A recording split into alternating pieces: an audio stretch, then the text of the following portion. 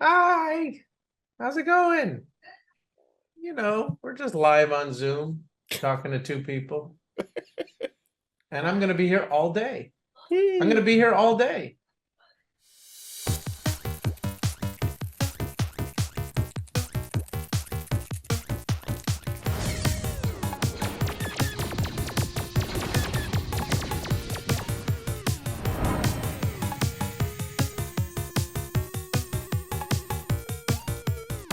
Hello, hello, Hello, hello. hello, Hello, hello. Governor. Um, nice. Where's Scott? Oh, I did did a quick video on Instagram just now. I invited you as collaborator if you want to oh, cool. accept that. Janky or I don't know. both of us? Do you want me to start doing that on? Because I know that I don't give a shit. because your account's personal, so I always feel bad. Like I don't want to impose that. I'm like I don't care. expecting you to like promote this garbage to all your people. All four people. Well, I'm just saying. It always cracks me up after like one of these shows. I get a new follower. I'm like, how disappointed are you right now? They're just showing their support for you. Yeah. Either that or it's Uh, like a Russian sex bot, one of the two. Nice. or both. Or both. All right, Wow. Sucklord is here if you want me to bring him in. Let's do it. Where's Scott? I don't know. There's the right. Lord. Are we good? Yeah, that's much better. Sup, All right. dude? How are you? I mean, you really want to know? I guess not. No, We all know. How Yeah, I are do. you? I'm not gonna lie. It just feels kind of insignificant to be talking about stuff like this, considering what's going on in the world. But Totally. I'm gonna do my best. I hear you. I mean, man, we're gonna talk politics now. We don't have to. We don't have to speak specifically about it. I mean, I what is the purpose of this meeting? um, it's always funny whenever he's on the show, we have to explain to him like why he's here. Um, he says yes, which is very kind and generous of him, but then he's like, "Why am I here?" We this is our DCON show. All the sales just went live now at noon, and so Oh we yeah, are how we doing? we are How are the sales going? Because obviously this is the only thing that matters in the world. right. So, am I Uh, succeeding at it? Am I doing capitalism right? Am I doing billionaire yet? Making a difference with each football player sold. I think so. I mean, if you want to talk about just like surviving, supporting yourself, contributing, that's sort of contributing to society by not being a drain on it, right? Yeah, no, that's right. I mean, I that mean, was never my intention. so and then whenever I sort of struggle, I always think of like what Howard Zinn said, and it sort of like relieved me of I don't want to say it relieved me of responsibility, but it sort of put life into perspective. And that was that the change that you want might take more time than you are alive. Yeah, Right? that's true. But You, no, I mean, but the the thing is, the many, utopian many, many lifetimes of people have passed, and everything seems like it's the same or going backwards. So what the fuck? no, Why should no, I? Why should I do it? no, come on. I mean, if you're talking about like going through a period of like, colonialism, even though it still exists in different financial forms, but slavery still exists in other forms. The level of fascism in the world, even though we're swinging back in the other direction in a lot of countries, is Including this one. to some extent. I mean, this is not, it's not George Bush times. I mean, it's not someone starting a fake war and killing a million Iraqis. Yet. I mean, if you want to look at the good thing that Donald Trump did is he ended the war in Afghanistan. Like, there's one thing, right? Joe Biden, Barack Obama weren't going to do that. They were not going to, take on the political. Well, let's see what he does about Israel and Gaza. He'll do nothing. I mean, he's told Netanyahu to finish the job. So Yeah. yeah, so that's going to be bad. But it was already bad. Joe Biden didn't do anything. Yeah, no, I know that. I know that. So I don't expect. In fact, it might go the opposite way because there might be more people taken to the streets because they were sort of they sort of fall Yeah, asleep. I'm not going to be one of them. Yeah, you don't want to get cracked on the head again. You already did your duty with that. Yeah, and for all fuck all that it did. Nah, I mean, I think it's pretty clear right now. We lost definitively, and I think permanently. I think the left is done. There is no left in America.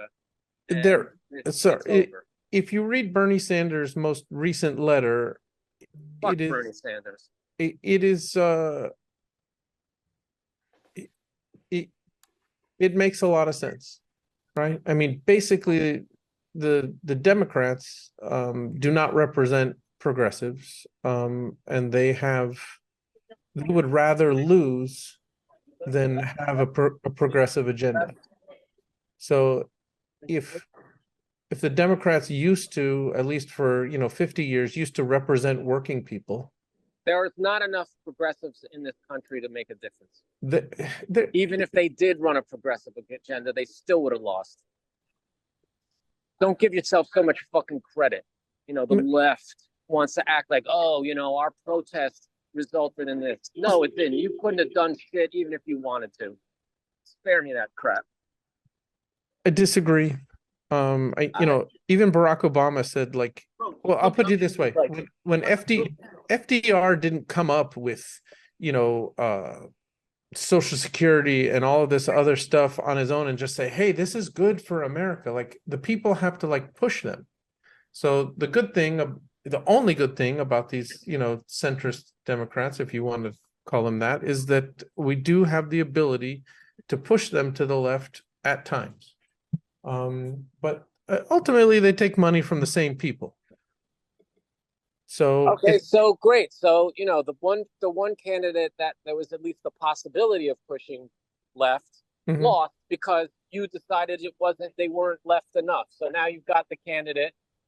Now you got the candidate that cannot be moved at all in the direction of your favor. So fucking good job and congratulations. I mean, we're not talking. Anyway, let's talk about starting lineup figures.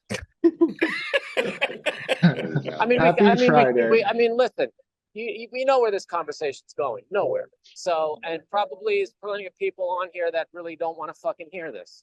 So let's spare them that. Just saying, I just wanted to give a little context that I'm just having a little bit of trouble, making fun, cute things, right now because I feel like the world is in serious trouble. And I'm, but we all said the same thing in 2016 as well. I think it's worse now. I think it's worse now. I mean, the gloom and doom, that people are predicting really requires a breakdown of all, government institutions, which is an entirely possible outcome. Everything's possible. Like something that's going to be attempted. Everything is possible. There's always people pushing. But anyway, we're here to talk about starting lineup. That's a good name, isn't it? It is a good name. It's great. So do you remember the context in which the original ones were made back for Suckathon in 2013? The context? No, yeah. What context? I don't know. I think, did I have a box? I had a box of starting lineups at the warehouse. Did you pre-plan? Did you pre-plan the idea? I had been dabbling with starting lineup figures before that. I was actually trying to make resin versions of them. I had a Dr. Doom one, a Wookiee one, and this weird bulldog creature that I think came from the Gargoyles line. And I was making them in resin and stuff like that. I got a few done, but it proved to be just way too challenging and intensive. And I didn't have the painting skills to really make the jerseys look cool. So I just kind of abandoned it. But, I always did like those figures. I'm not specifically a sports fan per se, but I thought they were cool looking figures. I love the dynamic poses and everything like that and all the movement. that is sort of built into those sculpts. And, of course, it's just fun to see monsters and creatures and robots doing that kind of stuff. So And I guess I just started fucking with the regular figures and just customizing them. They do And I mean, maintain that. there's not a lot of complexity behind it. It's just Right. really, it's just kind of fun and cool. And it's like, But I wish they were a little bit more meaningful, but it's just not. there's something about the starting lineup sculpts to me that resonate as like, 80s Kenner. And in a way that more modern sports figures like have no meaning to me. There's a certain like stripped down corniness to them that just sort of works. So because the year before in 2012 you made the shit prizes. You were hanging out at the warehouse and you just went through some boxes and you made the shit prizes for the previous I'm sorry, there's a suckathon. subway going by. Let me find a quiet place. I'm sorry that we're doing this out on the street. I just on a mission here, and it's just very noisy out here. What was that last thing you just said? So in 2012, you made the shit prizes for the suckathon. Yeah. And that's what we gave away for free. And then the next year is when everyone who was on stage with you got one of these. Yeah. Did you make those at the warehouse or did you bring those with you? I made them at the warehouse. Got it. So I had a pile of starting lineups just hanging around. Yeah, seemingly so. Well, and amazingly, over 10 years after, I come up with another pile of, I don't know, a couple hundred of them and look at the works of genius that you have created. Oh yeah, what's so genius about it? I'm wondering. I mean, for me, no offense, I liked it. It's fun. I like doing that kind of stuff. It was just sort of a job. And I really just, I didn't do anything all that complex to them. So what makes you call them genius? Because they resonate. And I look at them and I have nostalgia for them. And actually the first ones you made, I have a whole shelf of them from 10 years ago. Have nostalgia for something that never actually existed? Now we're really getting to it, aren't we? What do you mean it didn't exist? Well, first of all, I have a whole shelf of the ones that you made. I mean, you have nostalgia for the older toys that I made, or you have nostalgia for starting lineup figures, or both, right? And then you have further to transform them by taking this football figure and putting a war duke on it, which is just a really fitting sort of juxtaposition. Why? Because football is a metaphor for war, or a stand-in for war. Yes. I mean, I put more effort into these than any of the other ones that I did, which at first I think you were not, it wasn't the original vision. I think you wanted the more looser, kind of just like crudely painted, splattery ones, which are my sort of like one approach to customizing figures that I do if I want to do something quick and immediate and very sort of like pop trash looking. But I was like, no, I don't know. I felt like I had done that enough and that I wanted to do something different. And I did always feel like a little sort of unsatisfied that those original figures that I tried to make didn't work out because I wanted them to look clean and I wanted them to look plausible as actual starting lineup figures. Mm-hmm. So this time around, I put, more effort into some of the paint applications. You'll notice the War Duke head, it has like the blue base and then there's a wash of blue on it to give it texture. And, I put a little bit more consideration into trying to make them look clean because I like the idea of the psych out, that like, you look at the older ones and you can tell, okay, some fucking hack artist just shit all over these things. But you look at this other version of them and if you squint, you'd be like, is that a real toy or is that a real thing? It like looks like it could have actually been a real starting lineup figure. And that's what makes all of this kind of stuff fun for me is the sort of the perception jamming or the sort of the false memories, like you look at something that looks like old and vintage. And like you said there, if you feel nostalgia for it, but it's not something that actually existed. It's like sort of like a weird, like half dreamed permutation of something that existed.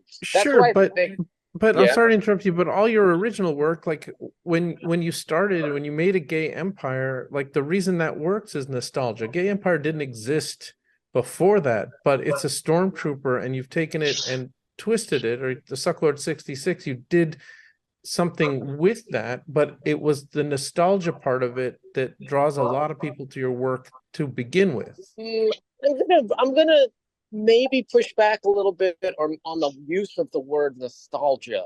Okay. You know, because I think it means something specific. Like, I think the familiarity of the gay empire as the stormtrooper is what helps sell it, but not the nostalgia part of it. Because to me, nostalgia is sort of like a looking back and a wistful, you know, fondness for times gone by, you know, and it's just like wanting to relive things Okay. that aren't real anymore, that aren't happening anymore. Right. I almost think it's kind of like a negative emotion in a way, because it's backward looking, and it's like, you know, there's a sentimentality and a sense of loss in nostalgia. And at least I wasn't necessarily going for that. I mean, I think just because you see a stormtrooper and you recognize it as a symbol, and it says something to you in a manner that's transformational, I think the familiarity itself sells it, but I don't think it's specifically a nostalgic connection to it. I mean, You know what I mean? maybe not for you, but I'm going to double down on the nostalgia factor, because I don't care about a stormtrooper from the new movies, right? Yeah, I know that. The nostalgia goes back to how I felt as a kid. Even so much that I figured out that sometimes I have more nostalgia for the actual toys that I had as a kid rather than the movies that they had originally represented. Okay, sure. But then let me ask you this. What is the difference between the nostalgic feeling you would feel, say, if you just look at like a regular unaltered vintage stormtrooper figure? You know, that'll make you feel like, oh, I remember this when I was a kid. I do have nostalgia for that. Yes. But but it's the same. Is it the same nostalgia that you get when you look at a gay empire figure? Or is it something different? No, it's not the same, but I can tell you that when I look at a brand new vintage collection stormtrooper that comes out today with all the detail, and I look at that and I have no nostalgia for that. Sure, I know, but we're not talking about that. I'm just saying, like, using again the gay empire as an example, because it's not something you had as a child. Mm-hmm. It doesn't call back to anything. I mean, my argument or my point, you know, about why some of this stuff works is that we want that same feeling that we got when we were kids from these toys, but we're not going to be, now that we're adults, we're not going to get that feeling from contemporary toys, and we're not even going to get much out of buying the toys that we had as a kid again, because we're not kids. And in order to get that feeling again from a toy, it needs to speak to our adult nature as well. You know, that's why you like it, because it has a political aspect to it. And that's something that interests you and fascinates you, because, which I'm guessing it wasn't as interesting to you as a child, but as an adult, you need your Star Wars and you need your toys to have a little bit more complexity to them, or some sort of context, you know, to engage your adult intellect, you know. Well, I gotta say, some of this stuff works. Like, I do appreciate you coming on here today and telling me how I feel. I mean, okay, I'm not saying you specifically, I'm just saying in general, you know, like, I'm just trying to parse, like, why do these toys work and what makes them appealing to people, you know, and especially people that have, as you say, nostalgia for the old shit. And I mean, is that assessment that I said wrong? It's not wrong. I have to ponder it. Because I think when you do use a more modern figure for a gay empire, or something different that you've created, it still does resonate. So, I think the starting lineup stuff just hits harder, because I do have a nostalgia for these figures in particular, this design and sort of the stripped down aesthetic of them. And then once you added something to it, it has meaning to me. And that's why I keep coming back to you for them, even though you kind of don't care. Yeah. Okay, fair enough. But I mean, I guess the point I'm trying to make here is yes, I do hear you. Added thing that makes it work, because, you know, like, I think it's, in a way, I've always compared buying bootleg toys to doing harder drugs. You know, it's like if you're smoking pot your whole life, right?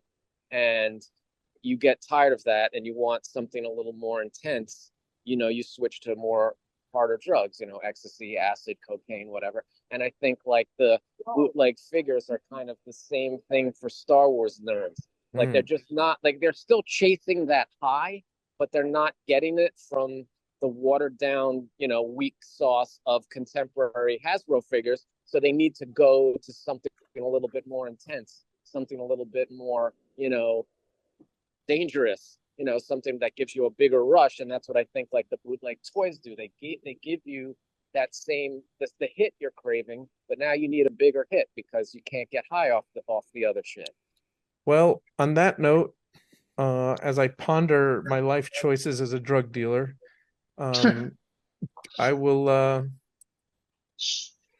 yeah. Yo-Yo Don it? said in the chat, Yo-Yo said that nostalgia is a longing for home that we can't return to, which is I think a good way to put it. All right. Well, Morgan, thank you for taking the time. What do you mean it's over?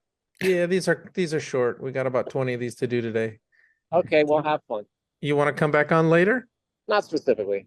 I mean, if you feel if there's more to say, sure. I mean, I'm just like, I'm just I think you've done anything to distract me. I think you've done a wonderful job.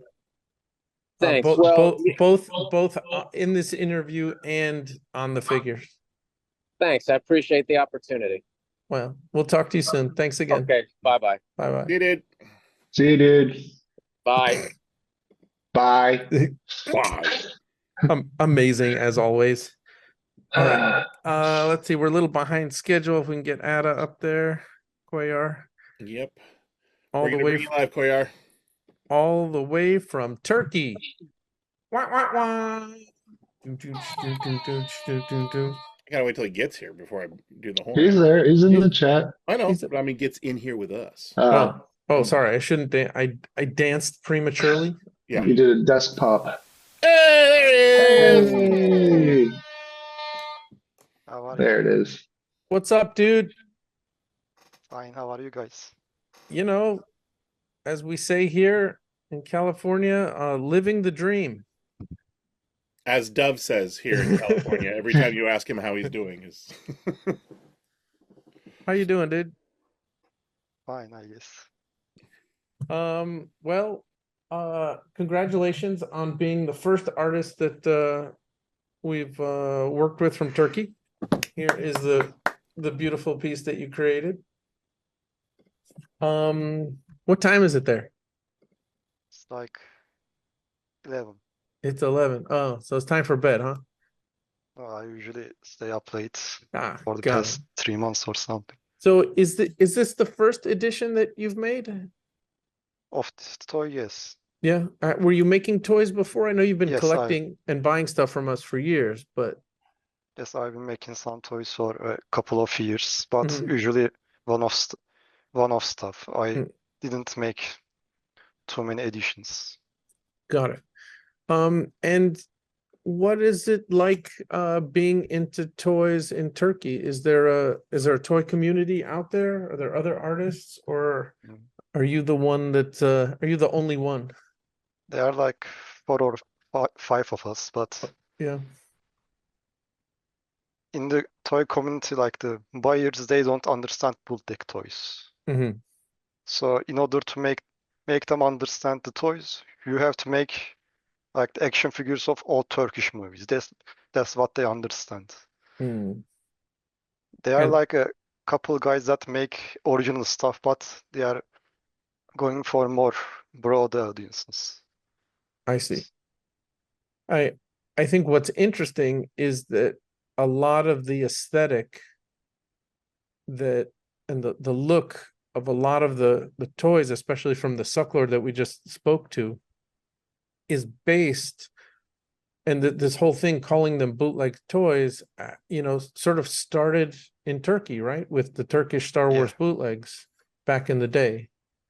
And so, but I think that They are like that people in the West appreciate them for a different reason.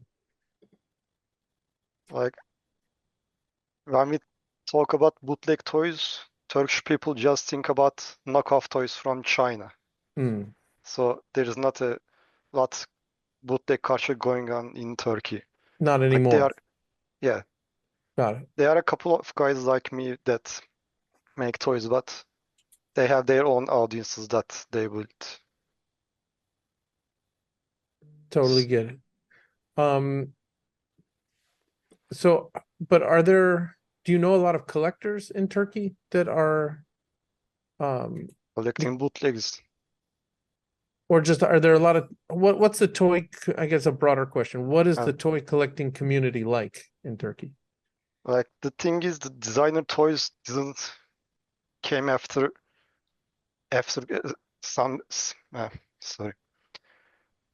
The distributor of the Kid Robot stuff decided not to bring in stuff anymore because they weren't selling enough. I see. So for the past 10 years, there weren't enough designer toys. A couple people started making some and shared them in Instagram, so it got a bit of popularity, and they tried making some shows. They are still doing it, but they are making 3D printed toys, not vinyl toys. Okay, I mean that makes sense. I mean vinyl toys are Also, very expensive. making resin toys is very hard in Turkey because no one can actually buy a pressure pot. Oh, really? Yeah, we don't. I think only one of us has one, and that they bought it before all the custom problem starts happening. So Yeah. that was a decision on the Turkish government to prevent pressure pots? And just custom taxes. If you want to, I see. like, if you try to buy some, like a pressure pot cost that, like a $300 pressure pot, then you have to pay like $700 tax for it. Whoa. What? Jeez. Yeah. So a $300 pressure pot could cost you $1,000 with taxes? Yes. Wow. Oh So my, oh my goodness. So and what? there are no alternatives. Like, what if you're a house painter? I mean, like that's what they're actually used for, is Yeah, that they are. paint. They also usually cost around like that, so like Wow. That's $1,000. crazy. I mean, I guess if you paint houses, you know, you get paid more money than toy makers, so you can afford your $1,000 pressure pot to Well, do like your. here, you just go to the hardware store and pick it up. But But what does a house painter do with a pressure pot? they fill it with paint, and then they fill it, then they pressurize it, Oh, and they get the and then bulb, So they you get can the air then out. they spray. have Yeah. the sprayer, and then Ah, you just paint the whole house with it. We don't usually have like paint pressure pots in hardware stores. They are usually produced by some industry companies I for see. big companies, painting Mm. companies. Got it. So they're sort of like made from scratch. If you get like Yeah. a coffee can and tape the lid on and blow through a straw enough, Oh my pressurize. That's a real homemade, real DIY. Wow. So what happens when you buy figures from us and we ship them to you? Are there crazy taxes on those? Well, I can't get them anymore. A couple of years ago, like 5 years ago, there were actually no taxes. Yeah, it can be said like that. The tax limit was something like 1K or 5K or something, but then they lowered to $150. And just a couple months ago, they lowered it to 30 euros. Wow. Sorry, 100, 150 to 30 euros. Got So it. I tried to buy something that costs like 150 euros a couple of months ago, like 6 months ago. It passed the limits like a €3 or something, and they wanted me to pay 600 euro tax for it. Oh my So I goodness. sent them back. Wow. And so, and then what happens? Like, it just gets refused and they ship it back? Yeah. Wow. And then do people Or give you refunds, or do you have to eat it? depends on the people. No. Gosh. Oh. If you Well, have someone that you know from another country, like I have an uncle living in Netherlands, so I can send him stuff there. So he can bring it to me while he's coming here. I see. So is it the excessive tariffs and duties are country by country? So like from the Netherlands, it's cheaper than if from the US or China? No, he can bring it in his luggage to me. Ah, he brings it in his luggage, but the taxes are still the same if he ships from the Netherlands Yes. to you. Got it. So is this, I don't know if you know the answer to this question, but is this like the Turkish government trying to just make more money, or is it that they're trying to protect their economy and encourage, Both. local producers? Both, but there are no local producers. That's the problem. They are trying to do the both, Right. but there are no alternatives. Got it. But I guess ideally, if it cost you $1,000 to get a pressure pot into the country, are they not in the back of their minds thinking, oh, well, maybe we could, someone will be industrious and start a pressure pot company, and make them locally. Like that's what happens a lot in Brazil. Like we can't ship to Brazil Yeah. for anything. Like Brazil does not want a Chinese made or even American made product in the country. It's like they want everyone to be self-sufficient, no cheap plastic goods from, out of the country. I found a company that makes pressure pots a couple of years ago, but the ones that they made were kind of different. Mhm. Like it would be hard for me to also customize them to make it work Got like it. a resin pressure pot. Well, plus you get So a I pressure don't pot, know. but then you also need the air compressor. There's a bunch of components you have to end up getting. Fittings and That if you can't get one, it sounds like you're gonna have a hard time getting a lot of them. And what about the resin and the silicone? They are actually distributors of Smooth-On, so I use them. Oh, That's fantastic. nice actually. But they are kind of expensive for Turkish community. Like Mhm. most of the artists use like regular thin cure silicones. Hmm. I will Wow. say that you have trouble getting a pressure pot, but your laser cut on the card is exquisite. Like the fact that you could get that high quality of laser cutting in there is pretty awesome. That's actually my father's laser cut machine. Oh, nice. Nice. Well, fantastic. Well, we just want to congratulate you. I think if this is your first edition, it's really fantastic. It has gotten a great reaction from everybody over here. I did, when I'm describing it, I'm just describing it as like something that is, what we call nightmare fuel or something creepy. But I did see you commenting to someone on Instagram about where the image came from. Can you tell us about that? Well, it's actually a creature living inside of a TV that watches you while you are watching the TV. Mhm. Like you can maybe see him for a couple of seconds while watching it too close. Like that's what I thought. But didn't you he say it was can- inspired by something? Yeah, I actually was inspired from the Silver Shamrock TV commercial in the Halloween tree. Amazing. Oh, okay. Yeah. Yeah, I wanted to make like a toy TV, but didn't have any idea to what to put inside the TV. Uh, So it just went on it. So I find it. The face is actually my face wearing a mask. oh wow. That I actually took it with a Game Boy camera. Do you know what a Game Boy camera That's is? awesome. Sure. Oh, cool. Great. Yeah. Okay. All right. So this is the context we were looking for. Everyone That's just amazing. livened up. Oh, Yeah. the camera. Oh, yeah. All right. Well, we got to let you go, but thank you so much for staying up late for us, Thanks. for making No problem. such a great figure here. Now we have a little bit of context, and it's just fantastic story. So just let everyone know that these are hand painted 2.5-inch printed resin on a hand stained laser cut wood card. It's an edition of 10, and he signed it on the back.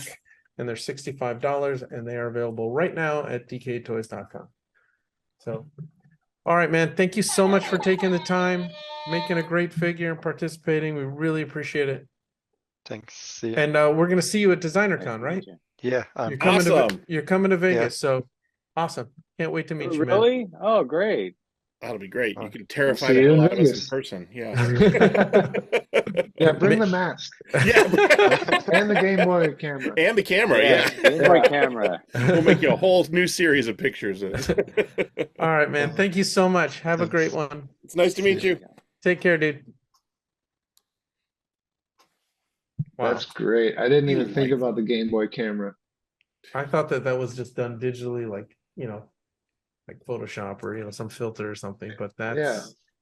just No, that's awesome. Adds a new layer. analog on analog. All right. Those cameras have gotten expensive too because they're so cool. Yes. And I think I had one. I can't remember. All There right. was so there was a printer too. Yeah. can we yeah, bring Derek in? Derek, I'm bringing you live.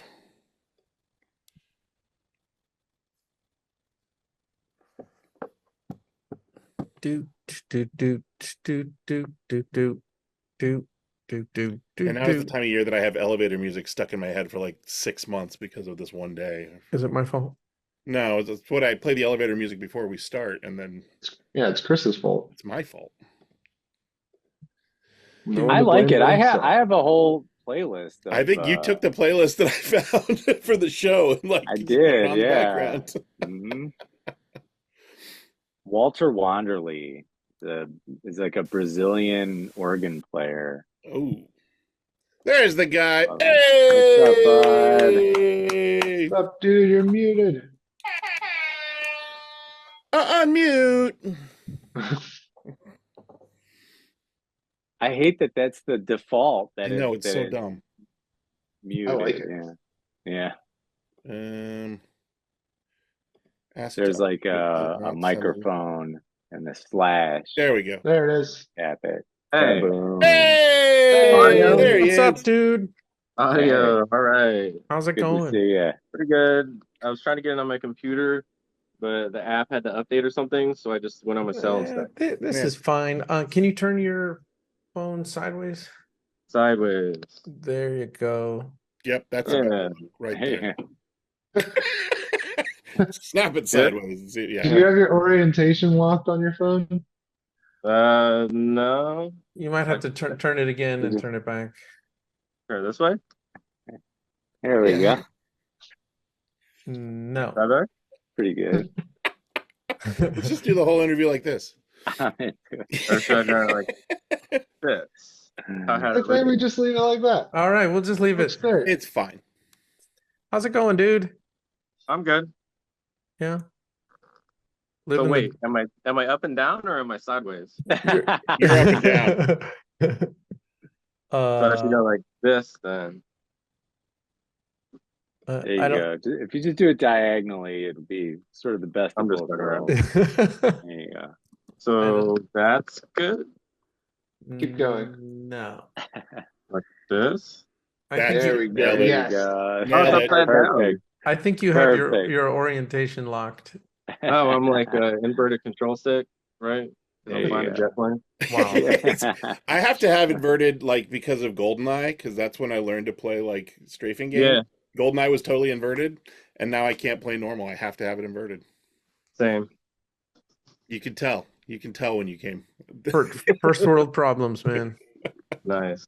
All right, dude. Well, I can't even like illustrate to people like how much work you sent us. Some of these pieces, unfortunately, are difficult for me to show in our live shows. I'm going to shoot a video later where we're going to lay everything out like based on your photos and all set up because it's so hard for me to hold these up, these amazing pieces in front of a camera and sort of give them the depth of anyway. So we're just looking forward to like having all these pieces set up in the booth in Vegas next week. I think they're really Thanks. fantastic, and you just Yeah, Sort of amazing as sort of usual. outdone yourself with all these Yeah. amazing pieces. Where Thanks. do I you, mean, I basically pulled everything out of the vault except for the exclusive piece. So everything else is from years past that I've been saving or holding on to for an art show of some sort. Yeah. and you said How much restraint does that take to pull like a beautiful piece and then just be like, I'm gonna hold on to I'm gonna that. stick it on the shelf. Yeah. Yeah. Well, usually it's up for sale for a while, or it's an artist proof of some sort. And then once it doesn't sell after a long enough time, I just pull it and I put it in the vault. Okay. wow. Yeah. In my mind, I'm thinking there's like this literal vault. He has this metal door, and it's just like, And there's just a bunch of boxes. and there's just this glow, like the Pulp Fiction Yeah, briefcase, and it yeah, just goes. yeah. It's like stained glass window beams of light. Yeah. Amazing. And you're coming to Vegas also? Yeah, I got my plane ticket booked. I got a place to stay. That's the main reason I was able to come. It's because I have a friend, Misery, who I met at the last DCON I went to. Nice. She invited me to stay. So Oh, Sound, nice. sounds awesome. The and so what you wrote up in the bio for the press release is that you've been doing this for over 10 years. You said 11 years ago was the first decon? yeah, Or yeah. that was your first toy? That was my first official release. Mm-hmm. The Chop Suey bootleggers for Suckathon 3. Sucklord gave a few of them out, or gave one of them out. And then Mm-hmm. we also put out Bib with the Galactic Jerkbags, the bootleg Bib, the blue azul. Wow. Yep. And Galactic Jerkbags had a booth. I had an edition of 10 of the bootleggers. I think Janky picked one up, was the only person I can remember off the top of my head that actually Hell picked yeah, it I up at the did. convention. I have one too. Oh yeah, of course, Dove. Yeah, that was the first edition I put out, and then so that was November, and a couple months later, January, February, I started putting stuff out on my own. Wow. And I remember that was so that those first figures were based on 3 3/4 inch figures. When did you sort of graduate into like these monster resin pieces?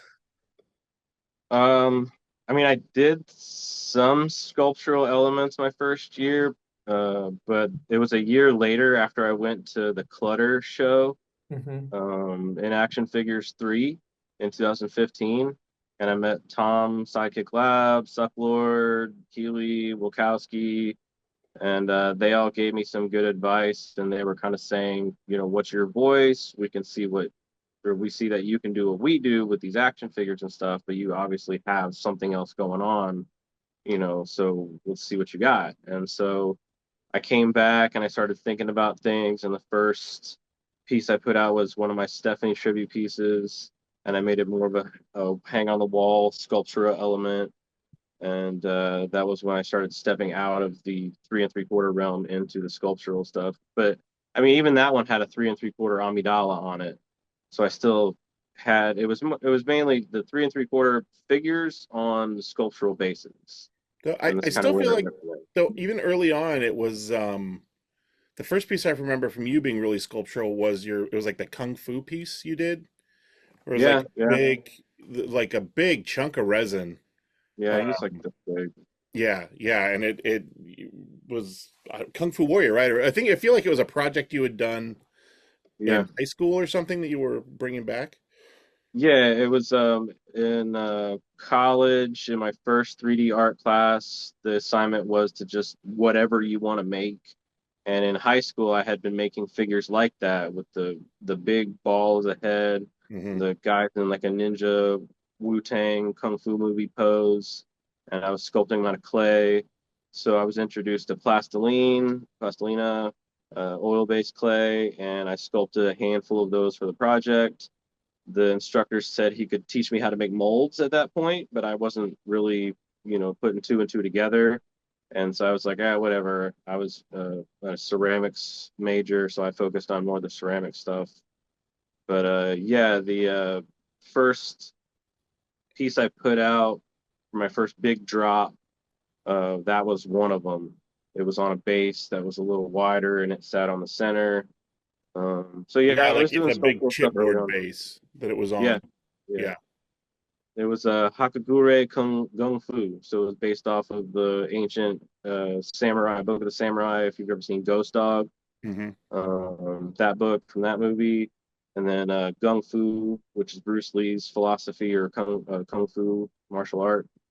It was like a hybrid between the two. Was the visual elements that I incorporated into it. So yeah, I was doing sculptural stuff early on. That was my first release on my own when I did my first 31 bootlegs on my 31st birthday. And it was 11 of those, 10 more bootleg bibs, but they were done a little different. The model trim version was based off the actual Mexican bootleg instead of the Galactic Jerkbags version. And then my first bootleg, which was actually the first thing I ever made a copy of, which was a Pez head on a dunny body of a Boba Yeah. Fett. Yeah. Yeah. Yep. Yeah. So I mean that mold was like one of those brush on molds, really craft store resin and stuff. So Oh it was yeah. very primitive. Nice. I This is love that, yeah, like, I'm as you sorry. talk about it, I have like all of these pieces sitting somewhere, and just like, I mean, I know like you want to cull down collections and make things manageable, but I'm so glad I have it because I love that I can go back and find so many old pieces and follow the progression of your work. And I feel like, especially with newer artists that are coming in, like, buy the pieces and keep the ones you like because you'll be able to see the whole story of their artistic Yeah. journey. One more question before we go. So you talked about you said you went to school for ceramics? Yeah, well, sculpture and ceramics was my concentration. It's a fine arts degree. But you had to declare a concentration: photography, printmaking, drawing, painting, graphic design, or sculpture ceramics. And in the concentration, you had to take 5 advanced studies within, and at least 1 in both ceramics and 1 in sculpture. And I took 4 in ceramics and 1 in sculpture. Wow. And then So do you feel like that work helped you with what you're doing today? I mean, because your skill level, I'm sorry to all the other people in the scene here, but I mean, your skill level with resin and casting and design is up there. So I'm just curious, like how that training in ceramics, if that helped, uh, you know, improve what you're doing today. yeah, I mean, I was taught how to That's a great taught how to response. make molds. Yeah. Yeah. I mean, Yeah.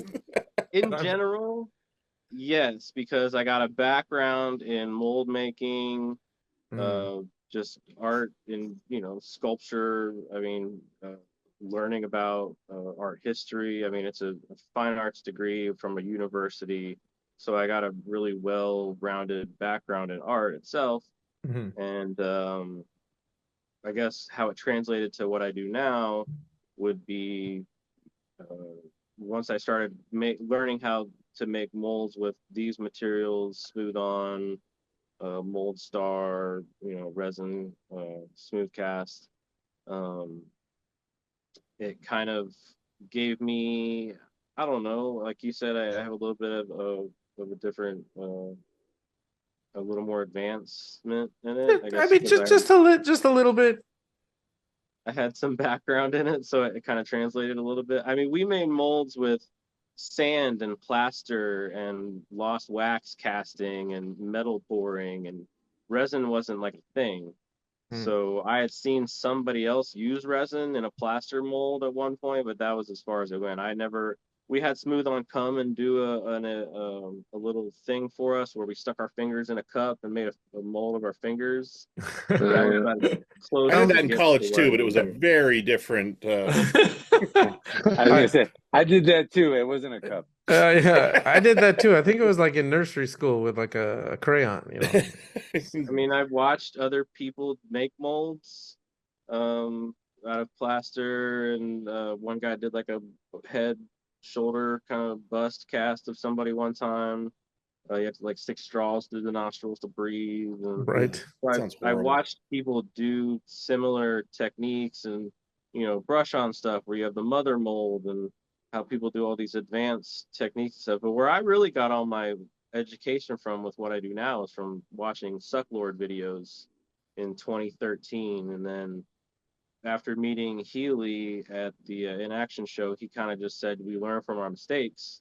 And so I just made a lot of mistakes after that and learned how to make giant molds and learn how to cast all these crazy pigments and marbling, because I was really trying to figure out how to marble like he marbled back in the day. And all it really is trial and error. Yeah. And so that's kind of how I got to where I am now, is a lot of trial and error. I wish I would learn from my mistakes. I'd stop banging my head against the wall. Okay, no one's going to say anything to that. Everyone is like, that was just like complete agreement, and everyone not going to say anything. Okay, Yeah. well, But the fact that it switched to Derek hanging upside down, agreeing with you, made that. all right, Derek. Amazing. Thank you so much for taking the time. Great body of work here for anyone watching. It is all on sale right now. DKEToys.com. Click on the store link. Search DLL. The piece that you made exclusive for this show is called The Light in the Dark. It's hand cast resin sculpture. It's about 13 by 10. It's comprised of 5 separate pieces, addition of 3. It's $300. I can't even show you. In the other show, we could cut it in, later than when Jenke edited. I can't even show you just the gravity of this piece with like the gargoyles. I have them all over here in the desk. I'm just like staring at them for hours. It's just so cool. fantastic Amazing work, dude. We're really proud of you. Great Thanks. job, and we hope to see you in Vegas next week. All right. All right, man. Thanks, See you dude. later. Yeah, see ya. See you, dude. Take care, man. Thanks. At the risk of repeating myself, those are really meant to be seen in person. 100%. I was hanging out with Jonathan Queen yesterday, and it's like pictures of art or seeing something online is not the way to experience artwork.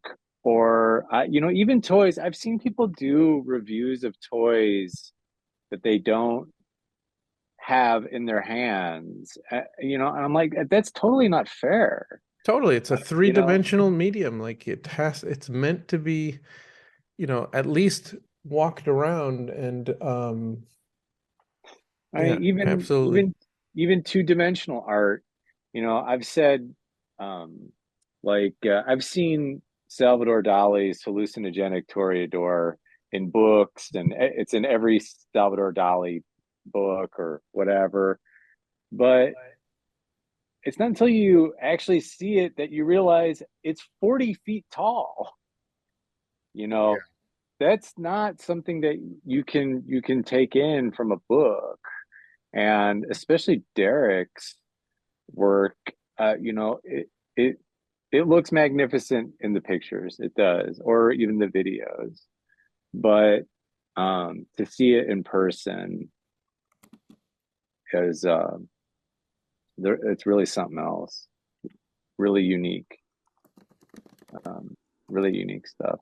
And I'll say, another thing about the toys too is sometimes I'll go, wow, that's not a very good paint job. But then I'll see it in person and I'll be like, it's actually a great an amazing paint job. Yeah. And somehow that got lost in the picture. Yeah, the lighting or the yeah, something. Totally. So can we bring Mondo in from Dreams of Robots? Yep. Mondo, come on down. I'm like hoping he shows up upside down. All right.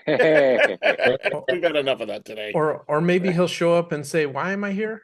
Yeah. I know. I really like that interview of him upside down the whole time. That was pretty fun. Were you trying to figure out like how you could do that too? Like just put yourself I sideways? know. Like maybe I could do sideways or just hang. Just actually hang from the roof like Michael Keaton and Batman. Just I tried rotating the screen. I don't know what's going on. Just hanging the whole time, right? Amazing. Well, let's talk about this amazing piece of work you made here. Awesome. Beautiful, Yeah. beautiful. Fantastic Awesome. figure. Paint job is just, that is, I don't know, that is really hard to do. I've seen many. A lot of tedious work there, just like with a hair thickness brush. It was pretty wild. I have seen a lot of people try and nail Boba Fett colors and not do it well. And Yeah, he nailed that. This one is. And then like looking back through the years, they used slightly different colors, right? And like a lot of the samples, like I have one, of course, and it's really weathered and distressed and old. So it's like after I was done, I'm like, should I weather it? Should I not? Like, oh well, like there's a certain amount of inspiration you try to take from like the piece, and then just kind of decide to make your own thing from there, right? Yeah, the weathered version, that's the variant. There you go. Yeah, do that next. The chase. Yeah, that'll be the next exclusive there. Amazing. Yeah, I saw you had posted a picture of the two of them together. Yeah, that was fun getting to put them side by side. And then when I did that, I rechecked the size of the Siege. I'm like, did I make him too big? But he's actually just the right size still. No, it's perfect. Yeah, back in the day, they were just kind of all over the place. So, like, they're tiny. Yeah, Fucking nailed it, dude. Interact and all that good stuff. Yeah, it's a killer piece. Really, really Amazing, great. yeah. So tell me, so we had the show the other day, and then I think George said that you used to work for Super 7. No, Yeah. I think it was Scott who said, "Oh, he's a real toy maker." He's a real toy maker. I'm a ringer, apparently. Slumming it down here with us. I know. I'm just this oddball in terms of like I really enjoy toys, and so I do that full time during the day. But what I was telling Scott, I was sometimes you just end up getting to work on stuff you might not really enjoy. So for me personally, I need projects like this to keep me entertained and keep that joy and love of toys and collecting, because I do a lot of collecting too alive. So that's why I do this stuff. That's awesome. I can't believe you're a collector. Like, do it for yourself. Do it because you love it and you want to make it and you got something you need to get out. And like, that's when they turn out really great like this. Totally. Yeah. And listening to Sucklord and all the psychology stuff, I totally never thought of any of that. Oh, you never thought of yourself as a drug addict looking for a bigger and bigger high? Never. I see it more as like therapy sometimes. Like, oh man, like something about that piece, like I really love it. I just have to have, or like, oh, this day sucked. Let's go roam some toy aisles or whatever. And then like see what cool purchase I could pick up, right? What cool. And a drug addict would say the same thing in those situations about I mean, if you think about it, it's really just about a dopamine hit, you know. It's like exactly. You know, it's like I've said that before. I don't sell toys, I sell drugs. I'm gonna Is that go what you tell the IRS? Yeah. It's probably more believable than I sell toys. I mean, right. Wow. That's where we're going. All right. Well, just so everyone knows here, Sarah Joe said she married the dealer. Yeah. I learned it from you, Dad. I learned it from watching you. All right, so this is Siege Wars Boba Fortress by Dreams of Robots. So this is a hand-painted 3 3/4 digital print. So you printed these digitally before, because I noticed that these are articulated, right? I can actually. Yeah. I worked that out. I was debating magnets or not, because I've seen a lot of resin with magnets, and I was debating even the articulation, because sometimes I get really cool pieces. I picked up. Been picking up like killer bootleg stuff for a lot of years too, and the articulation's okay sometimes on these pieces because they are what they are, right? So I was like, what could I do? I mean, honestly, if you open this guy up, you'll probably find like bubble gum and scotch tape. And you gotta keep these things, little rubber bands and gears, and very like inefficient ways of articulating. But he's able to hold up his arms really is like he'll stand there on the shelf, hold up his arms. He does come with the original blaster. I did prints of that too. Nice. So he has a Boba Fett blaster that comes with him too. That's amazing. And you know, the packaging is, you know, 100% on point. Just a really really great. Yeah, that was fun to get to make too. Just really looking online, looking at the different versions of the packaging that have been out there. I don't know if he got a proper Empire Bliss card originally. I guess maybe he got another card, or his figure might have come out when Return of the Jedi did. No, it came. Well, it has an Empire and Jedi card, but the special one is the one that's on a Star Wars card, because that came out like sort of like 79, like before the movie. I got it. Yeah, so I was like looking into all that stuff, and yeah, I did some cool renders. I try to like replicate the jetpack blasting in the front there, and just like the old school on the back. That was a pose there. They put him in with the blaster, of course. So I put this guy in the same pose there. Nice. It was a lot of fun. Really fantastic work, man. It's a signed numbered edition of 20. They're $65. They're on the site now, DKEToys.com. Get one while you can. And if we have any left over, we will be bringing them to DCON next week in Las Vegas. And you will also be, oh man, Janky, Sorry. really? I was prepping and my finger slipped. Pretty mature there. My bad. Sorry. Can you do you know your booth number offhand for anyone attending the show? Let me see. I got the screenshot right here. It is T02. I'll be tabling. T02. So we will see you there. Thank you so much for taking the time today and making such an awesome figure. We really appreciate it. Yeah, see you there, man. I can't wait to see everything you bring to DCON, man. That's going to be exciting. Yeah, definitely. I'll have plenty of these vinyl guys there. Sweet. Oh, dude. That's awesome. Cool. So yeah, good. Those are awesome. So good. Amazing. Thank you so much. We will talk to you soon. Thank you, guys. All right. The next one we got here is Diego from Argentina, Dystopian Customs. Okay. Tim says it looks like Scott just bopped on after weeding his yard. No. We are now calling Scott Scoot. Scoot. That is now Scott's name. Wouldn't be the first. It's either Scoot or Cot. I don't know. Oh yeah. yeah. We got Bus Kellemer and Scoot. Nice. Okay, Diego, I am bringing you live. I mean, Chris, did you ever get any weird names when you were growing up? Because Chris is very easy. Like I got Ion, Eon, like the most stupid pronunciations. No, I just got Chris. There he is. Hey, Diego. Nice to meet you. Cool nice to meet display. you. What's up, dude?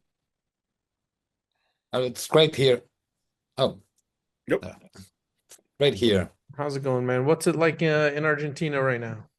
It's 6 p.m. over here, and it was a nice day, nice weather. I can't complain. Beautiful. That's awesome. So let's talk about this amazing piece. Well, let me just say the first thing that comes to mind is every day when I see your feed, I'm going to take even a step back. So in my collecting, right, and as I'm trying to get examples of everybody's work, especially Star Wars work, it's like most of your work is not editions. Most of them are one-of-a-kind figures. And is it me, or do you post a new figure like every day? Some time ago, it was a bit like that. Yeah. Because I didn't edit. I just made a figure and posted. Mm-hmm. But now I'm dedicating a bit more time to each figure, and I'm a bit busier, so I can't work that much on the figures. It just seems that way, that every time I look, there's another figure. And, there are some people who make one-offs that, it's about the juxtaposition. Like they grab a head, they grab a thing, and they just like, here's my figure for the day. And it just seems like every figure that I see of yours, like, should be an edition. Like there should be like 50 of those in the world. And then I look and it's like, oh, you only made one. It's like sad. Well, thank you so much. I really enjoyed it. I have a lot of fun doing it. I hope it shows. But the thing is, I studied differently, well, making figures like with wit and thinking and conceptual, and afterwards I tend to move to fun and humor, and that's a bit because I enjoyed it, and a bit because it gives back a lot more, and people share it a lot, and it's fun winning Instagram, like beating Instagram, and I enjoy that kind of game, but I always gravitate towards Star Wars, and even having fun with those figures, those characters, it's always a great time to work on it. It's fun. Well, that is See, a perfect. Sorry, go ahead. I was going to say the operative word is fun. Yeah. See, and that's why he only does one. Like it's fun to do one, but then when Dove is like, it should be like in a 50, like an edition of 50, around the 20 mark. Why am I doing this? The fun starts to bottom out, and then it becomes oppressive. And then around the 50 mark, that's crippling depression. I have no patience for it. I'm too anxious. I want to jump into the next idea and to the next word. I said, oh, this sounds a bit like this other word and this character from Star Wars or from other IP, and I just go jumping from figure to figure. Well, let's segue that into this amazing thing. This is called the Chosen One. It's a hand cast and painted 10-inch resin statue. I mean, look at it. It's bananas. It's amazing. So cool. So they were asking me on the previous show that we did, was this the original without the Star Wars heads? Was this a found object? Like, did this already exist? Here's the original. Oh, wow. That's the original, but the original that it was based before you found that, and then this was a figure I found on a flea market. Got it. Okay. A bit wary, and I gave it some love and just popped off their heads. And give it some love, popped off the heads. Yeah.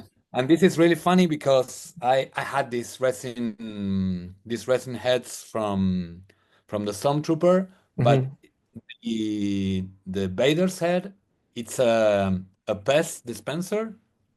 Okay, yeah, I can tell what the size. Yeah, it's still one of these, and if you look at it, look at the table legs from the figure, show them to everybody. I found that afterwards.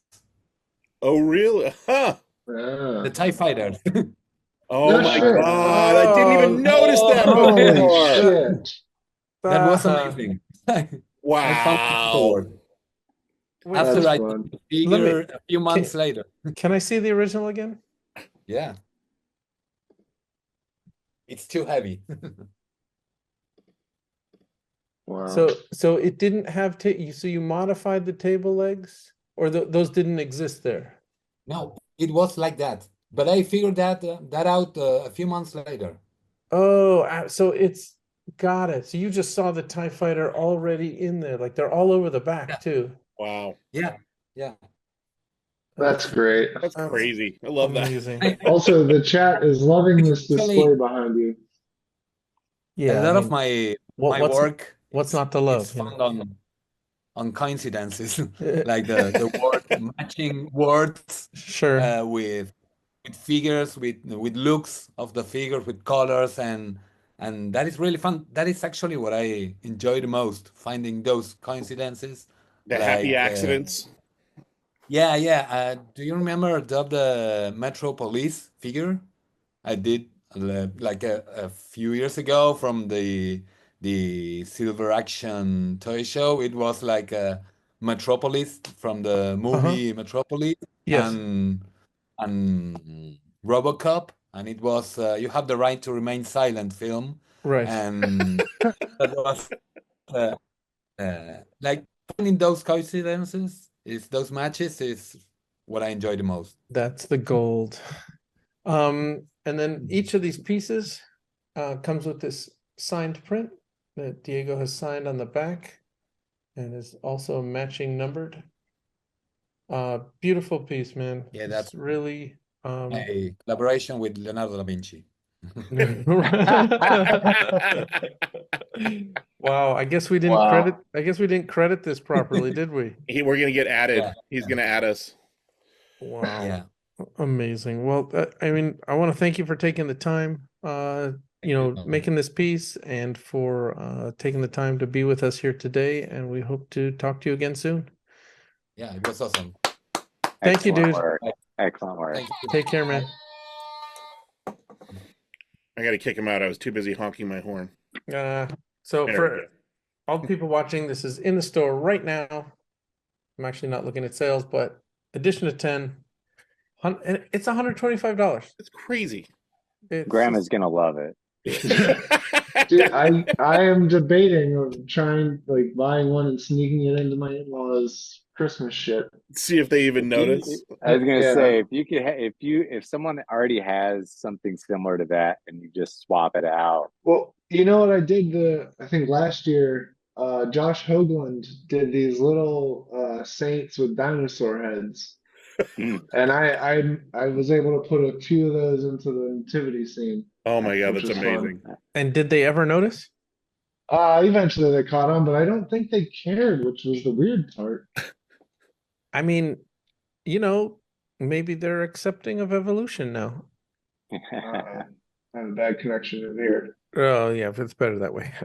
My sister used to do that. We had this green M&M figure, like the girl green M&M. Mhm. And every year she would hide it in the nativity scene, and it would drive my mom nuts. And so it just became this like running joke in the family of when's Megan gonna hide the M&M, and how long does it take for my mom to figure out that Jesus has been replaced by a Krispy Kreme shell? Wow. Is Kevin in the chat? That's awesome. Yeah, Kevin is in the chat. Kevin, I'm gonna bring you over. You know, it's a Christmas tradition. Yeah, now it brings joy. Yeah. I mean, it always brought joy to me, but now it brings joy to everybody else. Can you hear me? There's the man. There we go. Hey, what's up, dude? How's it going? Good. How are you? Living a Good. dream.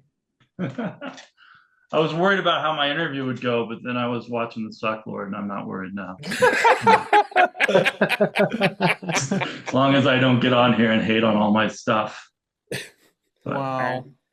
Well, I mean, I saw his point. I do see his point, and I got there too as an artist doing what I was doing before. That's kind of why I'm doing this now. So I would challenge him to change it up a bit. And just in general, I've been studying a lot of archaeologists and working with a lot of archaeology, or studying a lot of archaeology and working with a lot of archaeologists.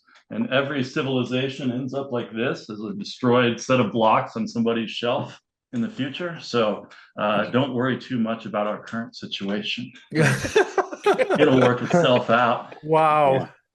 Yeah, I guess it always Create does, art, right? man. Just create some art. They're cool figures too. I got nostalgic over them too, the same as you. So sorry, I didn't mean to start off like that again. No, it's fine. It just reminds me. It's really perspective, right? Like it's the George Carlin joke where people are like, "Save the planet, save the planet," and he's like, "Hey, the planet's not going anywhere. We are." Right? The planet will be fine. The planet is fine. It's a new paradigm. It's like planet plus plastic. It's like, it's fine. It doesn't care. Right. Yeah. Yeah. So is what it is. All right, so can we get the background story on the alien and I was Why? trying to wrap my head around it, but you were working on the show and then you made stuff for the show and then you have other stuff coming out and can you just I couldn't articulate it the way you told me over the phone. That's I was having trouble trying to. Okay, first of all, I'm in a Toys R Us uniform. I started off long ago at Toys R Us. So in the 90s, I worked for Toys R Us. This is my actual name tag here. But that came out of a love of action figures. So I was like born in 1978. So I had Star Wars action figures and all the other type of those 3 3/4 action figure size. And so I really loved that growing up. I worked for Toys R Us. I worked for a number of toy companies, Gentle Giant Studios, McFarlane Toys, and then we met at Master Replicas. That was an interesting story itself. And but like a lot of the same type of art. I went to Art Center College of Design in the late 90s too. And so a lot of the same kind of, we were calling it lowbrow art or outsider art. Was what I was interested in when I was in college. I went to Mark Ryden's Meat Show when it first came out and all that stuff. Wow. And I just saw the blooming of kind of Robert Williams' world at La Luz just kind of in art. And it became from like a lowbrow scene and an outsider art scene to like everybody wanted to be a part of that scene. And to, you know, now it's like all over the world. And so when we met at Master Replicas, our paths were kind of crossing. Like I knew about those artists and you were putting together the Vader project. So that's kind of, and then after Master Replicas, I became an artist and hit the road for about from 2007 till I stopped doing shows in 2019, right before the pandemic. And so I sell more. It became more, I started off as like a pop surrealist artist, but I was selling that in Arizona, Texas, Colorado, Kansas, and it became more, people wanted to see more of the fan art side of my pop surrealism. Pop surrealism was like you take everything from a flea market or an antique shop and you kind of put it in a painting and you give it a new context. And I was just blown away by what Mark Ryden was doing. And I was presenting that type of painting to the world, but at more of these like crafts fairs and stuff. And so that's what I did for a while. And then I got into the comic book shows because I was doing really well as an artist, like selling on the street. I really wanted to spend less time as a, you know, one step away from a homeless person. You know, I really started concentrating and getting negative about that. It's like, I'm just like a homeless person in a booth is really what it felt like doing those art festivals. Wow. And so I wanted to be indoors after a while and selling art. And that's why I started doing comic shows. And then I was going to my first comic show and I had done a couple of splatter art pieces that were comic book related, kind of thinking that the ink and the splatter go together. And so I made more characters like that the night before my first comic book show. And though that was one of my best art shows ever. And that kind of started a string of shows and artwork that lasted while the Big Bang Theory was on television. So I followed that zeitgeist. And then when it went off the air, I felt the zeitgeist really changing. And so I really got into archaeology and history and doing YouTube videos about 3D worlds and stuff at that point. And I'm talking like 2019. So I did a bunch of those videos. And so those videos are, I'm getting to my point here too. I swear to but I was getting really anxious about how overwhelming it is to kind of explain why I'm here. So I did this show about this time last year. A Hollywood producer calls up. Sorry, I just kicked my desk. And he goes, you know, Kevin, we've seen your YouTube videos. We know a little bit about you. I'm working on I've worked on this show, Ancient Aliens, for 20 years. And we're doing an episode on Puma Punku. And we'd like to use some of your imagery and get you to come in and work with the archaeologists. And I was like, yeah, that sounds great. You're never going to use me in the final product. I worked on Extreme Home Makeover before while I was at Master Replicas. And so I knew that they used people like, am I muted now? Nope. No, we can hear you just fine. Okay. So anyway, I had an experience with Extreme Home Makeover before, and I didn't believe that they were ever going to use anything that I made, and they were like, no, and they ingratiated me with all these really well-renowned archaeologists, and I started working with them. I kind of figured it out along the way that they brought me on because I was kind of a sci-fi guy and had an interest in aliens before. Like I said, like this alien figure that I had done that in 2002 or 2000 to 2002. And it was while I was working for McFarlane Toys, I just kind of sculpted it on the side. I was never a sculptor at McFarlane Toys all that much. I had sculpted maybe 3 or 4 figures. Mainly I was doing the drawings for the sculptors. And then I was checking the toy articulation and giving notes back and forth to the Chinese factory. And so in my evening time, I was just, again, obsessed with toys that I made this action figure. And because I had been doing a lot of research on aliens on the early internet. And I eventually produced that bust, and I never came out with the action figure.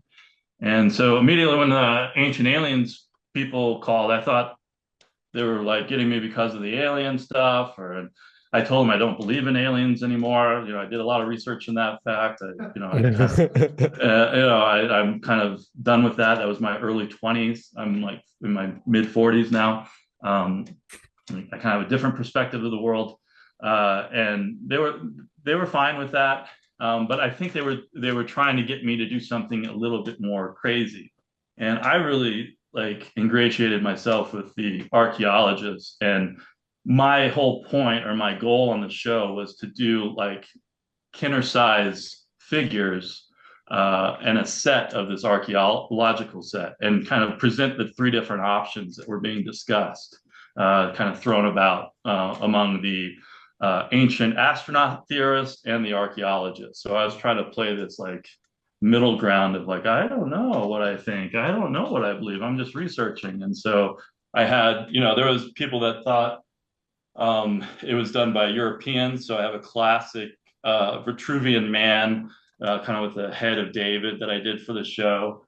I did what I think it actually is the actual natives of Bolivia, their ancestors, and kind of what's evidenced by the skeletal remains, and all the archaeologists agree on that. And then I did aliens. So and I got flown out to Hollywood, and we presented this whole thing on a set. They did a nice interview with me with this guy from Hugh from Megalith Mania. It's this huge archaeological channel, and he wrote quite a few books, and he interviewed me, and they had the whole set out on the table and stuff. And I filmed it all, said it was good to go, showed me an edit of it, and I told them I was kind of getting things in process to kind of hit their release date. And then a week before the show, they called me up and they, oh yeah, we cut all your stuff from the show, and thank you. And so I have this huge the set of a Puma Punku, and I'm still working with the archaeologists on all of this stuff too. So we're going back and forth, and I'm providing visuals for their research papers. But in doing this, I kind of want to be able to bring something to the public, to Sucklord's point of not having anything on the shelf being of interest. I kind of find that too. A lot of the content that's being created now is pretty boring to me in my 40s. And so I'm going and trying to find things that are interesting to me in history, and then presenting that to other dudes like me collecting action figures in a way that is kind of fun. So that's the spiel of kind of where I'm at on my stuff. That was the most amazing description. You see why I could not articulate this the other night on the show. I'm like, yeah, I read what you wrote, and he's like, he worked on the show and this, and it's that's why we do this show, is to provide all this context. The chat is asking for a full episode. Yeah, here with that was Kevin. me. We need to bring have- Kevin I back for a want. full I really want to go Yeah. into detail on the story arc of Master Replicas and Dove because that is an amazing thing, and it's making me panic right now to even think about how to tell it in 3 acts. In what we have like 5 minutes, Let right alone now. in 3 minutes. Yeah, that's Yeah. All right, 20 seconds, go. Yeah. All right, 25, go. yeah. Okay, Wow. yeah. Dove, I met Dove. He's sitting on a chair. This guy comes in, George Costanza. Oh, no, okay. Let me back up. This guy pops into an office and says, there's a guy. He's named after a bird. You got to come in. He wants Robin. The owner's going to give him 100 Vader helmets. This guy, no, he's not a friend of mine. He had like serious George Costanza energy and never involved me into anything. So I knew that if I was being drawn into this conversation, which was the adults having a conversation, that there was a problem. And so he's like, we walked down there and we burst in the room, and Dove's sitting there dressed, I think, in the same gray hoodie that he's dressed now. And I think I had a t-shirt on. And like Michael starts trying to explain your Vader project to me. And I'm like, well, you mean like, and he's doing it like foolishly, and I go, you mean like the cows on parade, and we're gonna give this guy 100 Vader helmets? What? And Michael is the CEO of Master Replicas at the time. Yeah, go on. Yeah. So yeah, and you were just like, no, well, kind of like that, but not really. And it very calmly spoken, didn't take offense to my, like the meaning of the whole project by making it this Midwest cow thing. And you were like, no, we're gonna use some really good artists. And I don't know what the fuck you mean by good artists. Like, and then, well, I think like people like Ron English and you were Gary Baseman, and you started naming people I had as teachers at Art Center too. And it just like it changed me immediately. And I was like, what do you, and do you have these people? I was like, yeah, no, I already have a relationship with most of these people. And then after, some of them, they'll all come on board. And then I immediately turned, it's like, I want to do a helmet. Doug, can you? and then that's, and Keith, the sales guy with the George Costanza energy, which is unfair. I was in my 20s. He's older than me. He's a cool guy. He's just, I'm being rude like I was back then. But yeah, he saw my kind of turn in emotion and was like, I wanted to be part of this project, and just kind of yanked me out of the room at that point. And there's more to the story than that. That was my intro to Dove. And wow, yeah, it was like, that's amazing. So just to interrupt you, so did you, because you were set up next to us at New York Comic Con, correct? Yes. Did you know that was me? Yeah, I knew that was you. And did you? He just didn't want to say hi. Did we? I mean, we talked briefly, but like, did we have a I think I came up to your booth and said something, but I don't know if you recognize me, and I get that a lot too. I'm a very, I look like a, Toys R Us store owner. So a bunch of me out there. Wow. Because I just don't. Well, first of all, the New York shows were especially stressful. They were. I was extremely mad at that show because I had a placement that gave me $40,000 the year before, and the placement in front of you. Yeah. I think I banked about 12 at that show. That was when we were behind that big wall, and that was sort of like the fuck you to clutter, where they moved all of the art people like behind that where the wafting smell of the bathrooms were coming across. Yeah. And Tara McPherson had the greatest booth on the corner or something there. Yeah, New York Comic Con. That logistically just too stressful for me. Like having to get all the artists to get their stuff done, get it on a pallet, ship it there in time to get it in the room, and not using the show's logistics, because then you go broke. Yeah, I drove there myself, and so the first show I did, it was so good. It was the first time, first or second time I broke 40,000 at a show, and I love the placement at the show so well that I went up to the show and paid for my full $5,000 booth fee in cash in person at that show, and they lost it all. and forgot to place me and in the same spot because they had given me a really good spot.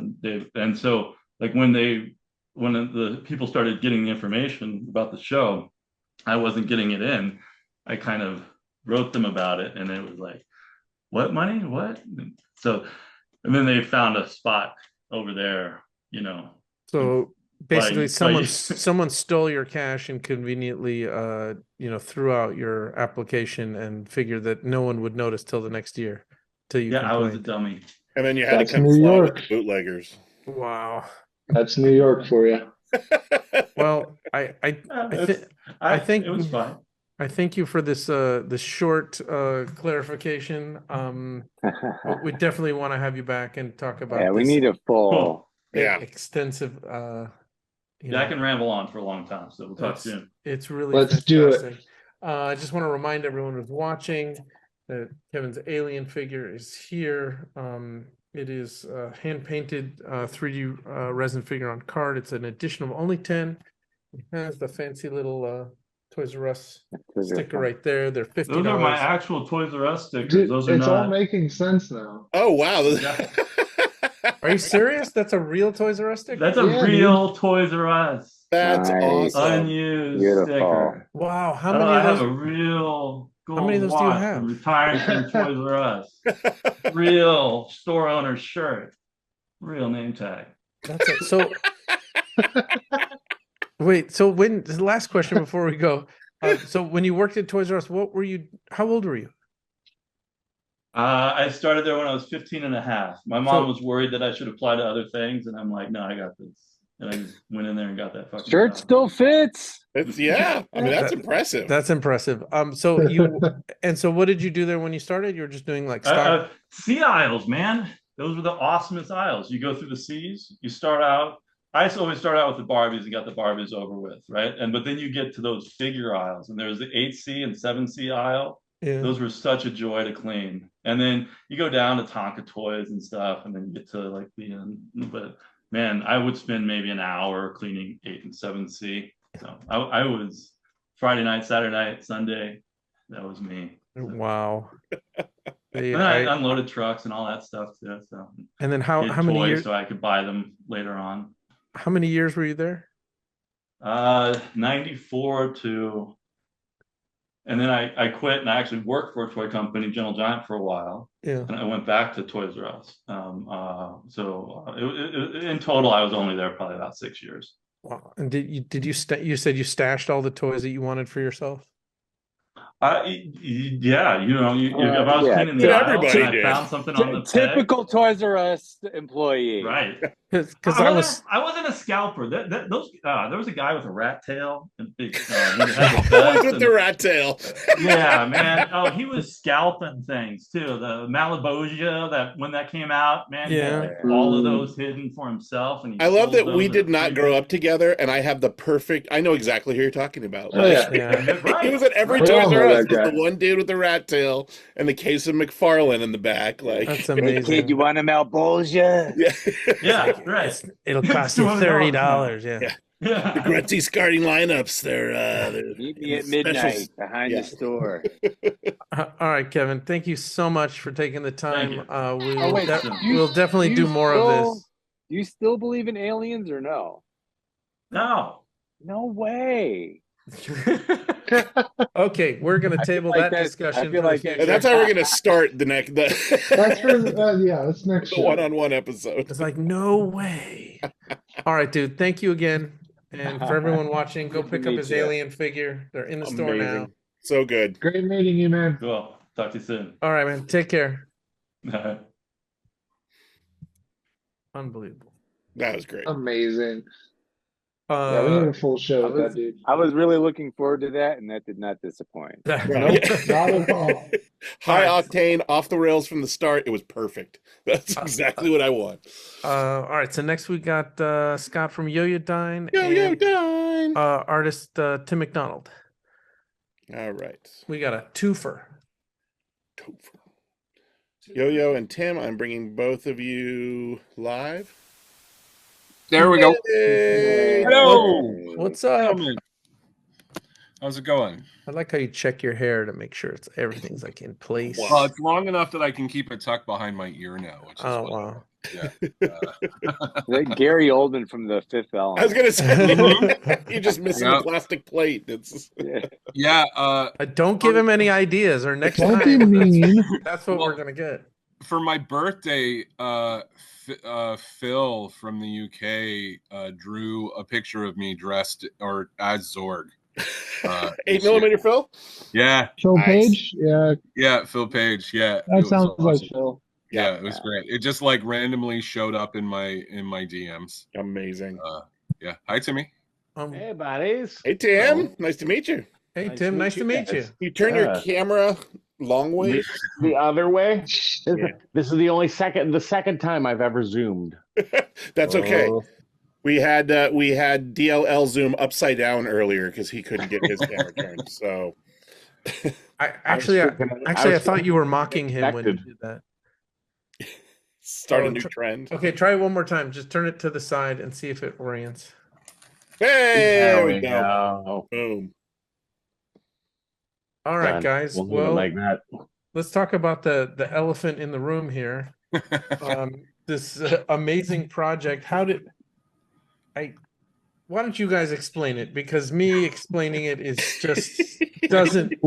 Which one of you has a better Werner Herzog accent? I think Scott's got me beat all the way. Yeah. Yeah, probably. Let's have a Hertz off.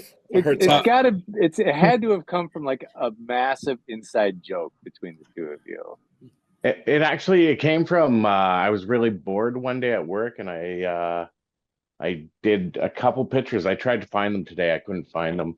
Of Werner Herzog with quotes on them. I showed them to Scott, and Scott was like, "Oh man, we gotta do a collab." You know, yeah. He's like, yeah. Originally, it was going to be a zine just of these drawings with these quotes, and then we were like, "Well, let's expand on that," because I'm a huge Werner Herzog fan.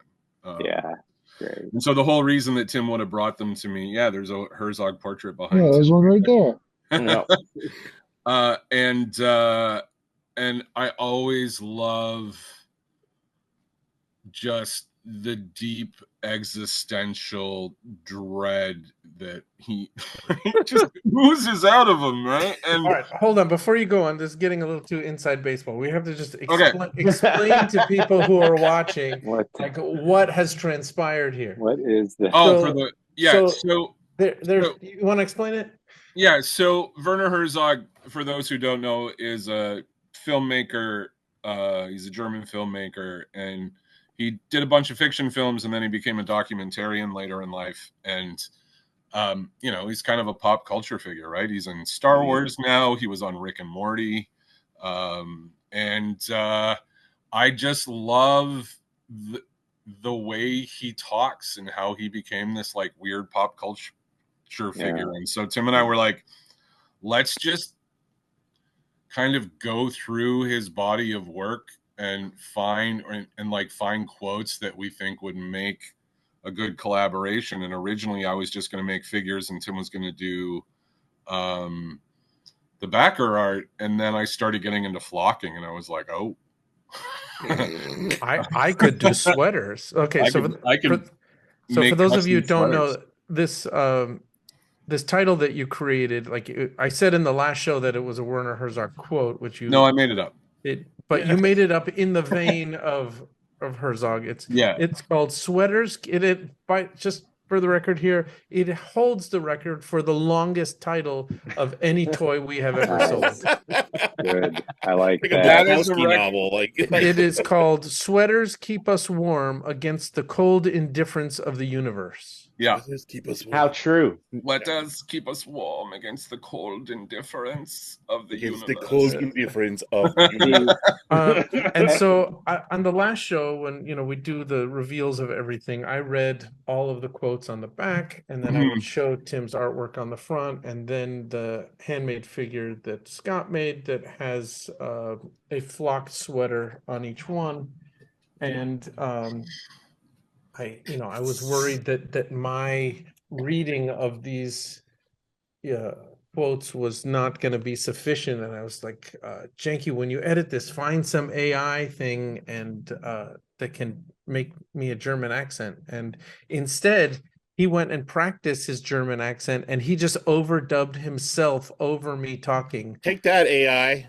Yeah, well done, man. It was easier for me to just try to learn how to talk like Herzog than it was to find an effective AI to do that translation. It's called real intelligence. Okay? Exactly. Okay, because Herzog did do the AI poetry, spoken like. Oh, that's right. Yeah, he audiobook. did.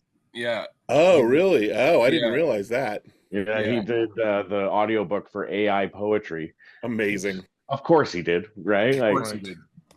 So just, that's amazing. So just for example, this one is called "It is a fire that wants to burst forth, and it could not care less what we are doing up here." So that's it is the a quote on fire the back. that wants to burst forth and cannot care less what we are doing up here. Yeah, and that's from Into the Inferno, the volcano documentary. Yeah. It is a fantastic documentary.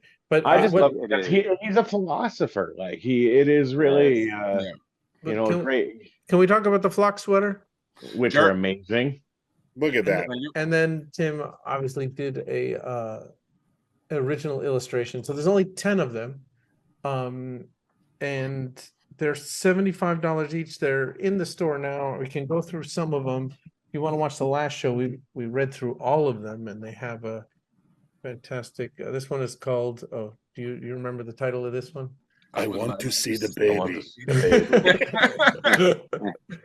Wow. This is really why I did this, so I could just hop on a Zoom call with a bunch of my nerdy friends and do Werner Herzog impressions for 25 minutes. Do a Herzog impression. Talk about lifting a boat over a mountain, and camaraderie is the only thing that truly binds the human experience. I was going to say, he's infinitely quotable. You could do 1,000 more. Oh my God, this could be a whole book. Oh yeah, that'd be great. Get drawn, Timmy. Do you have good pictures of all of these? Do I have pictures of all of them? You have good scans of all the work, and I do not. No, because it was a last minute transaction. It was like down to the wire. Yeah, as usual. I had to drive to Toronto, like because it was our Thanksgiving. I couldn't mail. Canada messing everything up. This one is called "Remember the Pawnee Doll Head Factory," and there is a factory on the sweater. What are you doing? Remember the Pawnee Doll Factory. Well, I've been playing around with flocking a bit, and I've been doing single color flocking on larger things, and I was like, well, I could just do these sweaters in different colors. And then I was like, well, why don't I just experiment a little bit and figure out how, like, lay down a layer of paint, make it look like what I want it to look like, color match it to the library of flocking I have. And then it's just a matter of precision gluing with a paintbrush and then doing one color, letting it set, and then going back in and then doing the other and letting it set, and doing the other and letting it set. Can I just say that the term library of flocking maybe the most yo-yo-dime thing I've heard. I'm going to go dip into my library of flocking. Hang on just a sec. Yeah, because originally I was just going to paint the sweater. And I was like, well, I'm getting into this other thing. And I wanted to sort of go a little deeper. And, the only price I paid, even though I was wearing a mask, is that I had like rainbow snot for a week. The snot was rainbows, like what the clouds were weeping. Yeah. What do you think Werner Herzog would think of this? Would he? I think he would. Yeah, man. I think he would be delighted by it. It's art. I think he loves art, right? Like he would just be like, "That's amazing." He finds it wonderful that people intimidate him on the internet, or these Canadians did a great job. Yeah. Has anyone ever seen Incident at Loch Ness? Yes. Yeah. So if you've seen that film, he has a very clear sense of humor about himself, because it's not a documentary it's a that full-on he shot. Mockumentary. It's a mockumentary that he starred in. It's a Zach Penn film where he's all interested in cryptozoology, and they go on the hunt for the Loch Ness monster.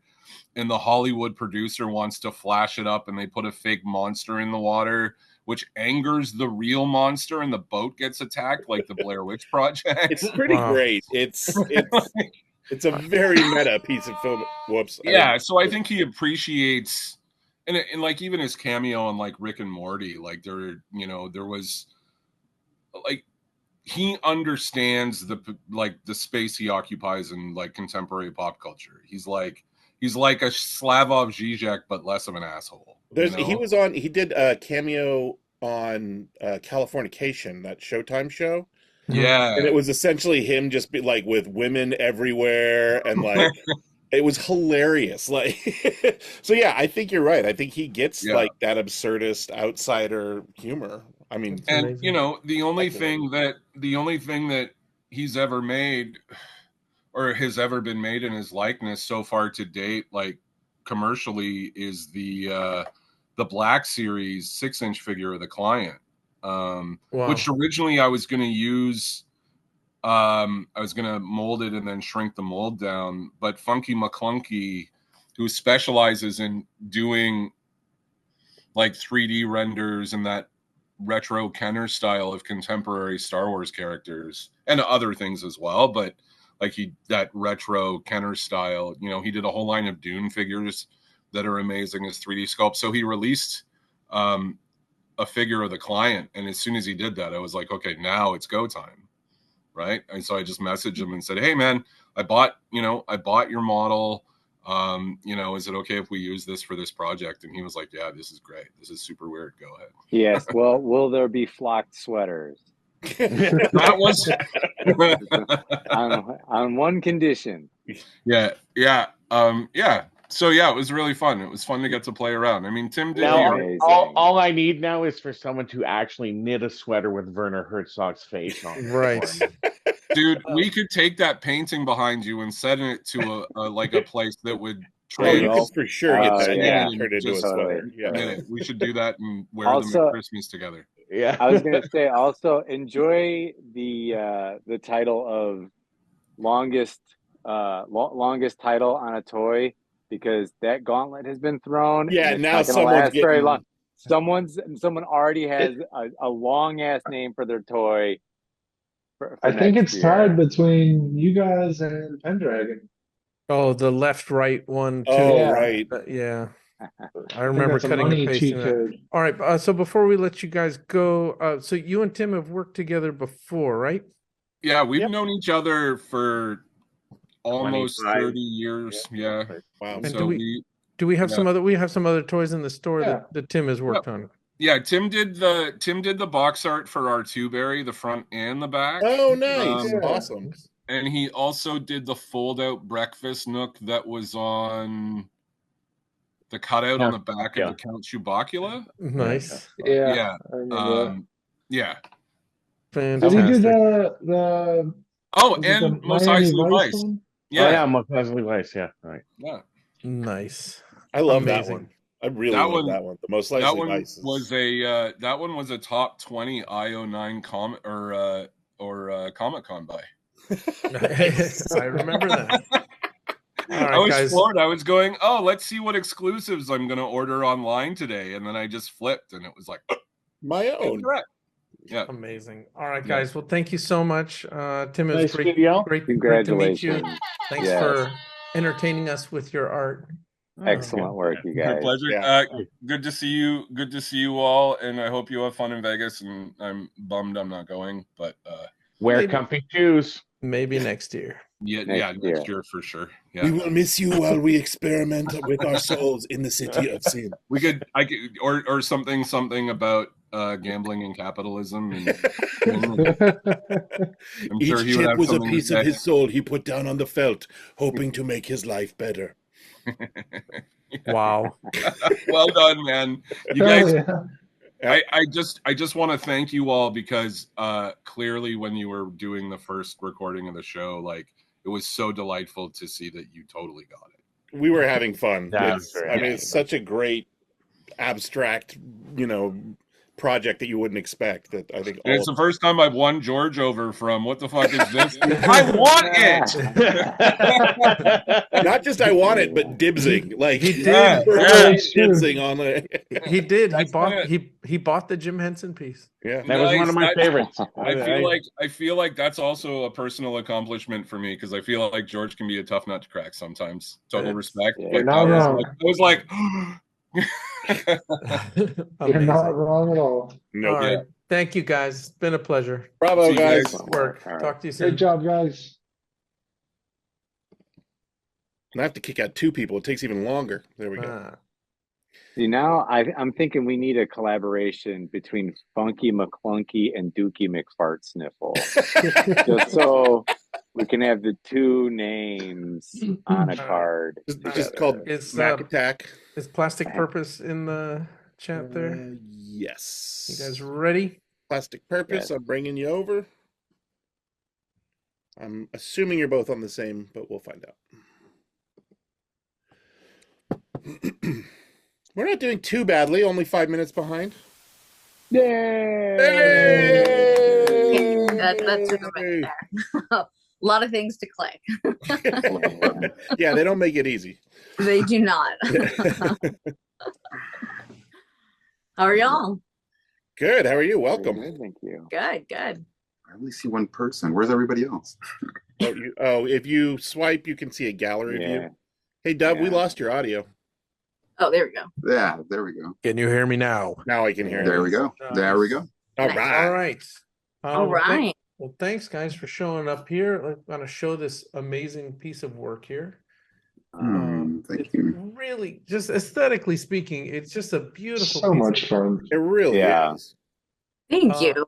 Unfortunately, I am old, and Ian had to explain the references to me. I mean, I got the Bob's Burger part, but then the Chaperone thing had to. Yes, yeah. Bob's Burgers has been on air for a little bit, but Chaperone definitely is more of a new thing. But yeah, it's Tina from Bob's Burgers, who is the quintessential horse girl. If you ever watched the show, you know she's absolutely obsessed with horses. She's a hopeless romantic, socially awkward, with an affinity for butts. Yes, exactly. Yeah, exactly. That's the other trademark thing. She's obsessed with butts, always thinking about butts. Love that. But yeah, so Chapel Rowan, she's an artist who's had an album come out about a year ago, but really over the summer is where she had her rise. Sort of an 80s synth pop sound, kind of reminds me of like Kate Bush in her real pop moments, a little bit like Lana Del Rey in her soulful moments.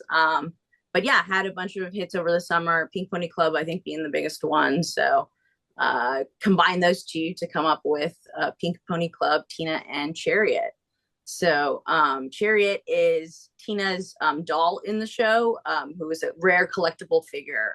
So she also is a toy collector in the show. So it's sort of a few layers of references there. Nice. Yeah. And we've never had you guys on the show. So as Plastic Purpose, how do you guys work together when it comes to this kind of stuff, like creatively?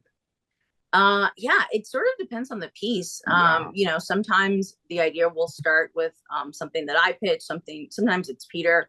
It really just depends. Like, so for this one, this came from me. I'm the Chapel Rowan fan. I'm the one that sort of pieced this one together. But like previous releases that we've done, like the Fiorella, that was something that Peter came up with and you know, brought to the team. So it just sort of depends. But yeah, we go back and forth, coming up with the idea. I'm the one that's doing sculpting if there's any sort of like original sculpture in the piece. This one actually is a fully bootleg, so there wasn't any sculpting in this one. But then Peter does casting, all the molding, the casting, painting. Mm-hmm. I'll do grunt work. Yeah, all the dirty work. I'll do like detail paint work. But yeah, any of the graphic design stuff, that's also me. So yeah, we sort of just pitch it back and forth through the process. Yeah. Wow. And do you ever get in fights? Like, no, I will absolutely. That was my first question. I mean, well, you just missed the last one. Yeah. Figure out how to get the Zoom to work. Yeah. Wow. No, yeah, it happens. Yeah, it definitely happens. You know, it's part of the idea of like being passionate about something, trying to make it come to life, like making something out of nothing. You know, there's going to be those moments of conflict, those moments of tension, or just like it's not working, or like why did this thing that I visualized, why is it not working now that I'm trying to make it this thing in real life? So. Yeah, and then add to that like doing everything at the last minute too. So. Yeah. You know how that goes. I know all about that. Yeah, it wouldn't be a decon without last minute shit. Right. Yes. That is the bootleg way. Wait till the last second. Yeah. As you can tell with my texts from every single person, like, hey, how's it going? Yeah, once we get a text from Dove, we're like, oh, where's your shit? Yeah. How late are we? It's not bad. I built some buffers into it's on the way. No, it is. It's in the mail. Yeah, we got your stuff today. Beautiful. Cool. Yeah. We're hoping it got there safely. I mean, the worst thing is when something doesn't arrive so that I mean, I do build buffers in there, but when stuff doesn't arrive so that I can't do my job. Right. Right. And that's what's frustrating. So we can always, like with Rika's piece, like he's probably going to bring them with him on the plane, you know, and I have to show a picture, you know, of the piece. But then, you know, then the worst thing is when it doesn't even make it for the show. Right. Oh yeah. You know, and then it's like then Dove starts cutting off fingers. Yeah. I haven't done it yet. I mean, it's, you know, it's gotten close a few times. I like that he did say make yet. a toy for your show. I made a toy for Comic-Con. Right. Yet. As it should be. Look, I mean, we're here to help create a platform for people to show off their work, and it's like if they don't get their work here, like I don't know. We take you out of the knees. No, you just don't. Do. You just don't get your work shown, and that's it. Eyes at the mercy you're showing. Just I don't think Dove was ever under any delusions that working with artists was going to be a peaceful or calming. Yeah, you know it's going to be Right. easy. Yeah. No, I always assume that we're the last ones in, but yeah, I bet there's like others that are just even, more procrastinating than us. I mean, yeah, right, Rika, we're looking at you. I mean, logistically, it's just going to make more sense for him just to bring it on the plane with him than. We'll get it on Monday. Yeah. Well, no, he's going to be at the. Oh, right. Well, he'll be at the show. Yeah. That just creates problems. He was trying to ship a life-size, Buddha Stormtrooper. Oh wow! And then he accidentally called it art when he took it to FedEx, and they said we don't ship art. And then, and then he got fucked. So it's a toy. I said go back, just tell him it's a store display, and it just didn't work. So that sucks. So tell me that since it's the first time that we've had you on, how did you guys get into this? Like, what was what made you choose action What broke figure? you to get into this? I know she had been collecting like Kid Robot stuff for a while. Like I remember when I met her, she had a bunch of like Kid Robot and the key stuff, and like Toy to R. Yeah, and what the Monsterism stuff, and a bunch of that stuff. And like at that point, we were just kind of like collecting. She was buying a lot of that, and I was like, "Hey, this is kind of cool." But I would say like around, I want to say, and I just bought this figure from Dove. 2-Bit Hack did that Cause of Death at SDCC or something, some shit, and then he did that the day labor, the alien day labor. Yeah, in front of Home Depot. Yeah, that thing was like illegal alien. That was fucking great. I was like, wait, what is this shit? What's going on here? This Scary. This is not just a toy, or I was like, this is really cool. And from there, and it was like remember that was like the first year I'd been on Instagram and shit too, and so I like from there was just kind of like, okay, this person, and then it was like Healy Maid and Suck Lord and Killer Bootlegs, a couple of other folks, because this was like 2013, 2012, something like that. And then but those are kind of like, those are the toys that I was like, wait, what is this? And then I found out that their people are making them, like humans, persons, not like companies and stuff. I was like, so I can do this. I could make one of these stupid things. And that was kind of like it from there, like finding out about that there's this whole like resin world and all the other toy worlds too. There was like soft vinyl too, and not just the Kid Robot stuff, and then not just like the action figures and J. Joe and the turtles and stuff like that. So, And then the magic happened. So yeah, we were like, hey, let's make something. Yeah. I was a doll collector my whole life. I grew up, like, my grandma was super into dolls. She was sewing doll dresses and painting, custom ceramic dolls. And I actually started to bring over some of her collection here. And I've got these like little cupies that she did all these little handmade one-of-a-kind dresses for. So like for me, I grew up around collecting and dolls and all that sort of stuff. It was definitely more like cutesy and mainstream versus like, the aesthetic that I'm into now. But my introduction has always been like the dolls and collecting and toys as a thing. Customizing in your blood. That's yeah. When grandma's doing it, you've got right. Yeah. Yeah. And it's cool showing her the work that I do now. Because, sometimes she really likes it, like especially the more like colorful sort of like pop stuff she gets, but I've shown her the more sort of like gritty, scary stuff, and she's just like, oh, that's so scary. Like, why are you making something so scary? Or like your creepy Cupid dolls, and she's like, what is that? You're like, how did we raise you? Like, what did we do wrong? Wow, did you just say everything? Wow. Oh my goodness. You guys been talking to my family? Oh. Yeah. Wow. All right. On that fantastic note, just going to remind everyone who's in the chat here, this is a fantastic piece right here. Pink Pony Club. It's edition of 15. They're $50. They're in the store right now. Sign in numbered on the back. Just so much fun. Yeah. Beautiful piece. Really looks great. Thank you guys so much for stopping by. We're going to see you in Vegas next week. Yes. Yeah, we'll definitely be there. So excited about that. Vegas party. Yeah, great. we'll see how it is. But yeah, I'm definitely excited about seeing y'all. Sounds I love great. that everyone's like Vegas party, and I'm like, I'm in bed by 9. I know. I am like, y'all are really ambitious with this like every night party schedule. Oh no! Yeah, did you guys see that list? Dude, Yeah. It's insane.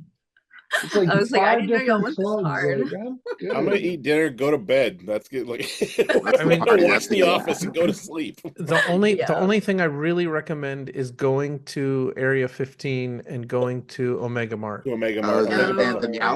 And they're gonna give like because it's normally like $50 to get in. So if it's like a $20 discount for DCON, oh wow, people like for that 4 hours, it's enough time. You only need a couple hours, unless you're gonna do the story.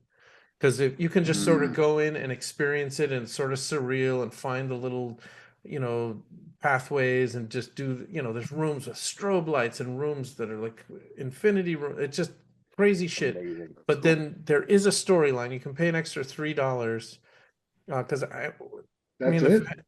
an extra $3 and you get this badge, and then you pick up the phone and you listen to the clues, and you log into computers, and there's like games everywhere, right? Like we started the story, and I was like, this is intense. There was you can go there and really spend like 3-4 hours like doing that. But just for the first time, it's just amazing just to go in, and I highly recommend that everybody does it, because as far as an art installation, it is so well thought out, crafted, and the fact that there is an underlying story there that you can sort of like piece to get some inferences from whatever the mystery is, but it feels very much like Lost, kind of. There's this like corporation, and then there's like these corporate videos playing, and then I can't even wrap my head around it, but as an art installation, it's A+. So yeah, on the list. Yeah. Alrighty. Yeah, we're definitely planning on making it out there. So Fantastic. that's great to hear. All right. Well, thank you so much. We'll see you next week. Yeah, thanks for having us. Take care, y'all. guys. See you guys. Wah, wah, wah. Okay. What am I doing? Hang on. There's a list Okay, of clubs and parties. See, I didn't even Yeah. do that. I Dude, there's like 5. I forwarded it to you. this morning. Oh. See, I turn my phone on work mode, and it's not something you need to read today. I'm trying to. It's all unless you want to go to a club with a DJ, like that's it. I am going to none of it, but I just wanted you guys to know. Thank you. Thank you. Just thought you'd want to know. All right, can we bring Sadat in? Is he around? Yes, we can. I'm assuming he hasn't left. Nope, there he is. All right, Sadat, bringing you over. Mr. King Spider. King Spider will be rejoining the webinar. I mean, that's our theme song, right? The girl from Ipanema. Girl from yeah, Ipanema. pretty much. For every live one, it's like that and the Price is Right theme song. Price is Right, yeah. Stuck in my head.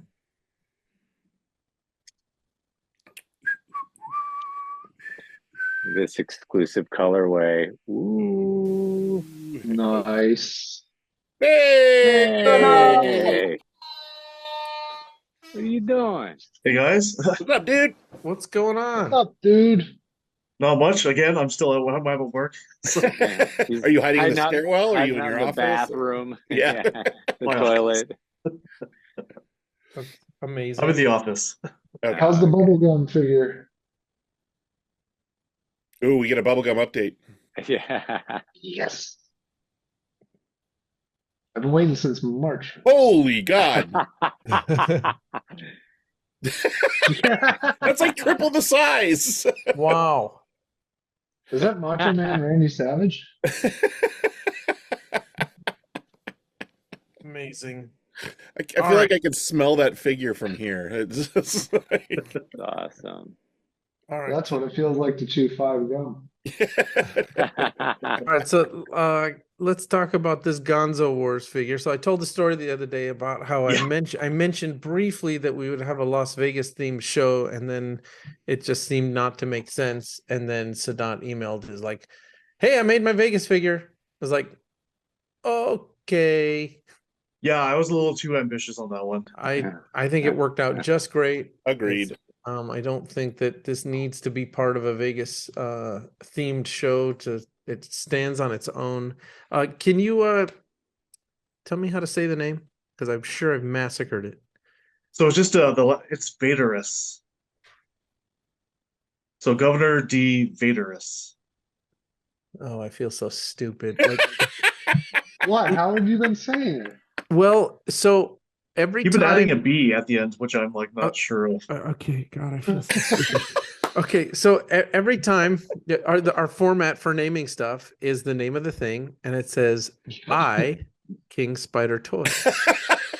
And I didn't have a space in between Vaderus and by. So I've been trying to say like an idiot on show after show, Vaderus. Vaderus, yeah. I didn't notice that. What a fucking moron. Amazing. Anyway, let's talk about how amazing this figure is. How amazing this piece of art is that you hand painted in watercolor, no less. Yeah. I mean, like obviously, like when I think Vegas, I think like Fear and Loathing in Las Vegas, and when you think of Fear and Loathing in Las Vegas, you think of like Ralph Steadman art. So yeah. I had to do something for that. So. Really fantastic, and not to be outdone like all your other figures is you have to create the entire line on the back. Big Chew and Great White are bananas. What about the woman? The woman is my favorite. Played by Fran Drescher. Oh yeah. That's really... Yeah, the funny thing is I actually have like a bag of all the parts that I was going to use to actually make all those figures to like use for like promo pictures and stuff like that, but time just got ahead of me, so digital. Wow, you've really gotten this down with like you're using AI and combining it with Photoshop, and between your last series and this series, you've really sort of hit a stride with it, man. Oh, thanks, man. Really fantastic. The illustration on the back, I'm only sad that you didn't hand paint that one, so I can't buy the original. But look at like, what's up with that little black box there? Like, that's his dick. It's amazing. So it's an edition of 10. It's on the site now, DKEToys.com. And they are $60 each, which is, I don't know, fantastic. And you know me, like, I hope you make the rest of them. It's like, I don't know. Uh-oh. See ya. What happened? You disappeared. When I see you on that beige wall, I'm just afraid your boss is going to walk in and say, like, what are you doing? No, it's a Friday. Everybody's got home. Yeah. The boss is gone. The inmates are running the asylum. Exactly. Isn't that what's happening here?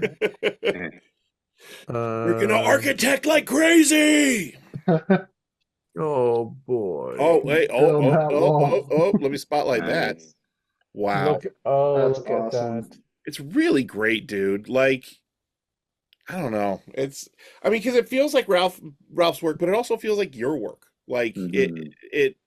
I don't know. It's a really good amalgamation. What's this one? So I'm part of a Barrio Boba's show next, and I just decided to do like a smaller piece for as the card back for that. So look at that. That's awesome. Like a preview. That's cool. Very, very cool. So what else is going on?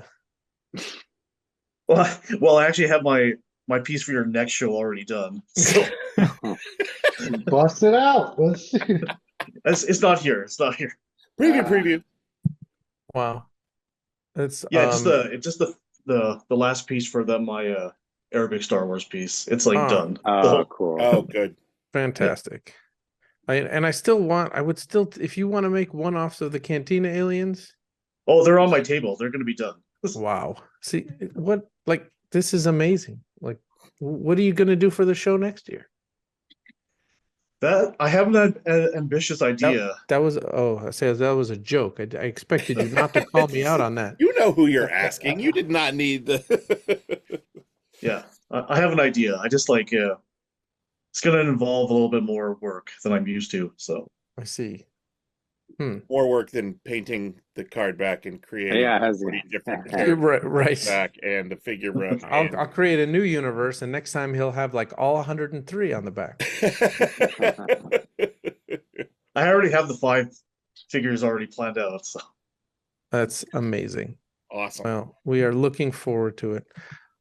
Thanks for obviously always creating such amazing work. And you're coming to Vegas. Thanks for always having me. So it is our pleasure. You're coming to Vegas. We're going to see you next week. I am. Yeah. Awesome. We can party. All the way from Canada. Woo! Wah, wah. All right. Thank you so much, dude. We really appreciate it. We'll see you next week, and keep up the great work. Thanks again for having me. Great work, man. Nice job, dude. We'll talk to you soon. Good. See ya.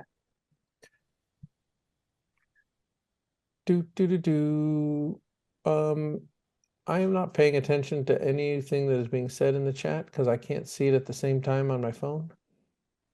It's been so if there's something that I need to hear, you will. Yeah, we'll shout it out. Sarah is too tired for story. I don't know if that's a reference to. That's a Mega Mart story. Yeah. Oh, right. There you go. She's still jet lagged. No, it's just yeah. It's a lot. It is. I started doing the story at the New Mexico Meow Wolf. Yeah. And I would like to finish it, but there's a certain point where you have to commit to either I'm going full escape room on this thing, or I just want to enjoy where I am, and so I veered to the enjoy way. But I'd like to go back and really do the whole story. Well, if I'm gonna have time to do any of this stuff. No. I have the newspaper they put out for the Meow in Vegas. You guys can take the day off. Like, you guys should like just go on Saturday. That's not bad. I guarantee you, at DCON, nothing's going to be happening on Saturday. That's what you say, and then you're like, it's a real guarantee. We're like, dude, I'm sorry, we're behind the produce. We're 7 margaritas deep looking at this weird spray bottle. I did get a spray bottle. I'll show you. They're so good. Hold on one second. Wait, what's the spray bottle for? You'll see. Uh-oh. It's from a Mega Mart. Oh. My favorite part is the neck tag. One of them says "Y." So there's this whole market that you walk through before you like open these freezer doors and then walk into like this other thing. And some of the products are just sort of glued on the shelves and not actually for sale. But then there's a lot of empty boxes you can buy, which are not a great value. I bought some, but this is a product that they actually make for themselves. So crazy. Tag says "Wow," and then this one is just "Why." They didn't have those when I was there. Oh man, really a lot of fun. All right, so this is scheduled for my break time. I'm going to take a few minutes. We got Buzzard Guts at 2:30. So what does that give me? Gives me like 15 minutes here. Okay. 14 minutes. Alrighty. I shall return. All right. Bye. All right. Should we put on music and jam? I could use grabbing a snack, or do you guys want to entertain the masses? I could eat lunch. All right, let's all take 5. We're gonna take 5. Everybody, no one go away. Leave it running. Yeah. There, double entertain you with his spray bottles. That's not what it sounds like. Or it is what it sounds like. Yeah. All right, we'll be back in Zoom 5. Okay. All right. How's everybody doing? Can you hear me now? Yes. Can you hear me now? Can you hear me? Can anyone hear me? Yes. Hear me. Okay.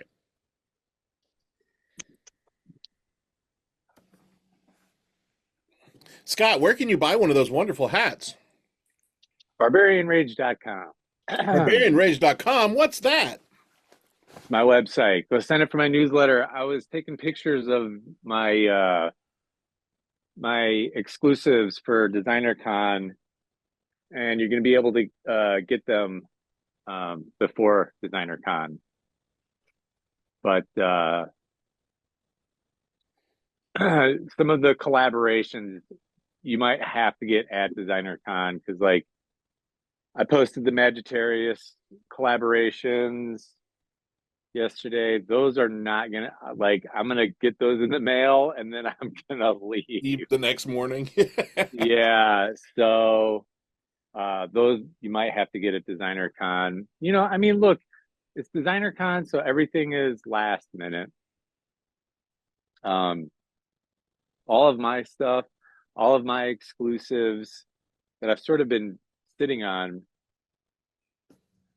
I was gonna post today. Actually, while we were doing the show, I got this. This is my collaboration. Yet another collaboration that I did. These came in. This is my collab with Dave, Akashic Records. Oh, awesome. Here, let me go. Spotlight that. Oh, look at that. And I'm actually, you want to talk about coming down the wire? I made a chest plate for this, and I showed it to him, and it's actually being I'm casting them right now. Oh my god! But like not just casting them, like making the molds. Wow.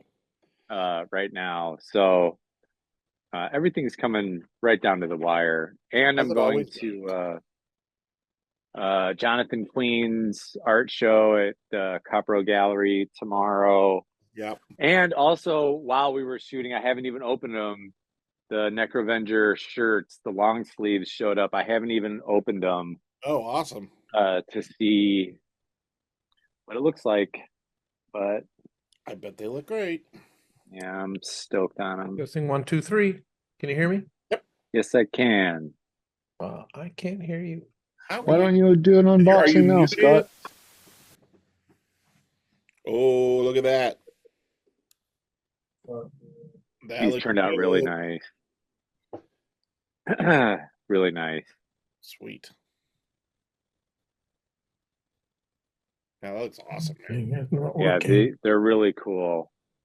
And they're on comfort color shirts because I didn't want to I didn't want to cheap out on the shirts, because every time you go to like the metal show or whatever, and it's like this Gildan shirt, and everyone moans and complains about it, and I was like, I want like just give me just the nicest one. Yeah, so comfort colors these are a little on boxy, but that works well for that style. So what's that? The comfort colors are a little boxy, but that works really well for the long sleeve style. Yeah. I don't know. Everyone, has their preferences, and so whatever. So that just means now, if you pre-ordered a bundle, I'm gonna ship those out like right now. As we're doing the show. Then there's gonna be. Are you bringing any to DCON? Yes, there's gonna be. I ordered a few extras for Designer Con. Nice. Sweet. And what's the price going to be? They're $45 on my website, but they'll probably be like $40 at Designer Con. It's because I offer free shipping on the website. I have free shipping on everything on my website. How does he do it? Yeah. I think I just told you. I mean, it's gonna be like it's the DK booth is here, you're here, Epoch is here. It's like a mighty little intersection there. Dude, Shepherd Ferry is on the other side of. Oh, really? Wow. We're only running 15 minutes behind.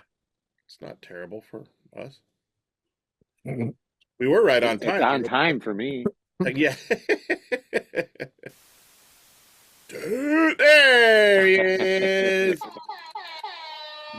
The Alan Moore of the bootleg toy world. Wow. Oh, he's muted too. What's up, dude? It should send you a message right now to unmute. Unmute. There we go. How's it going, man? Go again. You know, Can't silence Dane. The hordes persist, but so do I. Wow. Thanks for that quote there, Dove. I got that from one of your posts. Yeah, I wish that I would have come up with that, but I am not that smart. You're smart enough to repost it. It's a good quote. I'll take that. How have you been, dude? I'm all right, I guess. You know, fair to Midland. All things considered, yes. You All look healthy-ish. Oh, yeah?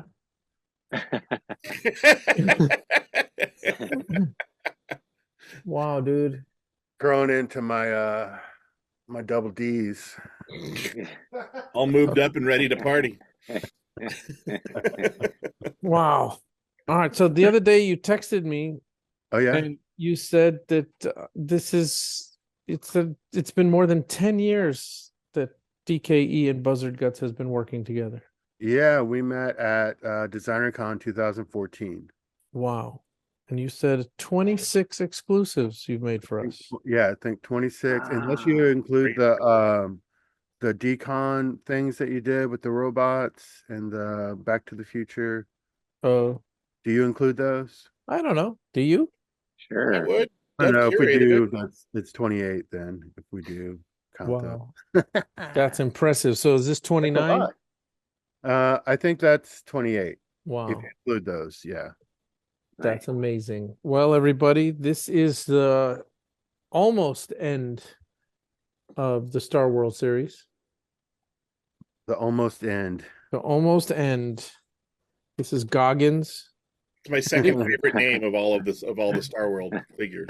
Better than I ate one before you. That's my favorite. I ate one before you. I think Goggins makes, and then Fenstive Buzznalia. That's my favorite.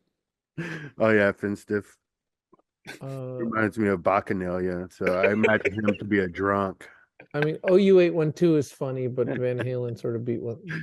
Yeah, Van Halen. Yeah. Yeah, it's fantastic. But there's not a bad name on the list. They're all good.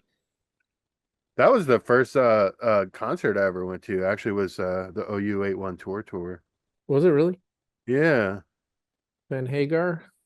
Van Hagar. It was pretty good. Really, I could never. I mean, I was in 7th grade, so I don't know. I was a David Lee Roth dude, and I just couldn't do it. I like David Lee Roth too, but you know, Eddie Van It's two totally different things. Yeah, yeah. It's like two different that's things. how you look at it? It's two totally different things? Yeah, it sort of is. I like one and I don't like the other. I mean, I saw the For Unlawful Carnal Knowledge tour, and it was, you know, Hagar, but it was great. Like, it's not Roth, but they were still great. Can't do it, man. You don't want to jump? Jump! Oh, Might as well. I mean, might as well. You want to right now? You don't want a Pepsi commercial? That's what I was. Ian just said, I can't dub 55. Yeah. Well, so what's new, dude? Besides making another Star World figure. So just so everyone knows, we're going to stop torturing you. Skywalker and Tubal Cain will be out in March. And then I have a little sneak peek at Guy Walker if you want. Let's see. I'm just gonna do it real quick. Okay. Oh man. Whoa. Cool. I double cast the head, so oh, that's awesome. That's amazing. And then you said like Tubal Cain is going to be like 1 centimeter large. Yeah, he'll be real tiny. He'll get his own card. That'll be fun. So every time we see you, your hair is longer and you look more homeless. No, he goes up one level of wizardry. Yeah, is that it? I'm working on my XP right now. His wisdom has increased by multiple factors at this point. Wow. I'm really close. I'm not actually a gray wizard yet, but I'm really close to. Wow. Do you have Dane of many colors? do you have like a wizard hat?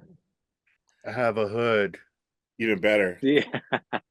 He may not be. I don't get the hat. I gotta level up before I get the hat. I don't know. He may not be. He may not be a wizard. He may be a druid. He may be just a woodsy Or maybe guy. like Hagrid. Hagrid was sort of like a.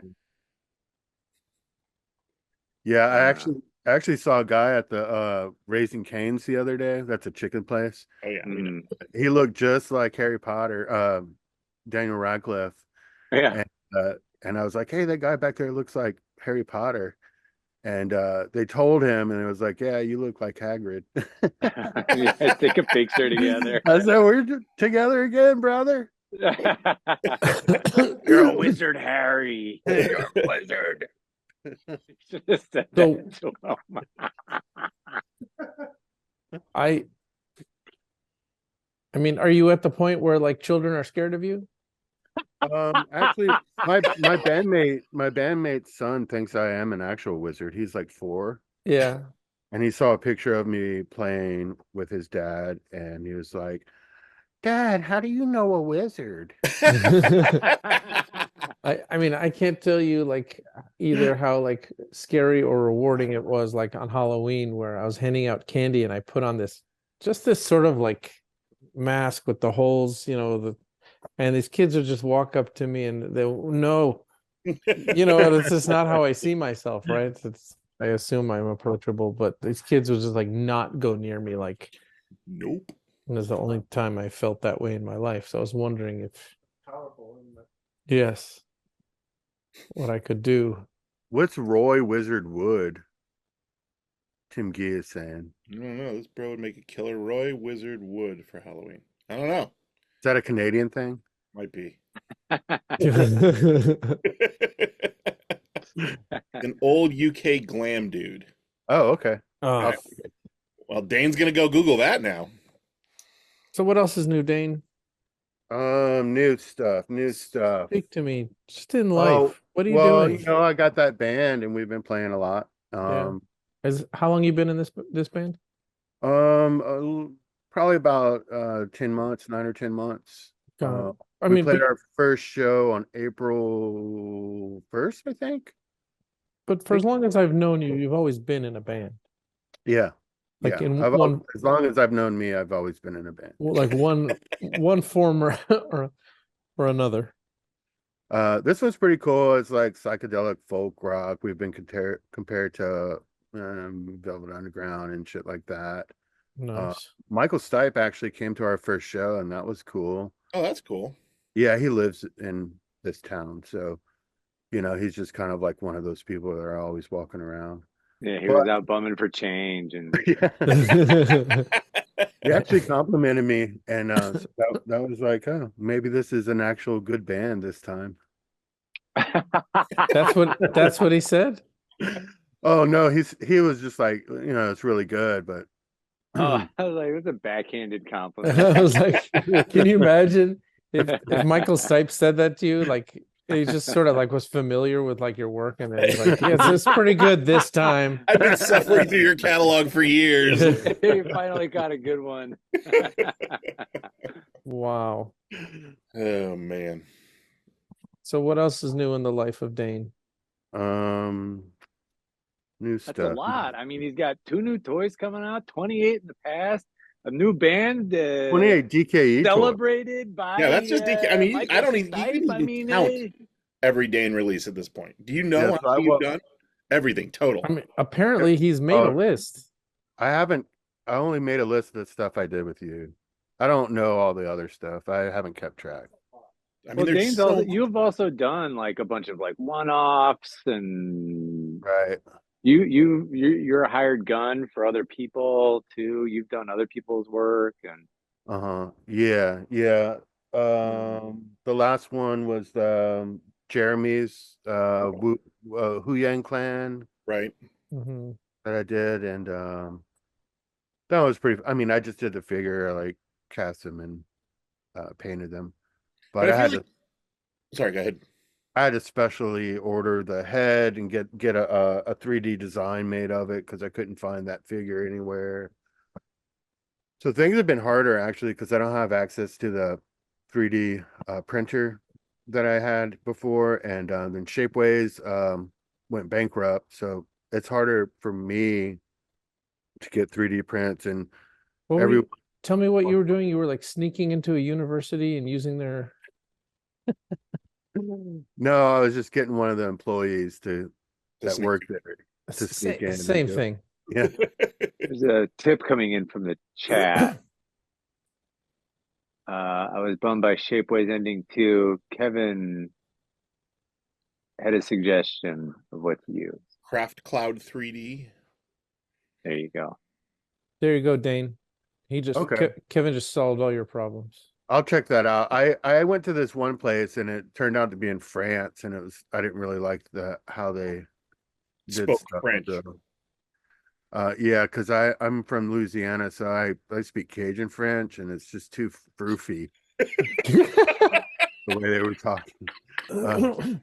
Tim Gay's asking what the name of the band is. I'm gonna tell him it's called Burley Ivy. Wow. Like Burl Ives, but Burley Ivy. Burley Ivy, yeah. Amazing. So they did this. Do you guys sing Silver and Gold? We were thinking about doing a special Christmas album. You have to. Doing all the covers. But yeah. Silver and Gold. Silver and Gold. Okay, I'll put that. My favorite Christmas song. They did this study on parole review boards, and they found that before lunch, when people were hungry, they were less likely to parole people, and people after lunch, regardless of the crime, were more likely to get paroled. Mm-hmm. And I feel like the opposite has happened. Like, we took a break and then we came back. And we've just really collapsed here. And my blood sugar has crashed, and it's just like, I don't know. Anyway, I feel better. What'd you eat? Did you have some of them sandwiches? I wish. So just before we go, I guess we're just going to stay 15 minutes behind for the rest of the day. What's a day in the life of Dane like? Like, I have this movie in my mind of like Dane as this movie character, and like it's like a cartoon. It's like a Ralph Bakshi cartoon, and Dane wakes up in the morning, and it's just like definitely like a Ralph Bakshi cartoon. Like what What is I don't Dane's Not life Street like? Fight. No. I don't wake up in the morning though. Oh, right. Okay, that's what I thought. Okay, you're sort of fulfilling Like a vampire. I vampire. prefer the sun to be low. Right. Okay, keep going. So what time do you get out of bed? You know, sunset. Sunset. Wow. No, I don't.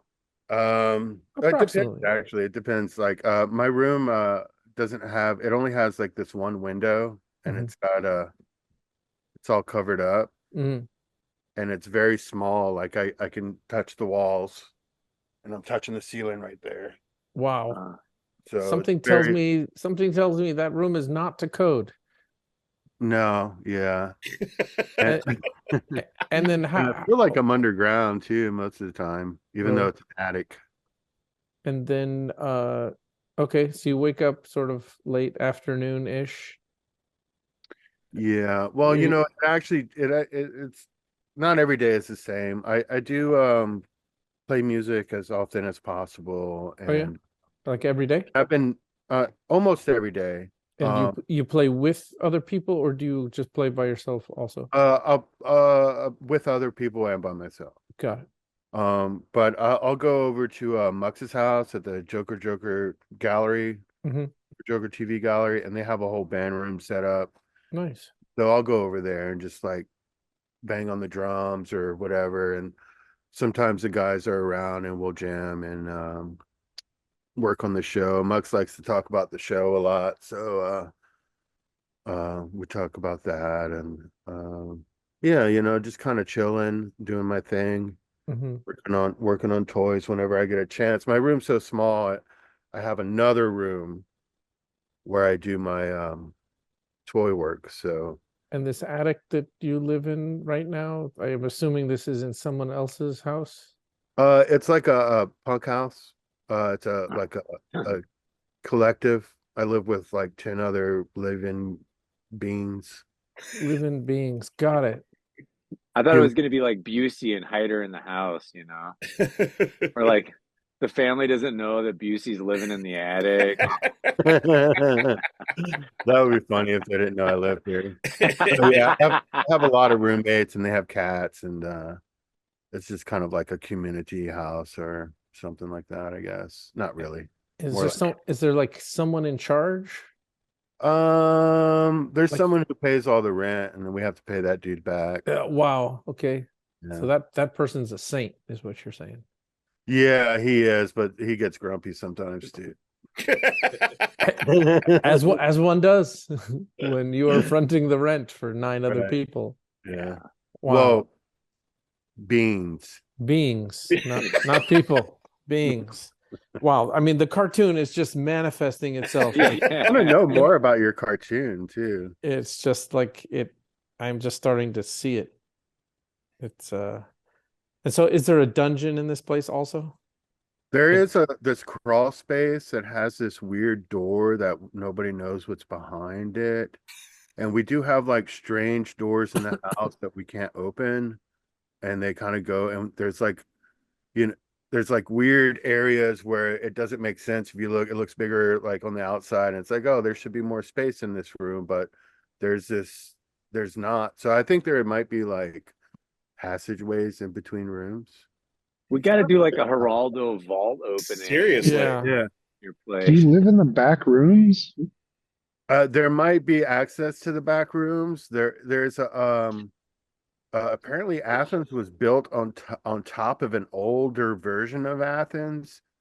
So there's a lot of like weird places that have these basements that have doors that go somewhere, but you can't like some people's houses, behind the door is just brick, like they kind of bricked up an entrance. And I know the downtown area has access to an underground, which is Seattle's like that too. There's a huge city under the city under the city. Have you ever seen those Instagram videos where someone's like in an Airbnb, and then like the guy who owns the house like opens up a secret door and goes, "Hi, don't mind me," and he goes throws it in the trash and goes back? Yeah, I have seen those videos. Yeah, and it's like, what? Like, is this staged or is this real? You Airbnb your house? You should do that. I don't. I can't even imagine. Oh yeah, Dane thinks your house is in a dead zone. What do you mean? You have no cell service up there. We do now. I think the last time he was there, it like 18, like Sprint or whatever always worked. So what's called Sprint? That a dead zone? I don't remember. But the other company, T-Mobile, what are the three companies? Sprint. Now there's Spectrum. So AT&T, Sprint, Verizon. T-Mobile. Verizon. There's three companies that have towers. Everyone else rents from them. Anyway, Verizon has the most towers, I think. all right, so AT&T now works. But anyway, This is what everybody came to hear. So There you go. Right. Yeah. Actually, I was wondering because now that designer cons in Las Vegas, you're not going to have your little secret parties anymore. I mean, COVID kind of killed the parties. All right. we haven't had one since COVID. Yeah, and then That's we could have done one like 2 years ago, but it just felt like we're already risking enough, like, going to DCON. Like we want to like expose everyone to, I don't know, just seemed like not in the cards. Yeah, that was definitely a bonus Those- fun about those- the decon. Those were the days. That was a Yeah. fun. That was definitely a fun Oh, stretch. for the days. All right, we got to get going, Dane. Thank you so much. Okay. Thank you so much again for making these cool figures. I know that So cool. there's a whole community of people who come to the site to buy this figure who buy nothing else. Yeah. I have some more of that first one I'll be making available soon too. Nice. Cool. Beautiful. Sounds awesome, dude. All right, we really appreciate it. Thank you for the time. Okay. Always a pleasure, Dane. Yeah, You man. guys- Good seeing you, man. See you, buddy. Love you, man. Ian, love you too, Dev. Bye. Bye. Yeah. All right. Now I'm sad. Dane's gone. No, it's okay because next I think we have Jimmy Folklore. So Woohoo! Ah. you ready, Jimmy? Coming over. Dude. Now we fell farther behind. Yes. Well, we're still about 15 minutes. Oh, no, never mind. We're 19 minutes behind. It's gonna be one of those. The Dragon Rider himself. Yeah, I saw him on Toys Alive. He's like a expert on Dragon Riders of sticks, and he could differentiate like the different colors and plastics. Like, Wow. hey, what's up? Hey, what's up, Jimmy? Hey guys. When you went in depth on those Dragon Riders on Toys Alive, probably a few months ago. Yeah. Wow, it was highly informative. Wow. Yeah, that was one of my rabbit holes that I went down. Got really into that for a while. I think that was a euphemism that Scott used for nerd.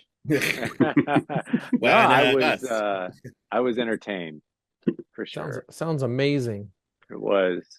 So can we talk about this other crazy thing you totally nerd out on, which are the most amazing? I can't even. The box arrived today, by the way, and look at that. So good. Crazy devotion there. What you wanted me to show that we didn't show in the other shows. Hey, Robert, Screw stopped by. Oh, what's up, Screw? Is inside the package. Put the little heads in these little cartons. Amazing. Look at that. Where's the other one? Oh, here. I have this. I was just playing with these all over desk here. And then out of the, what's the edition? I don't have my notes here. It's 15? Yeah, 15. 15. There are, how many of these are the special chase that look like that? Look at that. There ended up being 2 in there with the power pants, as I call them. Yeah. Power pants. Amazing. Just such an exceptional job, dude. And just the way you've interacted the old figures with these and making the magnets work. Did you do that on purpose? Like you get all the magnets so the polarity is right so you can make the old ones work with these ones? It's actually really simple. It's all so they all have a pair that they clack together with, and those two will clack together as well, just like the burger balls did. Yeah. And then the figure has a steel plate in it. Oh, that's so smart. you don't even have to worry Yeah. about polarity. Yeah, super easy. You just make sure the direction is correct. Yeah, Wow. I kind of keep track when I'm making them because I have them each paired as a partner. So I just Wow. keep track of the directions on the burger balls, but the figure itself just has a steel plate. So that's how you can make it so that any of the burger balls will stick to it. You know? I have a whole bin of arms and legs where I put the magnet in the wrong way. Yeah. Wow. Yeah, I don't love working with magnets, but sometimes it's necessary. I'm sorry Yeah. for laughing at your pain there, Scott, but That's okay. That's amazing.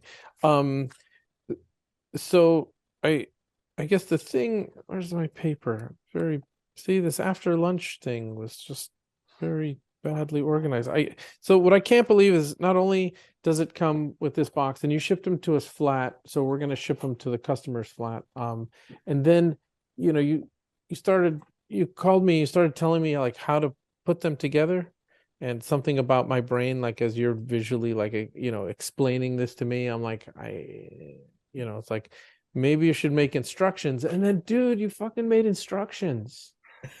Yeah, so that is amazing. Ian made that for us because he made the box, but yeah, he put that together and he made it hilarious, just like everything else. So it's perfect.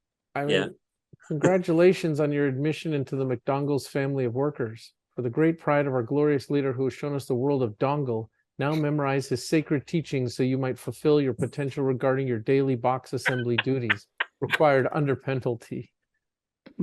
Amazing. Oh my God, that's so good. It just keeps getting better and better, dude. Like, you send us a sample, we show it off, everyone gets a hoot about it, but like, and then you send these things. The boxes, yeah, the presentation is always.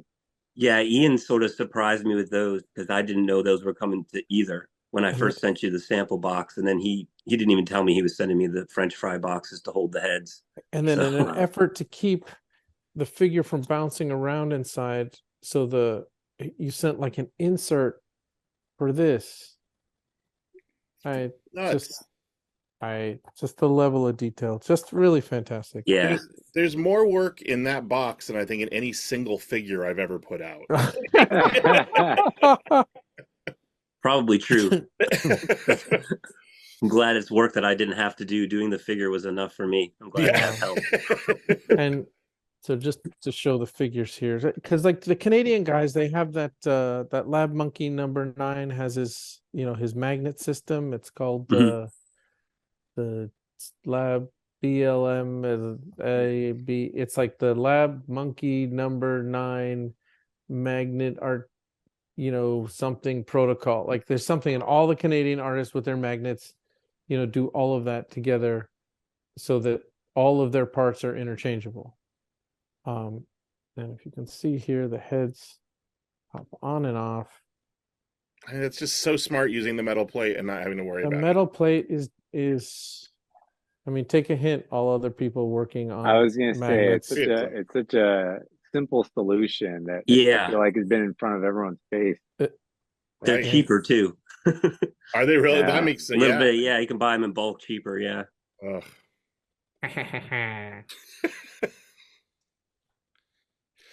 He's got the same George Bush voice as everybody else. Oh yeah, I don't actually do George Bush. I do Jon Stewart doing George Bush. It's like sort of meta. It's like I can't do Mr. T. I can only do Eddie Murphy doing Mr. T. Right. Right. Dane says that Micronauts use metal plates for their larger toys. Smart. See, on the shoulders of giants you stride, Jimmy. Yeah, Very I cool. think some of those Micronauts used like they had like the cup that held the it was like a ball bearing, like a metal ball bearing that fit into like a magnet cup. Okay. We're smart. And then what I noticed here is this one. I'm not sure if they're all like that. I think his testicles are showing through. That's weird. That must have gone through our quality control department. I mean, I think his nutsack is hanging there below. I mean, that's little... straight up. It's... Is it just this one? It's not all of them? No. Well, all of them that aren't wearing power pants have that reveal. I mean, I wasn't going to mention it, and I was going to see if you guys noticed. Are you sure on your pronouns there, Dove? I mean, that could... Yeah, it could go either way. Go either way. That's open to interpretation, what you're seeing there. I'm down. I'm down. You know, no judgment. Like, you know, your private parts are your private parts, and none of anyone else's business until you have them fucking hanging out. Just wait for the next burger ball named Moose Knuckle. It's going to be... I used a bootleg like a bootleg He-Man figure for those legs because they didn't have the leg joint, and I wanted it to be solid, so I had a bootleg figure that had waist down was a solid piece, so that's what I cast. And you don't notice it. I didn't notice it when I was making it because the shorts were all painted one solid color. Right. And then when I started painting it myself, it's like the bottom part, if you look at the mold, it's actually not like, it has kind of like the loincloth, and then that part that I left unpainted, that's not loincloth, that's in the mold. So I felt like it was meant to be. Happy accidents. Happy accidents. Right. So here, here's the power pants one, and like. Yeah, I didn't go as far as to paint the testicles on the power pants. That seems like too much. And they would have been power chaps. Hand some of those off to Yo-Yo Dine, he'll flock the nuts. Oh, that's good. I would like to see the nutsack. Yeah. The grundle is the bridge between eternity and forever. Wow, that was amazing. So Jimmy, what else you got going on? Oh, not a whole hell of a lot. I'm sitting in the middle of a couple of projects here. I got stupid Shrek show projects sitting in front of me, and that's probably my next thing. Yeah, maybe cast some more 5.5 because that was fun making that. Sounds great. But I don't know. The world is my oyster. I've got a lot of crap around me. It's just a matter of which one I dive into next, you know? Nice. Well, these are great problems to have. Well, dude, I want to thank you so much for just, always delivering awesome stuff. We always laugh. It's always amazing. Everyone who's watching always loves the stuff and really get a kick out of it. So thank you again for all you do. Amazing. Yeah. Thank you guys. I appreciate it. And we will talk to you soon. All right. Good seeing you, man. You too. Bye. Yeah. Dude. All right. Is Martin around? I believe so. I love that guy. Just throwing that out there. Ian, is Robert is he loading up right now? They loaded everything? Okay. All right, Martin, we're bringing you over live. Does Robert want to go live and call someone the C word or claim? Wish someone some incurable disease on someone or Hey, there he is. Unmute yourself. Unmute. Should have just sent you a thing. Hi there. Sorry. Hey, dude, how's it going? Awesome. Very good. Thanks for taking the time. So for the people in the community who don't know who you are, tell us who you are. I'm a director and screenwriter and visual artist from Argentina. I'm sorry in advance for two things. My shitty English. I usually work and write in English, but my spoken English is awful. And second, I have a dog around. It's kind of oh yeah. She usually jumps and so I don't think there's any apologies necessary. No apologies your English is better than mine, and a pug is always welcome. So your English is better than my Spanish. So and I just want to commend all of the people that we've had, from all over the world today. Like everyone, we had another dystopian was on earlier from Argentina, and Cuellar from Turkey, and fortunately they all speak English, or we would be sort of shit out of luck here. So yeah, we appreciate that Well, all the hard work you've done, and we understand everything you're saying. So please. Okay, awesome. We want to see the dog again. Of course. Can I see the dog? Yeah, there we go. Yes. Her name is Morsila. It's like Godzilla, and there's a sausage here called morcilla. So it's like a mix of that two words. Awesome. I'm sorry, I interrupted you before. No, of course. So I'm working on 3 or 4 personal projects. Besides, I usually work in commercials and music videos and graphic novels. I usually write graphic novels and comics, And years ago, I started working on The Guardian, which is a universe based on a comic book we did, like, I don't know, maybe 10 years ago. Oh wow! So when you said that, when you told me that this was your own IP, this character has already appeared in a comic book. Yeah. Like 10 years ago. No, yes. That's kind amazing. of. We won with Juan Cavia and Santiago Villa, who are the artists. We won an award in a very awesome convention here called Crack Bam Boom, and that's starting the universe. We've been developing this. I don't know. This is the helmet of the short film. It's in progress. Oh, cool! It's real size. The short film it's going to be awesome. It's going to be huge. And then we have the book. It's not ready out yet, but this is a book, an art book with the work of everyone involved. Oh, awesome! This is going to be free because we did it with an award. So I think we're going to give it for free with, or one of the figures, or maybe, I don't know. We have to see. Sounds amazing. And so this is the figure here. This is an edition of 5. The Guardian. It comes in a bag and header card.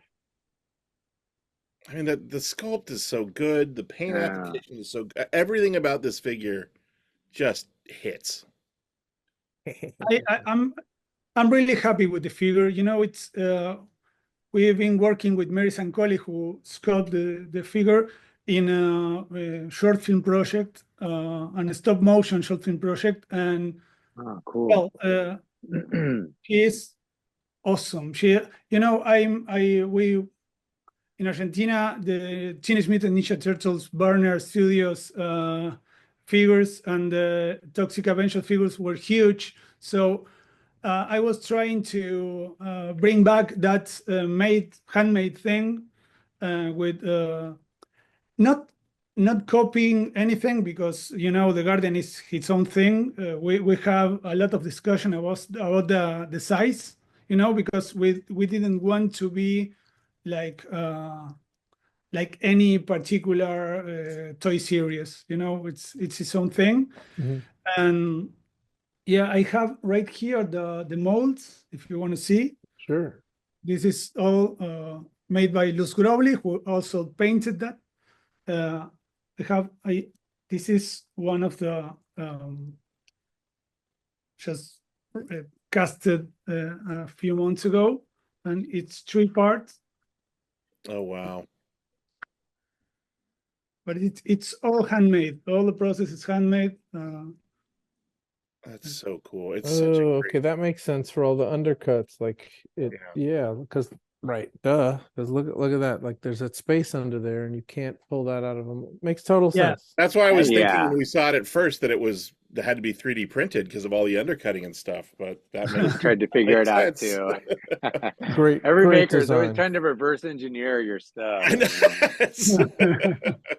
Mostly so I can be like, well, I'm not going to go to that much effort. So yeah, that's a lot of work for him, but I'm not doing it. Yeah. So it does. It looks great though. Yeah, we're trying to matching the Kenner 80s, 90s color palette. We work a lot in in the colors, in the, you know, it's, I have the master paint here, which is not for sale, but it's the one, and if you can appreciate, it's more gray, it's more, and I wanted that kind of bluish gray, and loose. We work like a week or two for to achieve the kind of color that we like. I was digging through your Instagram account, and the variations, the paint variations that you're showing off there that different artists have done lend themselves so well to this. I mean, it's a really detailed figure, but when you look at the striped versions and the different way people are doing the armors, it's a great blank. I mean, it's really impressive what people have done with colors and paints on it. I have one of them here. That's every one of that posted on my Instagram account is from an art exhibition what we made in a museum here. It was huge. This is a fake cover. Oh, it's not Toy Fair, it's Toy Rare. That's awesome. Awesome. That was done by Strange Santi, who is an awesome illustrator down here, and we make like an auction, and we donate everything to a shelter here. So this year one of my goals was to bring this toy to the public, and Dov, I've been following your works for years, because one or two Argentinians like Calaca, or they are working with you before. Sure. So this is awesome for me. I'm very happy to work with you. I hope that the figure makes his own way. This is the one made by so good. Wow. I mean, look at that. Just I don't know. This is rad. This is made by Gabi Baez. He's gonna have a booth in the Designer Con. You can go there and look in her. Really beautiful. This here, I want to show one real quick just from your Instagram account that just kind of floored me when I saw it. Did you say that was Gabby's custom? Yeah. Yeah, I met her last year. She does those amazing. Amazing. She's awesome. Yeah, this one, as soon as I saw this one on your Instagram account, just the way the striping works and makes it look like 3D, it's just, I don't know. Something about this form and the way it's being customized is really, really impressive. And that was made by Salvador Sanz, who is a huge comic book artist down here. He's awesome. You can check that his work. He's awesome, and it was an honor for me. He participated in the show. It was awesome. It's really great. Really, really great. I have a question for you. Like, you know, these scenes sort of like pop up in little pockets all over the world from time to time. And what do you think it is about Argentina that there's so many figure creators coming from Argentina? I mean, I'd say that aside from the US, we probably have dealt with more artists from Argentina, probably more than Canada, more than the UK. I have to say Argentina, it's like the US #1, and then I think Argentina's #2. I mean, there's got to be over a dozen artists that have made stuff for us. And what is it about Argentina? I think we are making a documentary right now about the bootlegs in Argentina. I think in the early 90s, the bootleg or the bootlegs industry was huge, and I think it was very common to see variations of the products. You know, it's like, and I think we are like a nation or a people who like to tell his own story. So we have grown up looking to Star Wars and all that kind of things. Always was like Japan. Japan took superheroes and made Super Sentais, but I think we have that kind of culture in ourselves, and they are amazing artists. So here, it's you name Dystopian. There is Calaca. There is Legion. There's a lot of incredible artists. Gabi it's awesome. Luz Growley. Luz Growley made toys, and she's incredible. Yeah, it's amazing to see all the work. So you think that the number of bootlegs that were sold, Yeah. so are you saying that this was when people were growing up as kids, or more recently? No, it's when we're growing up. I think we are in, but in the last 2 years, there's like an explosion here, an art toy explosion. And yeah, I don't know, because they are like a new generation with new tools like 3D printing and racing 3D printing and working digital. But they are like a lot of old school, like handmade cast, and I don't know. It's an interesting mix down here right now. It's really just fantastic to see, like when and so do you find that there's also a collector? I know there's of people that I know, they're all artists who are creators, and they're always anxious for us to sell their stuff. You know, we sell all over the world, but it's a large base in the US. Are there a lot of collectors in Argentina? Yes, I think they are. But in the last 6 or 7 months, our economy is awful. So I don't know if you can right now, in this precise moment, have an audience for our toys right now. I mean, of course, there are a range of prices, but for an art toy, handmade, hand painted, and I don't know. I really don't know. We are just gonna find out in the next month, I guess. So are we. I'm gonna go cry. Yeah. All right. Well, Martin, thank you so much for taking the time. Amazing toy. We're gonna have it at DesignerCon next week. And definitely say hi to Gabby, and we really appreciate you reaching out and contributing. So yeah, no, it's my pleasure again. It's an honor to work with you. I really love that you have very kind words the other day about the toy, and it's very moving, So thank you so much. I hope that we can still working together in the future, because I want to make more variants about the toy. I want to make like a comic book variant, like the inking and the shading, more like a comic book. I would love to do that. So, well, I want that too. It sounds wonderful. We're looking forward to it. Thank you so much. All right, man. Thank Amazing you. work. Have a great one. We'll talk to you soon. Nice to meet you.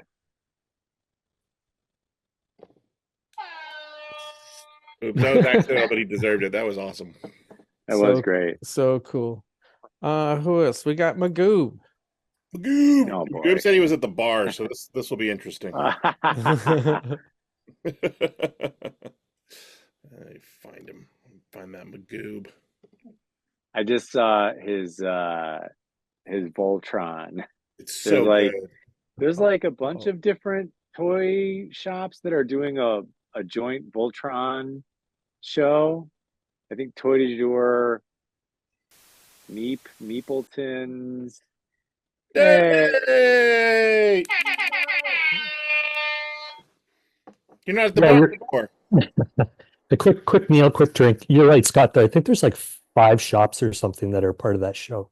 It's kind of cool, yeah. Yeah, I'm doing it through Mike's Vintage Toys in Dayton, Ohio. Oh, okay, cool. So yeah, they I think Toy du Jour kind of just picked and chose artists and spread them out kind of equally across the multiple shops. But the crazy thing for me, and we can talk about that too, is it's a licensed show. Like the Voltron folks are on board. It's crazy. Yeah. That's amazing. Yeah, I really wanted to do it, but it was like right on the heels of my own show, and I was like, I can't make a commitment not knowing what I'm going to get done. But no, fair enough. Seeing everyone's pieces come out and regretting saying no. Who's the company that is licensed to sell Voltron in the States? Great question. Yeah, I don't know. Was that Mattel? No idea. I mean, I could have done some research, but yeah, that is a good question. I don't know. Who is licensed to sell Voltron in the United States? Do it live. Oh, great! I pulled out like 6 Tommy. Is it Tommy? That's what it says in the chat. All right. Well, the chat's got to be right. Yeah. It used to be Matchbox, right? I was gonna say Matchbox, but then that got. I think originally, like I absorbed by- thought I saw LJN. So is LJN American? Too. Like that, but that's in the 80s. Yeah. I don't know. Yeah, Well, no idea. Anyway, it's just really, I would say, forward thinking of, I mean, I see what Mattel is doing, and they're just sort of figuring it out. And, you know, Hasbro is nowhere close on the spectrum, but not that spectrum, but I mean, like Mattel's really going for it. Like they did Mark Ryden Barbies. They just did a Hot Wheels toy with Mischief. They have these designers doing Hot Wheels. Like they're really just, I can see the stuff that they're announcing. They're just have like figured out, like 20 years too late, that like, hey, there's creative people that we could collaborate with. Like, so yeah, good for them. Well, let's just. While you dig up that, there it is. Oh, sorry. look at that. No, do your thing, Duff. Do it Sorry. again. Do it again. I want to spotlight it big so everyone can see it. That's so great. So cool. The blister is so neat. I love it. Oh, cool. Wow. Yeah, the coffin blister. Did you hand make the blister? I did. Yeah. Wow. So let's talk about this guy, Lord Warpo Nipple Twister. Mm-hmm. I wish I could say that like I can never do it right, so I'm not going to do it. But like if Christopher Walken said that's, you know, that would be good. I'm pretty sure. Say it, but yeah, Janky could probably do it. No, not Christopher Walken. No. Go, Janky, go. Lord Warpo Nipple Twister. I don't know. No, not the German guy. Oh, I can't do it. I can't do it. Lord Warpo Nipple Twister. There it is. Hey, Ian's got it. everyone's got to walk, and it's like Macho Man or Yeah. Schwarzenegger. I can do it as Macho. Everyone can do Yes. it. Everyone can do one. Did you see Foo Fighters talking about him? Like they were The going to Foo be Fighters. they're going to be on SNL, and he asked them, where do you, is it Foo Fighters or is it Foo Fighter? You know, and so they told him the wrong thing. The wrong thing. It's very John Travolta as well. Like, I swear, I thought I was gonna die. Wow. So for the people who don't know, can you just explain the process of this madness? Mm-hmm. Well, this actually, I think the idea started from you, Dev. I think I've been watching you for, I don't know, the last few years, is always talking about the artists that do toys that are super recognizable from across the room, you know, the Suck Lords or the Healy Maids, and, you know, the stuff that you could recognize. And I've been trying to find, you know, a look that I could kind of lean into. So it came out of my experimentation with 3D scanning kind of in the early days and getting really bad 3D scans. I wanted to get as close of a accurate reproduction as I could when I started. And I really bailed on it because it just wasn't working out for me. But then mix that with what you've been saying about kind of trying to define a look. And I thought maybe I could just use this to my advantage. So digging around on my iPhone and you know, with the iPhone 13s, but I think it will probably work with most iPhones now. You could start 3D scanning just using cell phone technology. And again, you don't get the accuracy that you would get from you don't get the accuracy, right? Yeah.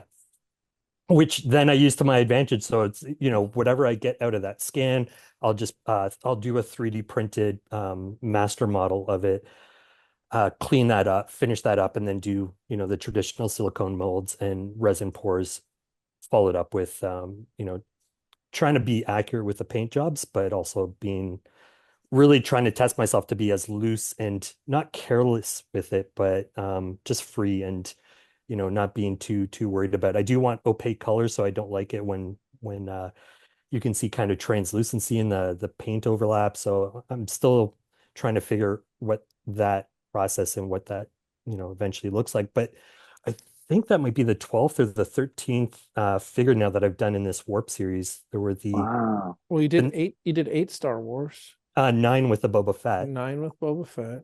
Yeah, And then Then there was the Ralph Wiggum. Yeah. There was the Fandom Scan Warper. Yeah. So that's what, 10, 11. Then yeah, so Lord Warpo, and then the Voltron. So I think it's 12 or 13. Wow.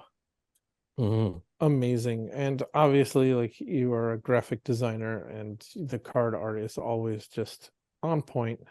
I've always wanted to go back in my old comic books, and so that isn't like literally from one page. It was, trying to find as many of these kind of ads that really appealed to me when I was, looking at comics and putting together kind of one panel for the back of the card.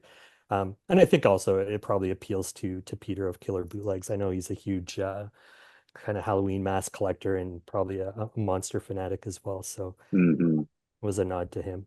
Very cool. So it's edition of 14, and Killer Bootleg signed it as well. It's just always a lot of fun. Yeah, the 14, I mentioned it to you, Dev, but just so everybody else knows, it is the 2024 is the 10-year anniversary of Peter releasing Count Draco Knuckle Duster at SDCC. Wow. And so this has been kind of, I talked to Peter at DesignerCon 2 years ago when he was there, and mentioned, it's like, are you open if I'd done the Fandom Scan Warper, are you open if I do Lord Draco? And he's like, yeah, the anniversary is coming up, let's do it. So it's kind of, I haven't been working solidly on it in the past 2 years. I think the intention was to try to release it through you for SDCC this year, but that show didn't happen. So this just made sense. So yeah, the 14 is a nod to 2014 release of that figure. Nice. Oh wow. Well, home run, dude. This is really Always. amazing. Always. Thank you. Love the stuff.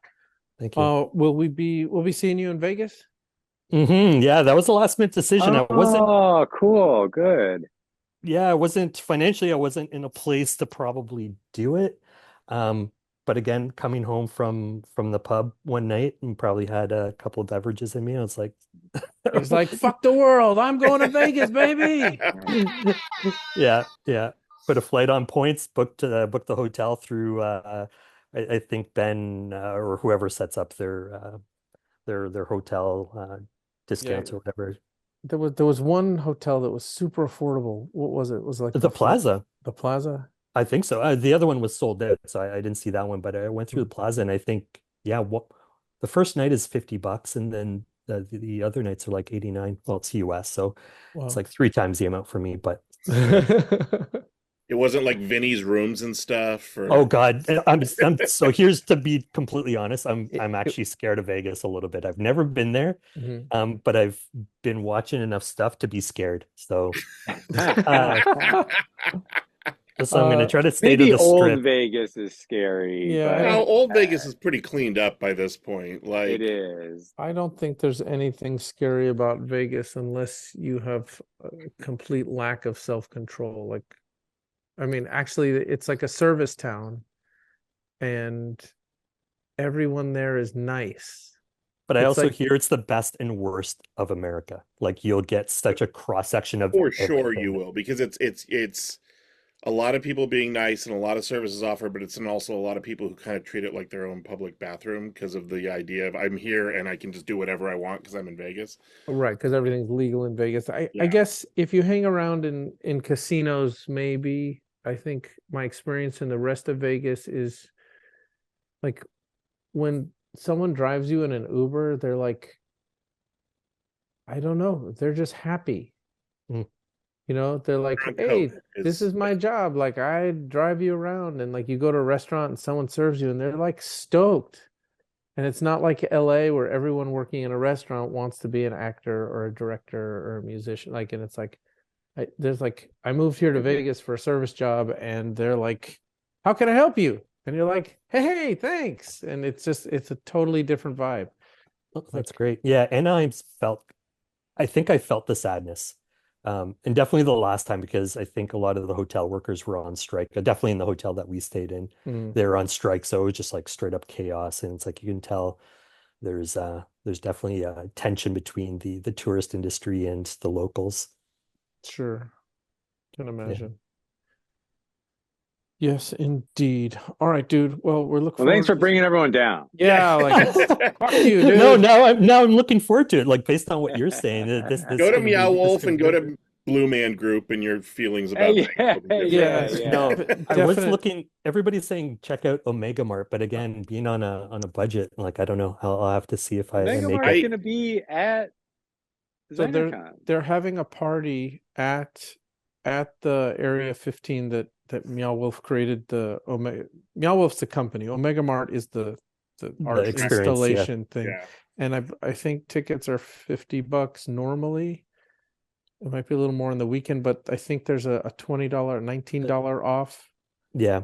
Yeah, unfortunately I'll be flying out Sunday night, so I'll be missing that. I did consider just extending it to check that out. It's worth going if you can. I mean, especially for you, like as a graphic designer and as someone who like thinks in different ways, it's an amazing experience. Because you just walk into the main hall. It's a market. Yeah.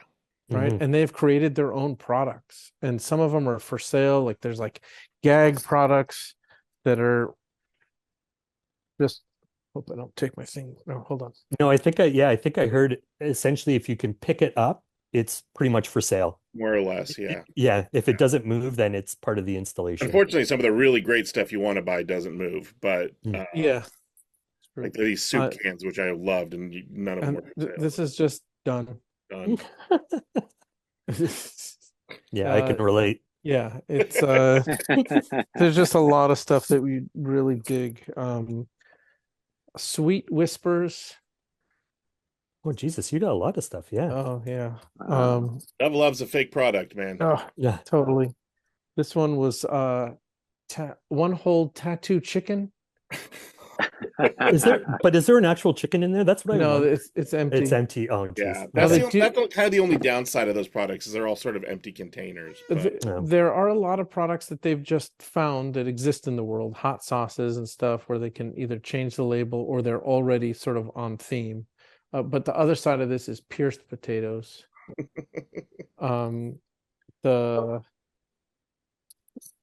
think I looked into it. Like I think there's an experience part of it that could take you. I think they said it was like 6 hours. Oh yeah, you don't need to do that. I mean, it's you can do that another time, but really, there's drama cake mix. Dram cake. Dram cake. That's their company. It's like Drama Corp. It's sort of this. Everything is drama. I don't know. Anyway, a lot of fun. You don't need to stay there for 4 hours. You could.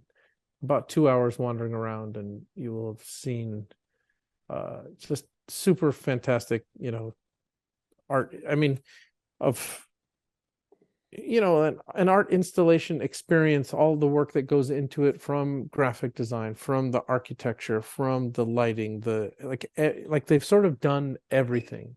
Like you go into this room and they've shot like fake corporate videos, and with the people from Drum Corp like just talking, and then there's slides and like secret like stairs that go and come out of a file cabinet. It's crazy.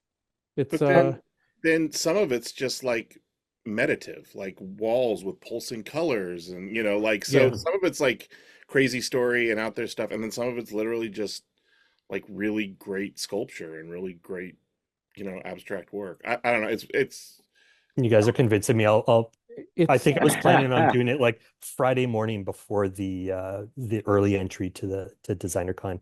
I think that's the window that I have for it. So it's worth it. I'll put it this way: if it's not in the budget, it's worth going into debt for. You will come away, $50 inspired. Like Agreed. It's really exceptional. I'm sold. Yeah, you're a great salesperson. Yeah. So they say. All right, dude. Well, thank you so much. Have a safe flight. We'll see you out there. Yeah, see you next week. Yeah. Sounds great. Thanhanks, guys. We'll see you next week. Thanks for making awesome figures, dude. Thank you, dude. Appreciate it. Take care. Stay fresh, cheese bag. That's right, because I cut out. He did a version for you in the last episode. I did a stay cheese fresh bags and Janky cut it. I put in the Werner Herzog joke. It made more sense, but wow. Thanks, guys. See you, dude. Take care, man. Yeah. See you, dude. All right. Is Rutro there? Let me look. Because of that, we had that 15-minute gap. We're now back on schedule. We are. I just figured let's just push through and. Rutro, could you raise your hand for me if you're in the room? He just texted me. Let's see. Is it A maybe?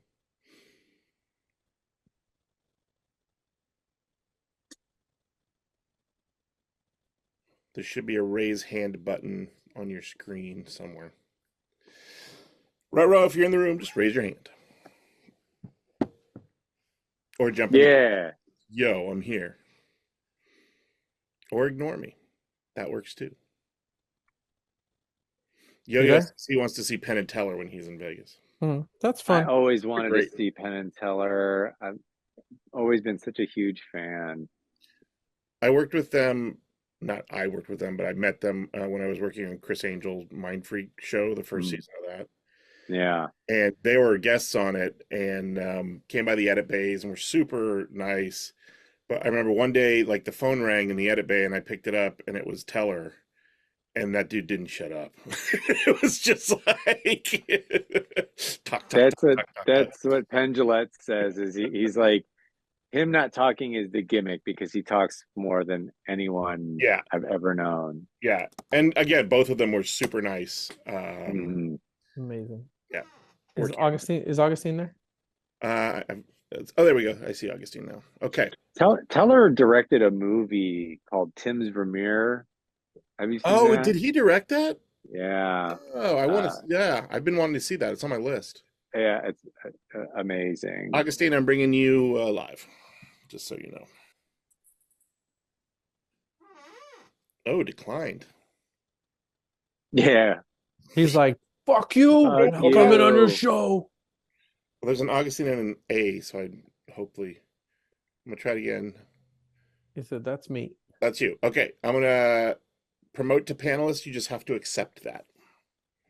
Don't say no. Say yes. Or just say no and we'll go home. Yes. Yeah. All right. That time, successful. There you go. Dun, dun, dun, dun. Hey! Where's my thing? Hey! Yeah. Unmute the thing. It defaults to. There we go. Defaults to unmute. It's. There's just too many buttons to press. Like I know, and they cram them all into such a small interface. It's like, do a consent to this. We're recording this. To make sure to accept your Wi-Fi. Yeah. Raise your hand. All right. Now, do you accept it? No, he declined. All right. Now he's here. Now we can't hear him. Turn your video on. What's up, dude? How's it going? What's Not up? too bad. How you been?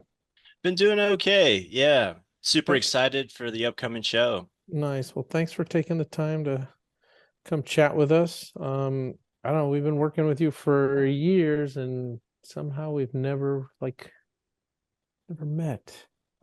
Yeah, I tend to stay in the darkness quite a bit, but I'm changing that. I'm trying. Oh yeah? Is that hard for you? Yeah, I think originally starting this, I was kind of prepared to stay in the dark years ago. And slowly, I think just from seeing other folks reveal themselves and do more live stream interviews, that sort of thing, I was like, I need to make an appearance more often. I mean, does that have to do with you changing the brand from Oh yeah, when McFartsniffle to Rutro? Now you're like, if I'm going to be public, I need to not be Dookie McFartsniffle. I kept the Dookie name only because it was bootlegged from somebody else. Yeah, I had a friend whose handle was Dookie McFartsniffle playing first person shooters, and when they retired it, I was like, that name needs to live on. It must live somewhere. Wow. Amazing. Yeah, I mean, it's unfortunate that artists in this world can't just do art, or even business people like me who are forced to become content creators. Like I can't just work with the artists and sell the stuff. It's like I have to be here. Like there has to be content, and it's true. It's just not for everybody. Like that's not what most people signed up for. They're like, oh, I want to be a painter. I was like, well, you want to be successful? Like got it on YouTube, go on social media and, be cordial and nice. And it's like, well, what if I'm grumpy? It's like lots of grumpy artists. Yeah, that's part of the attitude too. I mean, then there's Scott Cherry. Like, look at him. It's his whole brand. Well, I mean, I don't know. Like being the face of your artwork, it's always been important. I was watching this black and white interview with Salvador Dali, Mike Wallace and Salvador Dali. Wow. And Mike Wallace goes, what other artist do you admire? He goes, number one artist, Salvador Dali. I was like, I love this guy. It's like, so I don't know. Personality is part of it, and because Salvador Dali, his art would speak for itself, but the added dimension of him being like a total weirdo, really adds so much to it. So I don't know. Amazing. Well, but I know there's a lot of artists that are reclusive, and there's not a problem with that either. But then if that's the way you are, then if you're smart, you just sort of play hard to get, and then that becomes part of your persona. It's like, ooh, it's mysterious. Like, who's this person? Yeah. Who is Dookie McFartsnifle? Yeah. And what is he hiding in that background? He's got a fake background. Oh. So let's talk about this guy right here. I know it. There's Dookie back there. So let's talk about this and the inspiration of that. Yeah, for sure. The inspiration came from two different things from the 80s growing up from the South. So the Adventures of the Galaxy Rangers, that short-lived cartoon, futuristic Western, mostly the hyperdrive that's mentioned on the card back there, and the story of a visitor from another planet and having to create this new alliance for peace out in space to fight the greater empire. That comes from primarily the Galaxy Rangers. As far as the weapon and the Hyper Ranger themselves, it's a little bit of a riff off of Space Adventure Cobra from the 80s as well. Nice. Anime. The idea of the Psycho Gun. The Psycho Gun was a gun attached to Cobra's arm that can make a shot that can be controlled through their mind. And I always thought, wow, that is just cool. That is like, when I'm a kid playing, that's the type of things that I would be thinking of. It's like, oh, I can make a bullet ricochet and do all these different who the things. fuck wants to shoot straight when I can just use my mind to hit you in between the eyes? Bend that bullet. Magic missile. Yeah. Magic missile, exactly. And then on the back, first of all, it's a beautiful hand cut or die cut card, and then you've written an extensive story on the back that I threatened to read on air, but I figured people would have to buy it and then they could read it. Yeah. Talk about we were talking about what parts did you use to make this figure? Yeah. The helmet I had seen from the previous installment here. The helmet is actually from Robotech. That makes sense. Yeah, one of the characters, last name Hayes, it's their helmet, and then I filled it in with some wax. It was originally an open face helmet, and I filled it in with some wax and chromed it up. Then the torso is Grand Inquisitor, from the recent series Star Wars, and the legs are from Spike from Buffy the Vampire Slayer. Gotta get that reaction in there. Nice. Very cool. Where do you find your vinyl for this cape? I make all of my vinyl capes from Cool Toys. Damn it. In the South, they're always being sold. It doesn't matter what time of year, so I can usually find cape supplies somewhere cheap, Usually, it's not the answer I was looking for. Because we always, we have bought a lot of we've needed a lot of black for, Darth Vader's, and have bought, what are they, whales, like orcas or killer whales? Yeah. Penguins, something. I don't know. Oh, killer whale. They're Yeah, I can see that. Swans. We buy these big black swan, and Ian's like, I'll get you a roll of it, Dove.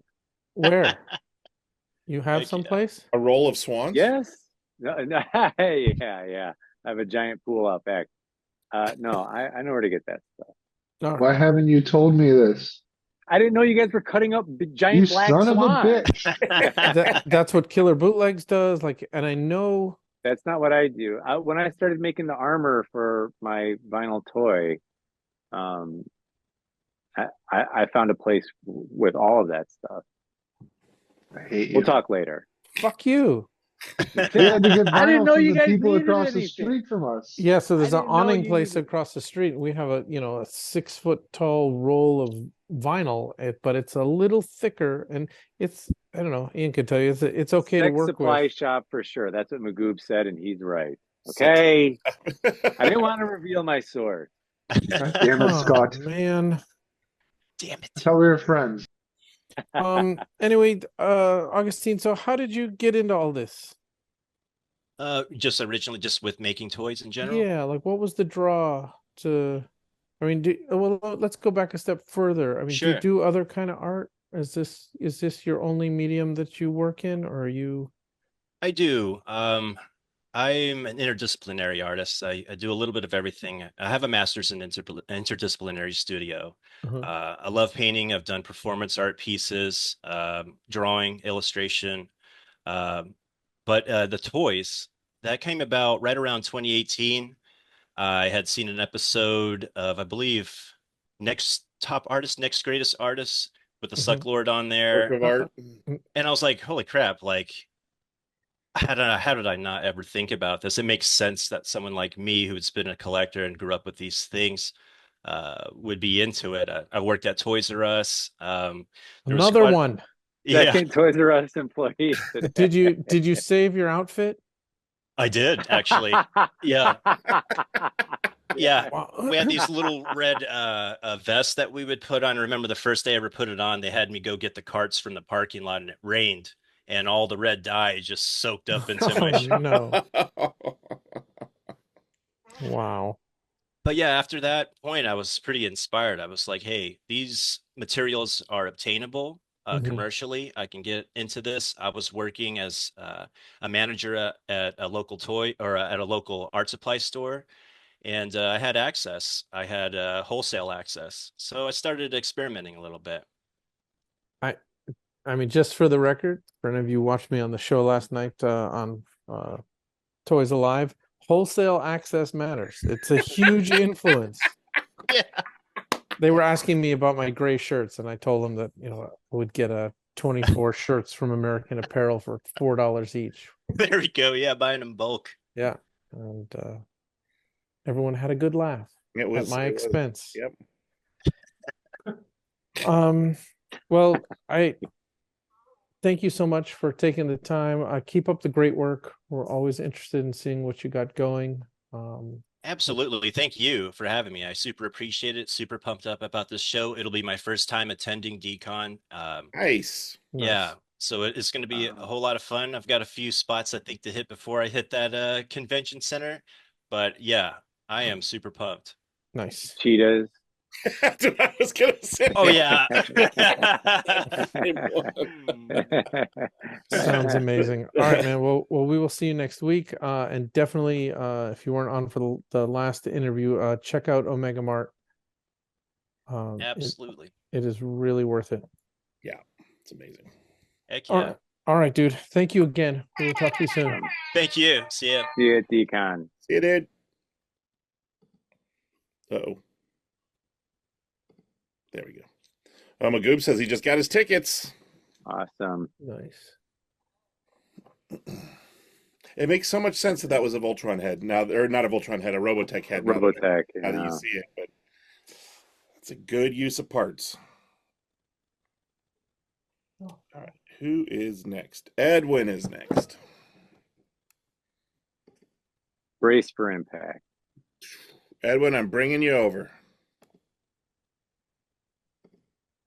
Oh, but we lost stuff. No, we got it back.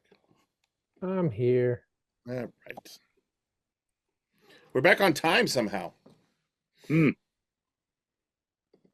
we lost stuff. All right. Oh, he's muted on purpose. Yeah. Telling secrets. I was talking to Ian about the sandwiches we were Secrets going to are no have. fun. Hey! What's up, dude?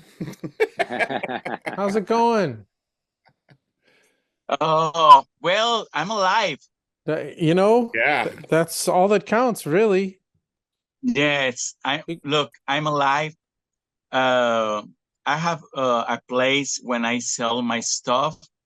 I lost near 400 pieces there, and I have other place. I lost other 100 pieces, and after closed galleries and closed a lot of things, and was flooding the studio, and now I am in my garage. But I decorate my garage so really nice. Nice. So technically, that's where we like differ. So now I feel Mexican in the border, like this inside the. Oh no. Oh, Edwin. So are you in the garage?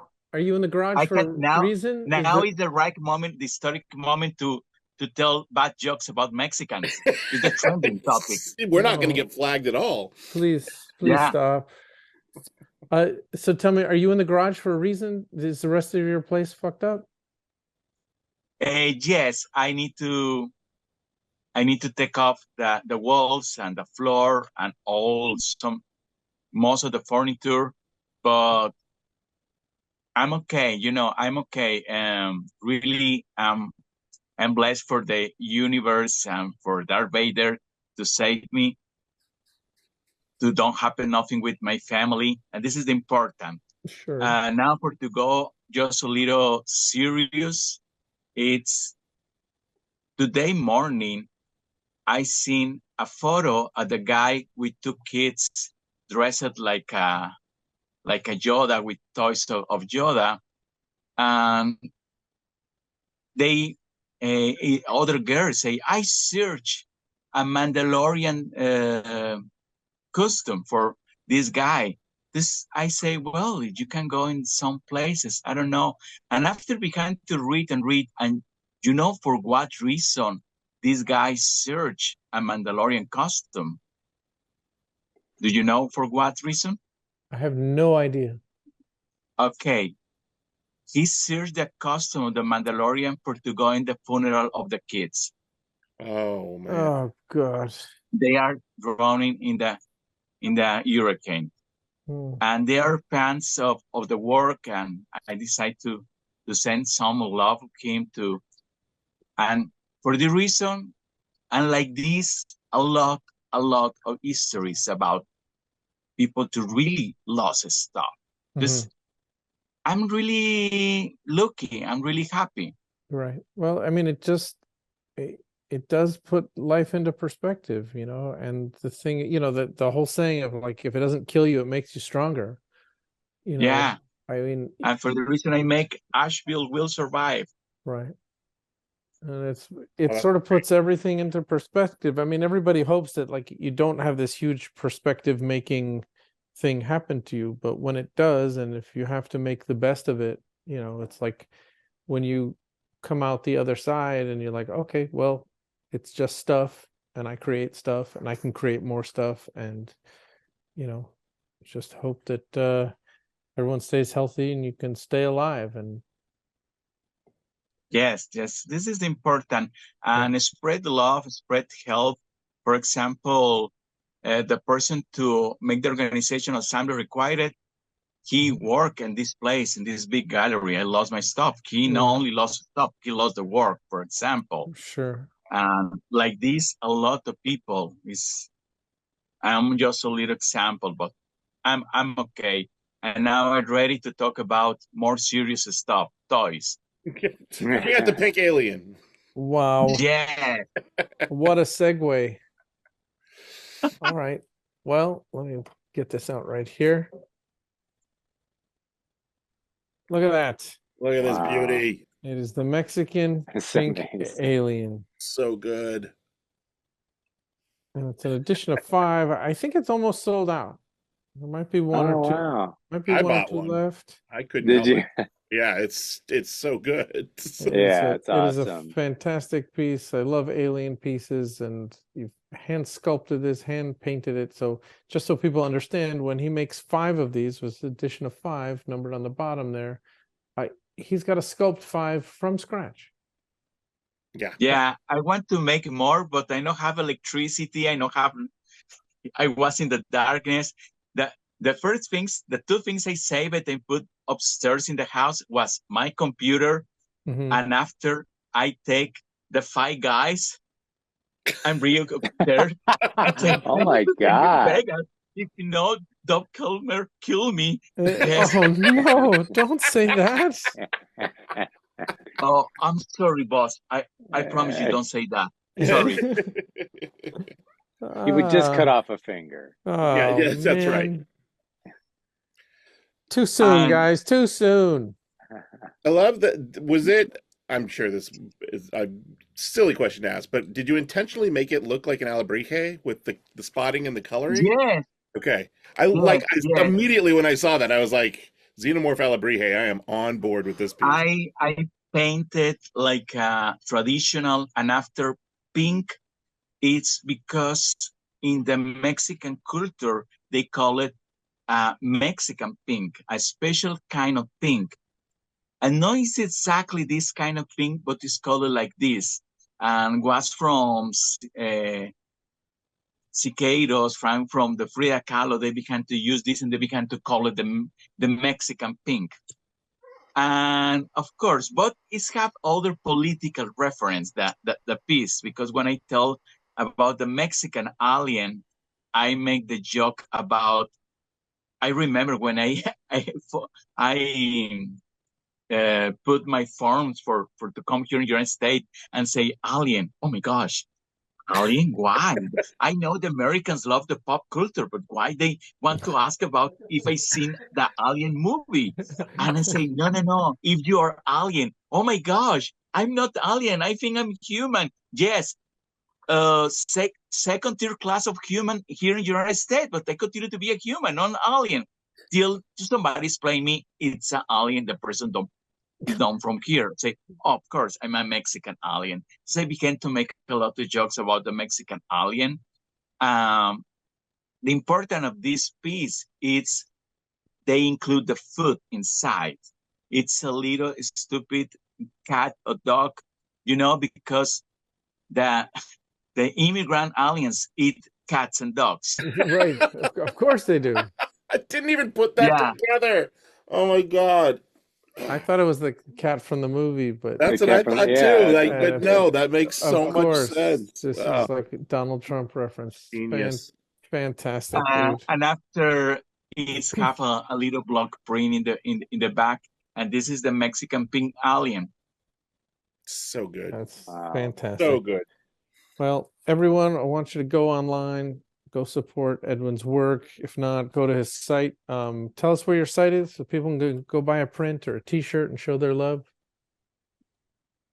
Yeah, you can visit me in edwinsalas.com. I have different weird stuff.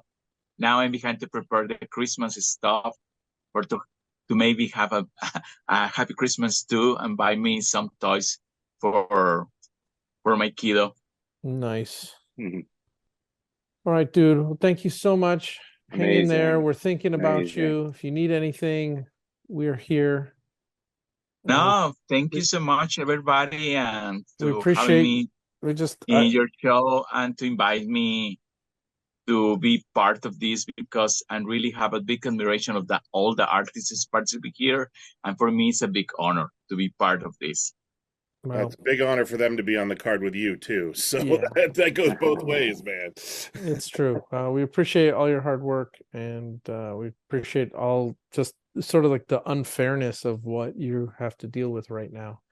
And yeah, but it's material stuff. It's material stuff. I think your attitude is good.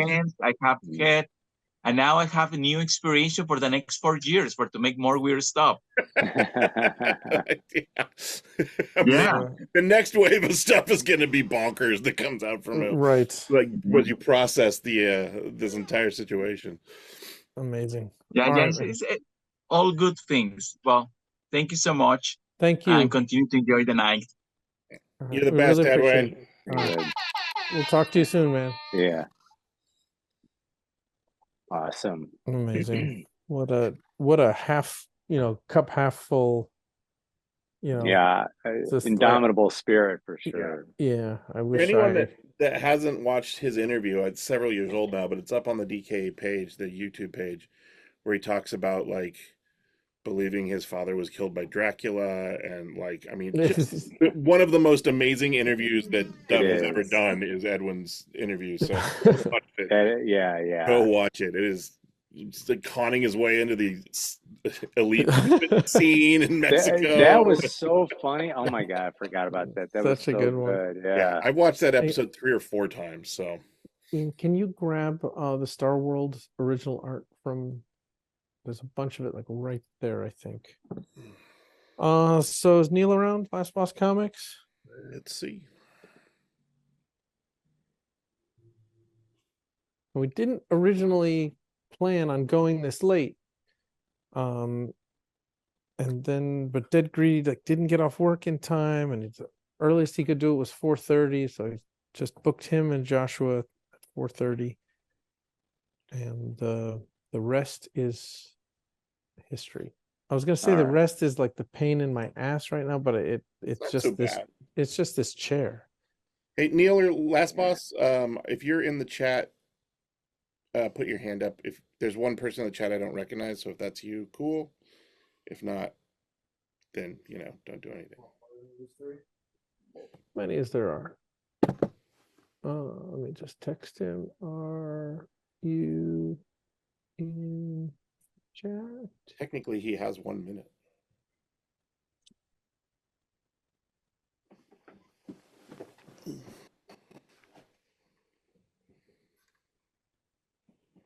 So anyone who's watching, definitely go to Edwin Salas's website, show your love, buy a shirt, buy a print. His prints are great. Let me just show the print here because he does a lot of linoleum work. And with each alien comes a linoleum print. So great. Awesome. I mean, also such a prolific guy where he was like, I lost 400 pieces. And I'm like, oh my God. Dude. Yeah, I saw the video when he sent me the photo of. Oh, I didn't see that. Imagine just a warehouse, right? And it's a huge art space, and then it's like sort of like in like a valley or something. And then he sent me the photo, and the water's just like 10 feet up. And he's like, all my art is in here, and it's like, fuck me, dude. Like, wow. And then he even made 400 pieces total, let alone to have 400 at one time. I mean, 400 pieces. Some of them are shirts, some of them are prints. Still, like it's but it's a lot. All right, I think Neil is here. So Neil, I'm going to move you over to the live. Like Hey!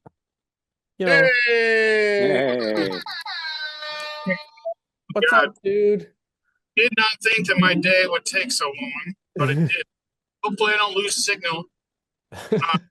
Oddly, you're not the first interview we've done in a car while driving. So it's just like looking at Instagram. It's like a guy screaming in his car. Right. Wow. How's it going, dude? It's people. No, I'm just kidding. Amazing. Like a caballas or something like that. Right?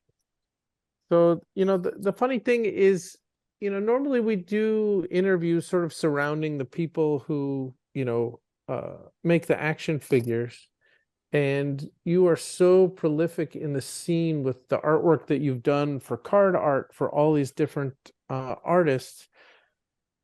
And that I have so much of your art, I thought like this is a perfect opportunity because we are almost done with this wonderful Star World line that Buzzard Guts put out. And you know, your contribution to this has been a brand new painting for each figure.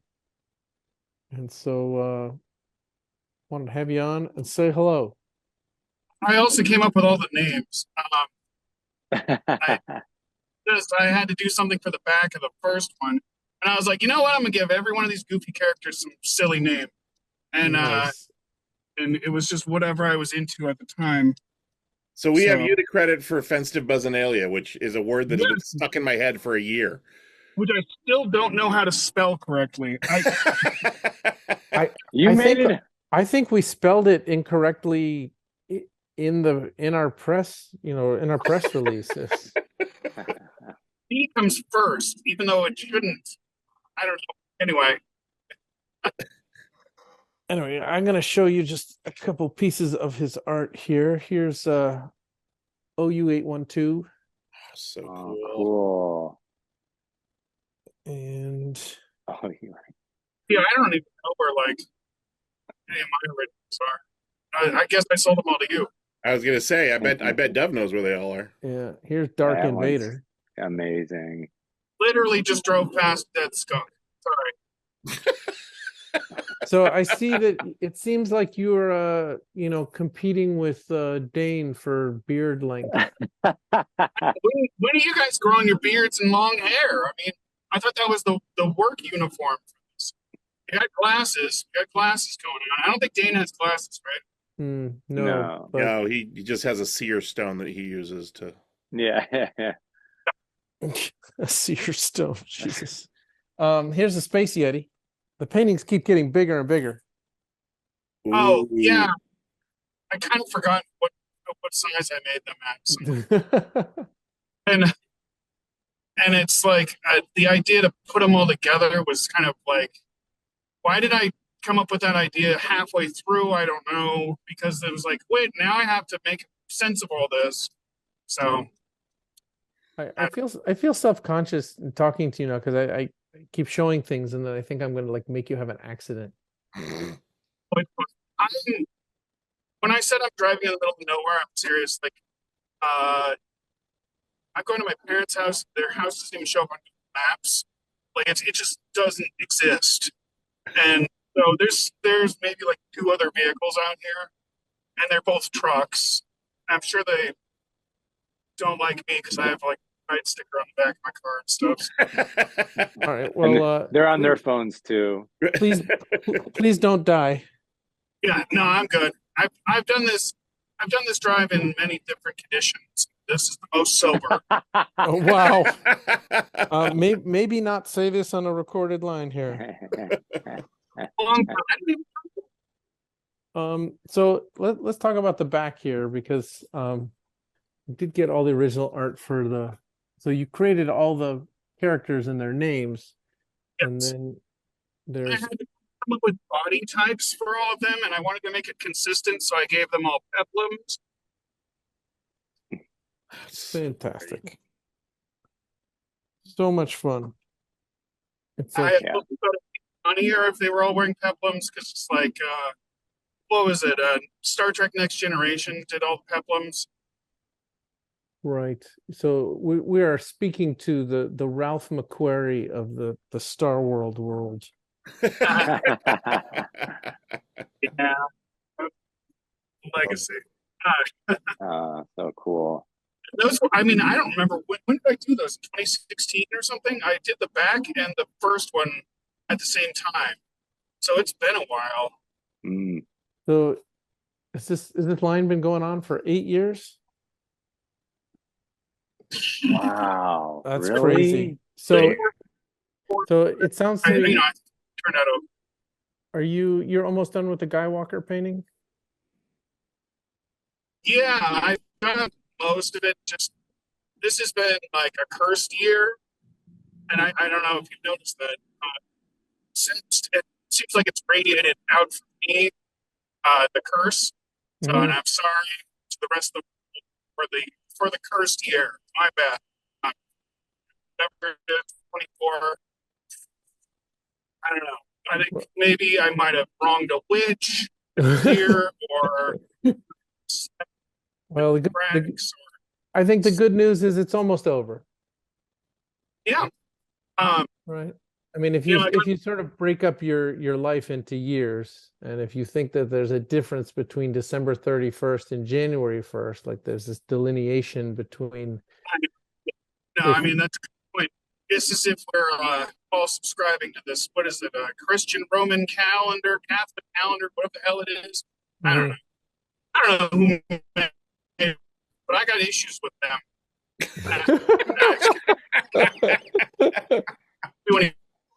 Wow. Got issues. Yeah, well, I think we all have issues and we all have issues with them. So that is one. Everybody's having a shit year. It's weird. It's been a shit couple of years. It happens. But luckily you got your art and you're creative and yes, but I haven't been doing enough of that. I mean, obviously, I feel like the push now to create more art is. I feel like I gotta, because otherwise I'm gonna go nuts. I'm gonna be doom scrolling every day if I'm not creating something. So. Well, isn't that nice? I mean, you could either pay a therapist or you could just go paint something. Thank you. There's that. There is that. Whenever people say like art is my therapy, I'm like, maybe you should do both. If you've monetized your therapy, you're sort of in trouble. Right. Yeah. I wonder if your art is inspired by your therapy, if you could write off your therapy as a business expense. Ooh, let's give it a whirl. You think Woody Allen got away with that? I think Woody Allen got away with a lot of things. You're a trailblazer for sure. I set you up for that one. It's good. All right, Neil. Well, thank you so much for your time. Thanks for all your hard work. We amazing work. We love your work. Incredible. I feel like ever since I've been making stuff, I feel like Neil's been doing the artwork. I've been doing this since 2015, I think. So almost been 10 years now. But I feel like I love doing the Star Wars toys, but that's like all I do anymore. I don't really do any of the other toy art. If anybody wants to pay me to do their artwork, I will, but I mean, I'm not really, I don't know. Well, I mean, coming on here and telling everyone that you're available to do art is sounds like oh my god, no, I'm just kidding. Oh god damn it. Wow.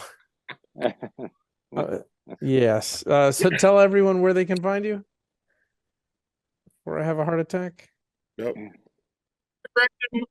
Last Boss Comics, all one word. That's basically the only place I'd like to be found at. If I'm on Facebook, that's where I post for my family and stuff, so don't bother me there. But yeah, Instagram.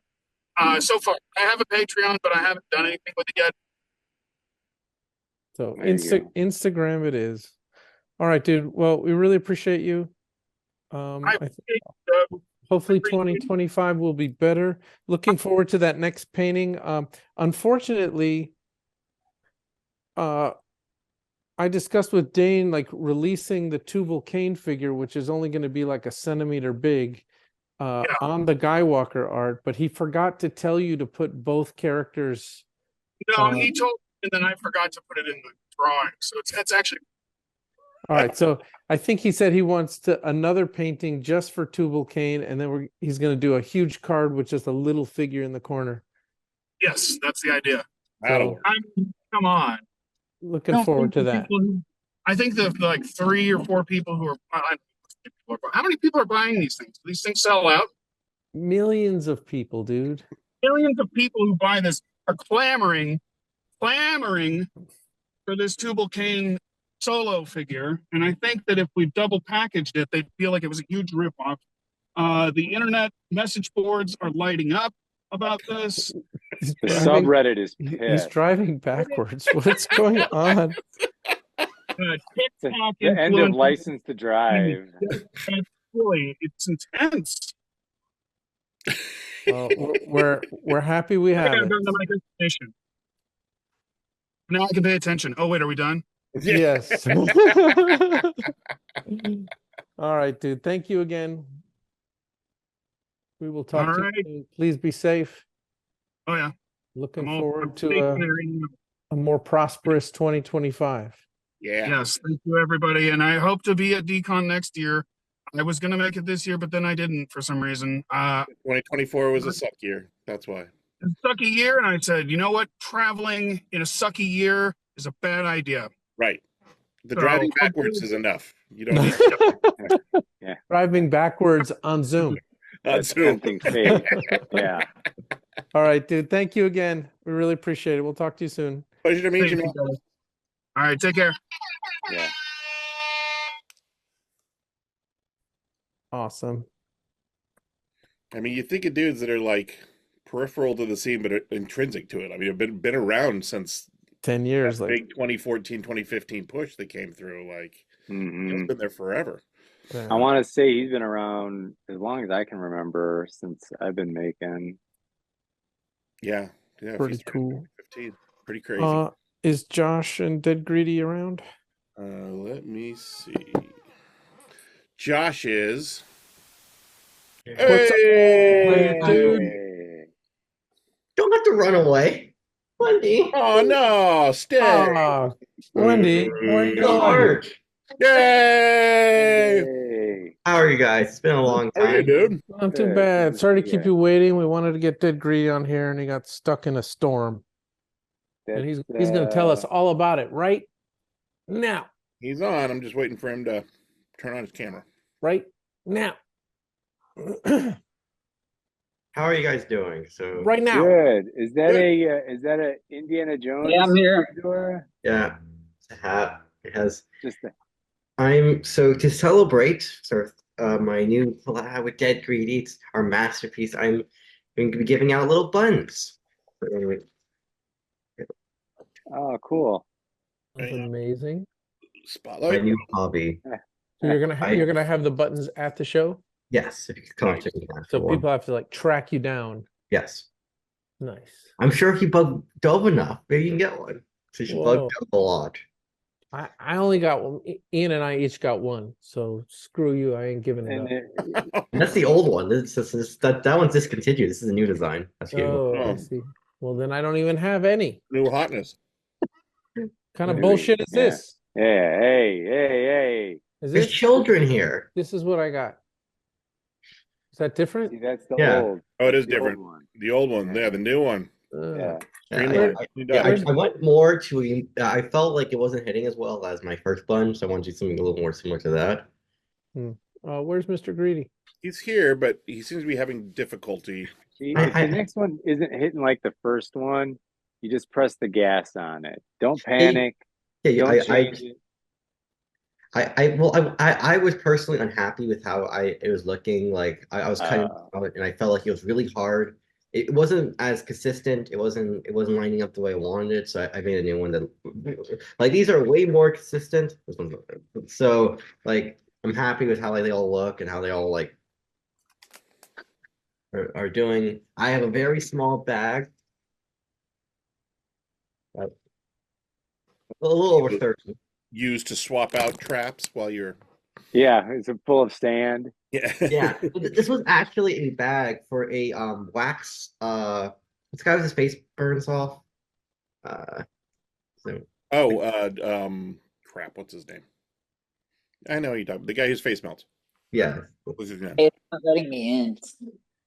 Oh, we can hear you. Oh, we can I hear can you. hear you. We just can't see. Is it not asking you to turn your camera on when I push the thing? Oh, well, what I'll do is I'll hit tap to speak, and then when I hit tap to speak, sometimes a secondary pop-up will come up that says start my video, and as soon as I click that, nothing happens. Are you on your phone? Yes, sir. Swipe to the left. So you just made If a it just match on says tap Tinder. to speak. That means you're on like the hands-free mode. Maybe start driving. I heard that helps. The other thing you can do is just leave and try coming back in. Okay. Oh, wait, start my video. Let's see if it does it this time. Yeah. It says Big the money. No There we go. whammies. Wait. Did it? Oh. It muted. Okay, I'll leave and I'll come back. All All right. Yeah. So this is my 7th or 8th DCON. Very excited to be here. Thank you guys for having me. When was how old are you when you made the very first toy? I think I was 13 when I made Dr. Evil Worm. And how old are you now? 20. That's 7 years. Jesus. Wow. I was in the old DCON. You make me feel old. I've been doing this for almost 10 years. I feel old. I'm not even that old. I met all you guys back then. It was a very, very different convention, but that's true. I've told the story and I will tell it again because I don't know if I've told it to you. The first time I met you, I bought one of your Dr. Mind worms. And you came to the booth and you're like, oh, I'm so excited to meet you. I think you thought I was special ed, but that's okay. We'll push that to the side. No, the thing is, I was excited to meet everybody. I know you were. But you said, do you want me to sign your figure? And I said, absolutely. I want you to sign your figure. And you signed it to my biggest fan, Janky. Yeah, I'm sure misspelled. Yeah. It's one of my favorite possessions ever because I remember that. So that was a very fun year. That's when a lot of people, that's where like Suckler used to be there every year. Everyone was there. Like you had the $1 million toy. Right. Destroyed it. Remake it. Then I made a $2 million toy, a little better. Yeah. You made the $2 million toy? Yeah. Where's the $2 million toy? Well, Mr. Chen. I got it. You have it? That's right. I was like, you didn't tell me. It's got the fake joint in there because I tried smoking it. Good. I'm disappointed you did it. That sucks because I have the $1 million toy and now I feel like sad because I have the $2 million toy. Once the check clears for the $1 million toy, you can have the $2 million toy. Oh, there he is. There he is. All right, the boys are all here. What's up, dude? Oh, you have to unmute. Never mind. Gotta do this again. Dane's gonna make the $3 million toy. I think you're unmuted. Say hello. Hello. Yes. We did it. How's it going, dude? Man, I was off a couple of weeks and I got a flu shot and a COVID shot in my left arm. Yeah. My whole arm swelled up. I had COVID arm. I didn't even know that was a thing. I didn't know you could have COVID arm. COVID arm. Oh my God. Wow. Sounds terrible. My whole arm swelled up and everything. It's crazy. Jeez. So how are y'all doing? Where are we at? What are we talking about? We're talking about you. What about me? We're talking about this. Yeah. Look at that. That was Joshua's concept, and as soon as I heard it, I was like, "Yes, I will definitely work with that." And he did a great job coming up with the concept and the names and everything. He made my work like super easy. Well, nice. You had some brilliant ideas. And so on the back is this puzzle in hieroglyphs that you're supposed to like decode with your glasses here. No, you don't use them in tandem. You don't? No. They're separate experiences. If you want to look at the picture, look at the picture. If you want to decipher the code, decipher the code. Hold on. So you were bullied by your co-hosts into not reading it. I was bullied. I can't believe you've got peer pressure. So I got someone with true passion. Hi guys. We were just trying to save the magic of the piece. We wanted to keep the integrity. George was like, read it next week. Let him buy it and figure it out. Yeah, I will say this. There are hidden things all over that piece. So just because you deciphered the message, there's hieroglyphics around the front and the back of the card. So I may have hidden some stupid messages in there, like drink more. What is Ovaltine. that? Who knows what I put in there? So Deal with Dove is hidden in there somewhere. No. Wow. All about Dove. You guys are assholes. Why? Look at all this work you've created for people. Crazy. Yeah, so I spent time, made a nice little printout. Yes, you did. Is this so wait, let me, before you read it, because I want to hear it here, but did you use the actual hieroglyphics they used from the Indiana Jones ride and the decoder with that, or are these real hieroglyphics? Like where did you pull to make these? Hey Jamie, those hieroglyphics you pulled, were they because when you walk through the line of the Indiana Jones ride, there's all this writing on the walls that you can get a code. They used to hand out keys back in the 80s and 90s. And so I was like, I'm very curious to see if they used the same. According to Jamie, who did the font, she used a font called hieroglyphic. So that's why we gave you the key. The thing is, we only gave you half the key. What? Yeah, you gotta figure out the Rosetta Stone. So if you really want to crack that, you can. But if you write me, I'll give you the lowercase, or call me or whatever. Instagram me. I'll get you the whole thing. But if you're really a hardcore person, you don't need the secondaries, because I just gave you the capitals.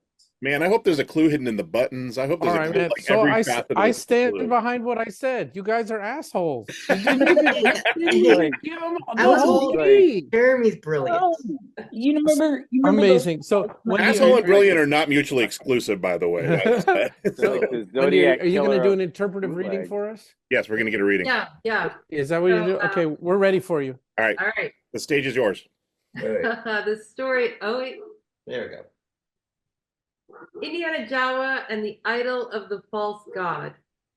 Eons ago, in a galaxy far, far away, the Miniwaks, victorious at the Battle of Endor, feasted on rare, strong stormtrooper stew and forged an idol to their golden lord 3PO. So powerful was this idol that with one gaze, madness ensued. So it was hidden away under the sacred tree of Nub Nub in the cave of Pika Pika. The dreaded Miniwak warriors, the Wakitos, guarded it day and night. Indiana Jawa, going solo, adventured forth with the map he had stolen from Balaka, the French Wookiee, and breached the inner sanctum of Pika Pika. Having secured the idol, he made a mad dash for the exit as the Wakitos' most sinister trap, the rolling BB boulder, careened toward him. Making a final leap to safety, he was heard to yell, "It belongs in a sand crawler." Wow. Yay! And the Now we need to animate had that. showed the mesmerizing idol, for those who get the toy, is hidden inside the crate. And there's one chase. There's one chase. And with one chase. And I'm the only one who knows where the chase is. Right. So here. Yeah, I don't even know. So right there. I know I didn't get it. This is the one that said tough shit. You didn't get it. That's what also says. Sorry. It said tough shit. No, it does not. Yeah, it says blame Jeremy. He stole it. It says, sorry, the Well of Souls is an antechamber yet to be discovered. Keep searching. It could say oh poodoo. Oh poodoo. Yeah. Indiana Jawa was an idea I've had for a long time. I just never knew how to do it. So I thought it'd be a fun one to do this collab. And Jeremy had the brilliant idea to do a chase. So I like wanted it. to do like an idol. I thought it'd be a nice continuation to mini walks, because that's something I've always found. It looks great backing card. We have. Yeah, it's pretty cool. How did Awesome. How did you cast this case? I mean, is this cast in resin? Yeah, so this is all resin. I sculpted it out of clay, and the top of it is actually from a real Indiana Jones toy that my dad had, that I thought would be funny if I copied the top of, and then I drilled through it and made open close, and then it has like a little seal. So the top you kit bashed from another Indiana Jones toy, but the rest of the crate you hand sculpted? Yes. Wow. Amazing. And amazing. I gotta That's think. awesome. Dollar Slice. He's like I asked him for some advice because I've never cut off the arms of a Kenner toy. He helped me with that, and so this is an actual like modified Kenner toy that I then sculpted upon using parts that I got that Jeremy sent me some of my own, and I sculpted it and then cast it. So this was from an actual thing that I sculpted on. Fantastic. I tried my best to really nail the colors of kind of like a Jawa, because I always like trying to bring that vibe. Like when I did the skies, I tried to make it look like Kenner figures. I was like, I think it's fun. It brings that kind of like classic nostalgia of those figures with the toy. Very cool, man. You Yeah, did a great job. Excellent work. Yeah. Yeah, great collaboration, guys. Really Very a lot cool. of fun. I think it got mentioned on the other episode. You guys just nailed the packaging. I mean, it's set exactly Thank the you. Kenner. Me and Jamie tried so hard because I knew what he had, and I knew I had to help bring that out. And I was like, let's go retro. Let's just go straight retro. I mean, we talk a lot about, the figure or the package or, but this is one where the marriage of the two, both of them have to be right for it to work. And Correct. it does. Like the figure is great. The packaging's great. When you put the two together, it's really a fantastic piece. It's like peanut butter and chocolate. Peanut butter and chocolate, like Jawas and robot parts. I had a name, but I didn't know it's just a packaging. And he was like, oh, and Jeremy was really like, we should do it like the classic Kenner. It was brilliant because he got the figure and it was really copies that look, and it really brings back that nostalgia, kind of a combination of both the kind of classic Kenner feel, which is something I really appreciate in the toy, is because I feel like the art form really takes from that is like there's some brilliance and simplicity in Kenner's figures, and that's something that it brings out and really kind of helps the toy. And I really like the sale tag. I think it's funny. Yeah. Yeah. Yeah. No. Well, you texted me and you asked like, can I put a fake tag on there? And then I explained to you like how the law works with weights and measures. And that if you don't need laws. If you put a tag on there for 99 cents and someone comes by your booth and says, I want this for 99 cents, and you say, no, sorry, screw you, it's 75 bucks, they can go call Weights and Measures. Weights and Measures will force you to sell it at the lower of two prices. You can't stop art. Wait, is that true of any sticker? So like if there's a $2.99 sticker on a vintage Boba Fett carded figure. When I was younger and I was putting vintage figures into Puzzle Zoo, I did have this conversation with Weights and Measures because he got busted by Weights and Measures on some episode 1 figures because he had two different sales, like someone didn't pay attention, and one said $9.99 and the other said $4.99, and Weights and Measures came down and said, hey, you have to sell these all at $4.99 now. Wow. Or remove the $4.99. But if you have two price stickers, someone complains, you have to honor the thing. And so I called the dude. I'm like, I have this Boba Fett figure. It's worth $1,000. It says $3.99 on it, but there's another tag for $1,000. I didn't really get a straight answer. The guy was like, you use common sense. I'm like, yeah, but yeah, I mean, someone's looking for a loophole. They're not using common sense. They're trying to figure out how to get shit cheap, So it has to do with the customer being confused, okay, and then the customer complaining. So I don't know. I didn't get a straight answer. Hey. You're dumb. Hey, he's friendly. Yeah, I wanted also, because I felt that Josh's concept was so good, I wanted to make it as fun as possible. So we weren't being assholes about deciphering stuff. It's a callback to like Highlights magazine. I don't know if y'all ever activities page. Yeah. Oh yeah, where you circle stuff, you find what's wrong with this picture. You would do just cipher codes. You would do different things. There are activity books for kids, and I thought it would be more fun to make it an experience instead of just a piece of art. I remember. Sorry to interrupt you. For the record, I don't really think you're an asshole. I think it's I know. Pronto, we see how it is. Backpedaling. He hasn't gotten to call anybody an asshole yet. The entire episode. It's been 5 hours. He just had it pent up. He just needed to. I used to be the youngest toy maker, but now I'm 20. Gloves are off. I see how it is. I think you're probably still the youngest. I was going to say, is there a younger? Do we have a new? Isn't? I mean, Samuel. Samuel, yeah. Samuel. Well, actually, the girl next door made one, and she's 4. There you go. Nice. I have a carded little toy. I'm beat original sculpt. I gave card backs and blisters to Vera's first grade classroom. Nice. And everyone in the class made an action figure, and on open whatever family night, like there was a whole wall of. And the teacher. There's the myth, the legend. Cool. I want to do that with Abby's class. Actually, we've been talking about. I just haven't cast the pieces to do it. Don't cast the pieces. What do you You're do? making new artists. Dove's out there creating new artists that he can. Right. It's called market development. I'm molding them. No, actually, what I did is I just gave them card backs and blisters.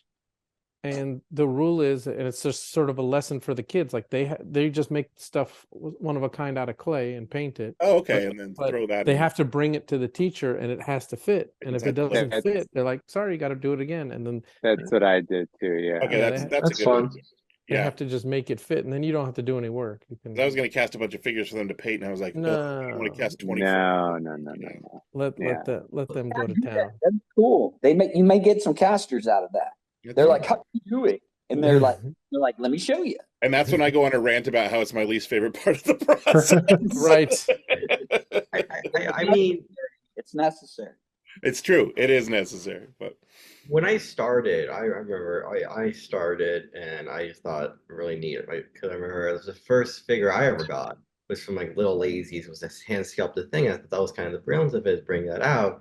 And I made my first ever toy for DCON. And this is a funny thing, and I were talking to Dove, and Dove's like, "Why didn't you put it back? It's free real estate." And since then, I think every single toy I've ever made has a back.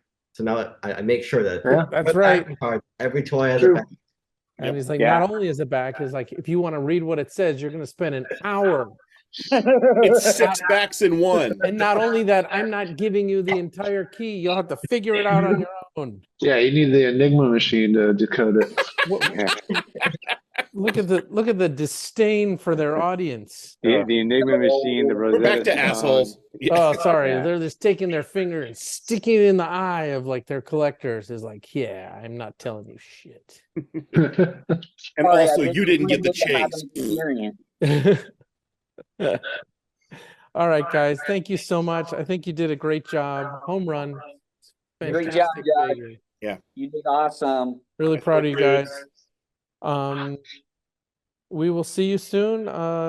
Yes, I'll be at DCON. Remember, if any of you guys come by, except Joe, Jakey, or Scott, you could of course get one.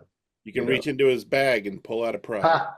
I'm not in your group, guys. I can get a new button. But seriously, anyone can come get one. You might lose a finger, but that's a sacrifice you must be willing to make. Do we get to pick which one? Yes, you get to reach into the bag and get a random one. They're all very much different. Oh, that kind of. Oh, we're gonna lose our finger to tetanus. Got it. Yeah. Yeah. All right. Jeremy, thanks for sticking it out and driving through the storm to get to us. Yeah, man. Be safe, man. I was afraid I wouldn't make it, and I was going to be so bummed. Oh, no, we waited for you. Yeah, we stalled for you. I appreciate it. You got the awesome, VIP. Guys. Oh, yeah. Joshua, if I haven't told you enough, you did an amazing job. Really, you also did an amazing job. You really brought my idea to life, and I really appreciate it. You came up with the concept. You did that. You made it so easy for me. So can you feel the love? Yeah. All right. So thank you to the Mutual Admiration Society. Good job, guys. Yeah, great job. job. All right, we really appreciate it. Thank you, guys. Bye. Take care. See you guys. Good seeing ya. All right, gentlemen. Thank you so much sticking it out. Yeah. This was a lot of fun. Got a lot of fun interviews. This will make a nice episode. Eventually, we'll make like 18 episodes. No, it's going to be like 1 5-hour episode. Yeah, we're doing minimal editing to this one. It's going to be a new approach, so it'll be a very rough and tumble episode. Pure chaos. The live show should be that way. People just put it on, and we'll see how many people make it to the end. So, anyway, hide a prize here to see who actually gets to the end. Oh yeah, it's gonna be Ross Blair. Yes, it will. All right. Well, thank you, everybody, and really thank you to the customers. The people who show up every show and support us and support art and buy all this stuff. We love you. If those people didn't do that, none of this would exist. So I mean, maybe some artists would sit in the corner and make toys just for themselves, but and play with them. Go play with themselves. One or the other or both. So or both, yeah. Right. All right, guys. Janky, Scott, Ian, thank you. Thank you to all our guests. See you in Vegas. Yeah. Bye-bye. Bye-bye. Yeah. Wow. Stay fresh, cheese bags. Yeah. All right, I'm cutting it off. Yeah, that was for you, Jamie. That was for you. All right, guys. See y'all in Vegas. All right, man. Thank you again. Get back to work.